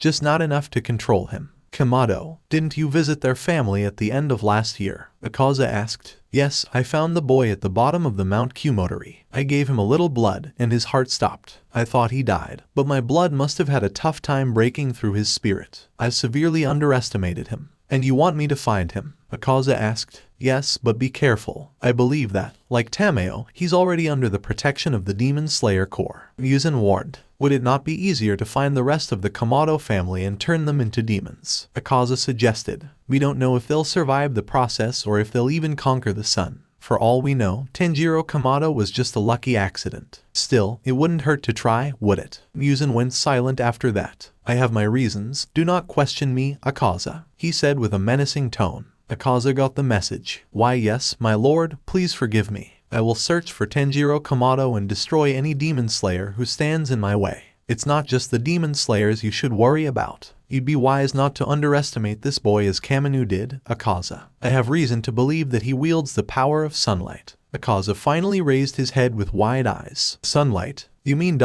he's conquered the sun? I'm not 100% certain. Either way, this boy will play an important role in our future. Muzan smiled darkly. What that role is, however, remains to be seen. Gasp. Tanjiro's eyes snapped open. He found himself standing in the middle of a hallway. He soon realized that he was back in the butterfly mansion. His breathing was still rapid and his heart was beating rapidly. He still hadn't allowed himself to relax just yet. I'm back. I don't know anything anymore. Tanjiro, is that you? Tanjiro jumped a little. Owanajiro, where the hell were you? I woke up 2 days after fighting that lower moon and I find myself controlling your body. I couldn't reach you for a week.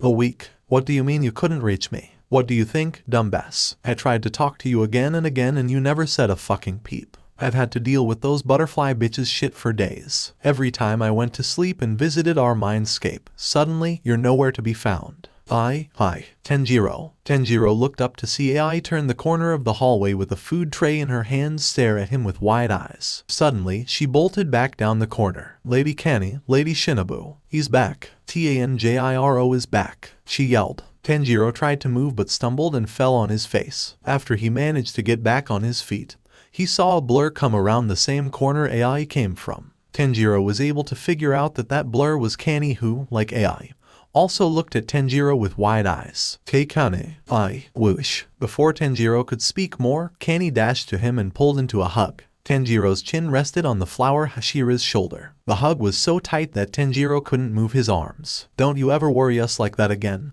You hear me, Tanjiro? Kani whispered with a shaky breath. We thought that something happened to your conscience, that your mind disappeared and Onijiro was all that was left. Tanjiro was speechless, so he let Kani continue. 2 days after you passed out, you started screaming throughout the entire night. Shinobu and I rushed to your room. Tanjiro, what happened? What was so horrible that made you scream in such a heartbreaking way? The look on your face ... you looked like you were in so much pain. I wanted to help you, to tell you it would all be okay ... but I couldn't do anything. Kanao came in and held your hand, but you just wouldn't stop screaming. She broke down in tears seeing you like that. I have never seen her cry. Tanjiro ...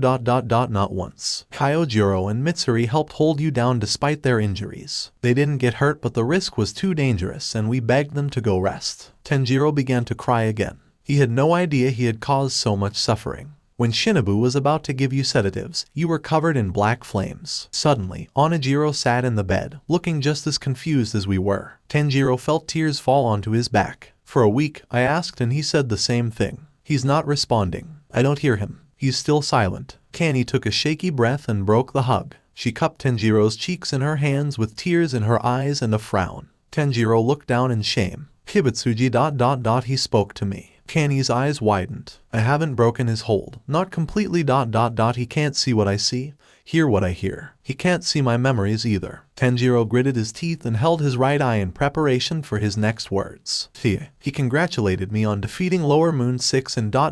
he made me ... his new Lower Moon 6. Kani. Tanjiro put his hand down and looked up at the shocked Hashira. My right eye ... does it ... say anything? Be honest. Kani had a sympathetic look on her face. Yes ... it says lower 6 on your right eye. Tanjiro narrowed his eyes and cursed inwardly. Kani patted Tanjiro's head and smiled. Let's not worry about that now. All that matters right now is that you're safe. Tanjiro smiled and wiped his eyes of tears. Okay, Tanjiro. Tanjiro looked past Kanny to see Kanao turn the corner. Almost as fast as Kanny, Kanao tackled Tanjiro into a hug and cried into his shoulder. Thank goodness. You're okay. I was so worried we lost you. Thank goodness, Kanao said with way more emotion than either Tanjiro or Kanny had ever heard from her. Tanjiro began to blush as his body started steaming. He looked at Kanny, who simply gave him a relieved grin and a double thumbs up. Tanjiro pouted but then smiled as he returned Kanao's hug. Yeah, I'm sorry I made you worry. Ugh, feelings. I'm gonna be sick. Come on, Onijiro. I can tell you were worried too. You couldn't tell shit. Who would be worried about a little bitch like you? Whatever you say. After getting his bearings back, Tanjiro decided to visit Rengoku and Kenroji, whom he'd been told were recovering in the butterfly estate. Kanny assured Tanjiro that none of the demon slayers who spotted him would rat him out. Kaga Yubayashiki managed to get them to swear to secrecy. Watch yourself around that Rengoku guy,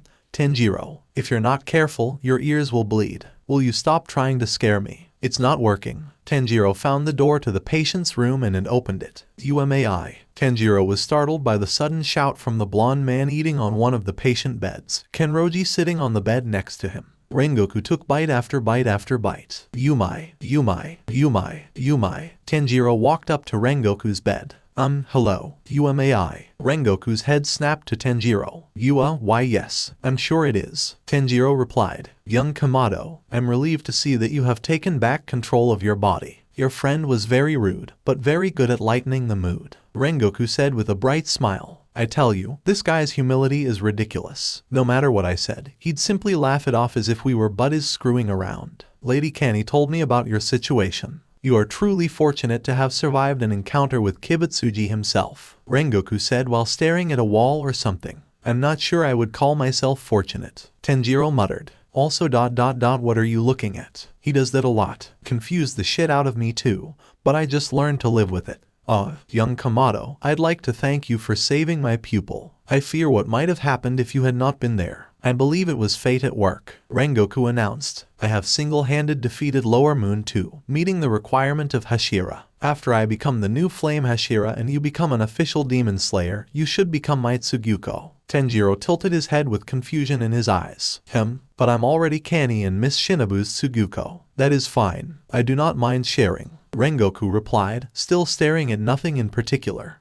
Wait, how would that even work? Would I have to travel from estate to estate? Tanjiro asked. Precisely, Rengoku answered. Think about it. If you keep moving and staying at different locations, it'll make it harder for Kibutsuji to locate you. Tanjiro thought for a second. You do have a point. Oh hell no. I am not putting up with Mr. Stupid Flame Hair over here. You and the other butterfly bitches are bad enough. Alright, geez. Tanjiro smiled politely. I'll think about it, thank you. Tanjiro. Tanjiro looked over to Mitsuri Kenroji. Yes, Miss Kenroji. Kenroji smiled at him. Thanks for defending me back in the capital. It was really sweet of you. Tanjiro smiled. Don't mention it. The way that demon was talking about you was totally rude and uncalled for. I just did what any gentleman would do. Kenroji beamed at that statement. She then got shy and put her fingers together. Say, Tanjiro ... how old are you? 13. Why? Tanjiro answered. Shoot, we're 5 years apart. Oh well, Mitsuri sighed. The search continues. Tanjiro tilted his head again. She's trying to find a good man. Obviously, she considered you one of her candidates. Tanjiro started blushing but did his best to hide it. Don't give up, Miss Kenroji. I'm sure there's someone out there for you. He tried to support the young woman's goal with a determined smile. Kenroji was shocked. Was it that obvious what my goal is? Despite that, Kenroji returned Tanjiro's determination. But, you're right. I won't give up. And I'm sure you'll become human again. The two gave each other a nod of respect and support. Well, it was nice talking to you. I'm gonna go rest, see you around. Tanjiro went to leave the room. Farewell, my friend. Bye. Tanjiro walked out and closed the door. Tanjiro, we were looking for you. Tanjiro turned to his right to see Kanny and Shinobu walking up to him. Kanny, master, did you need something? That's when Tanjiro noticed a small box in Kanny's hands. Before you left for your test mission, we wanted to get you something as a reward. Shinobu scoffed. You wanted to get him something. I said that you were spoiling him. But even though she said that, it was definitely Shinobu's idea. I wasn't gonna say it but ... yeah.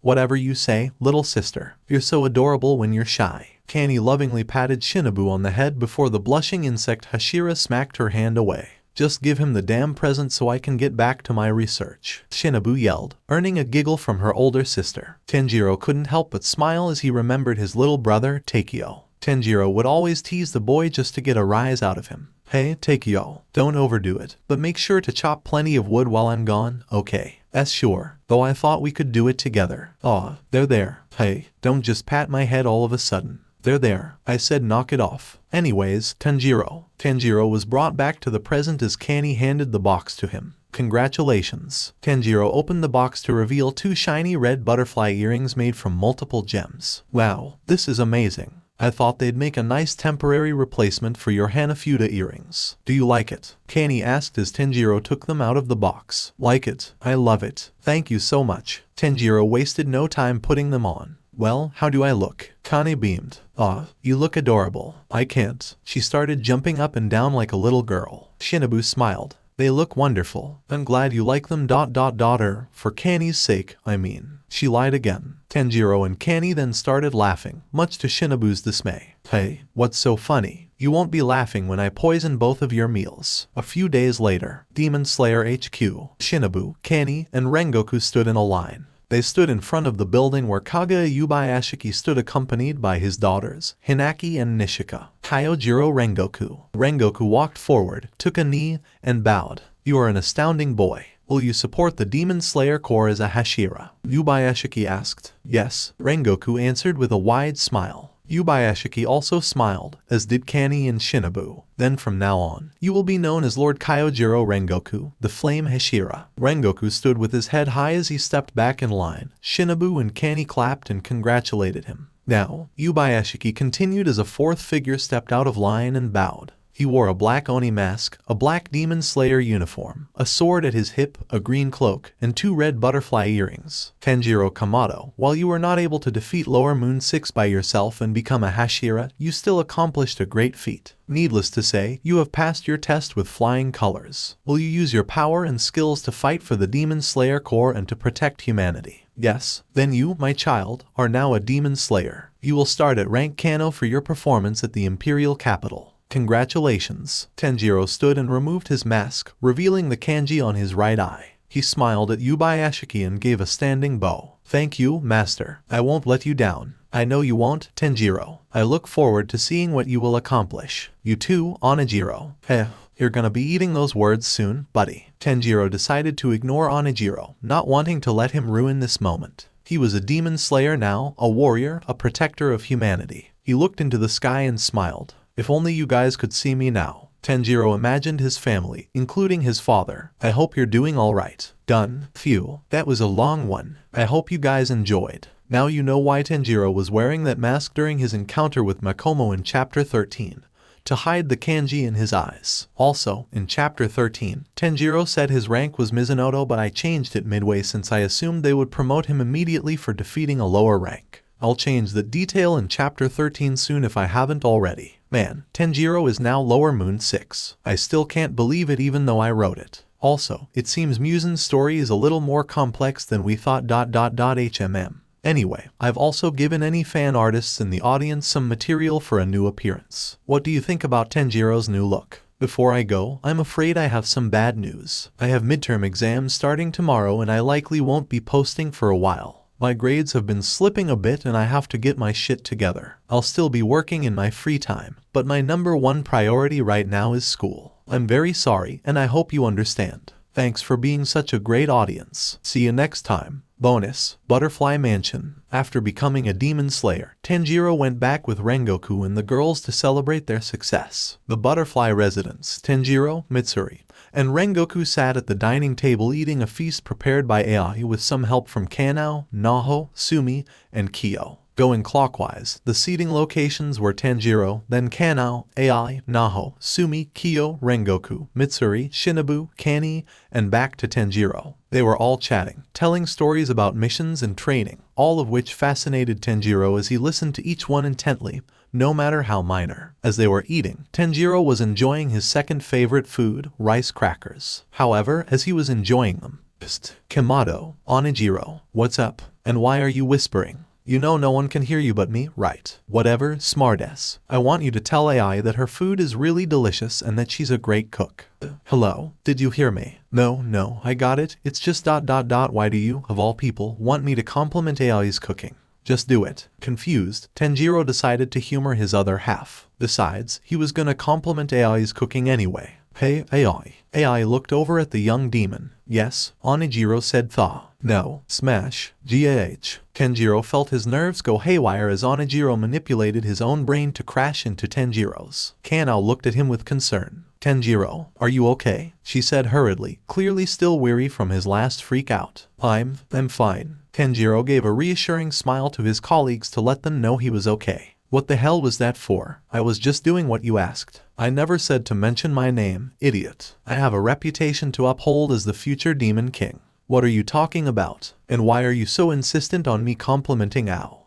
Wait a minute. Tanjiro, no, there's no way. Tanjiro, I know what you're thinking and you're gonna have to stop before I smash your brain again. Tanjiro, what did Onijiro say? AI asked, causing the startled Tanjiro to look over at AI. Tanjiro tried to come up with a convincing lie. He began to go cross-eyes while grinding his teeth. Never mind. It's too inappropriate. You wouldn't want to hear it. AI looked at Tanjiro with a suspicious look. She was already familiar with Tanjiro's inability to lie. Okay, Tanjiro exhaled as his face returned to normal. Great food, by the way. It's delicious. AI smiled. Thank you. The others helped too, so make sure to thank them as well. Tanjiro nodded and proceeded to thank Kanao and the little butterfly trio. So ...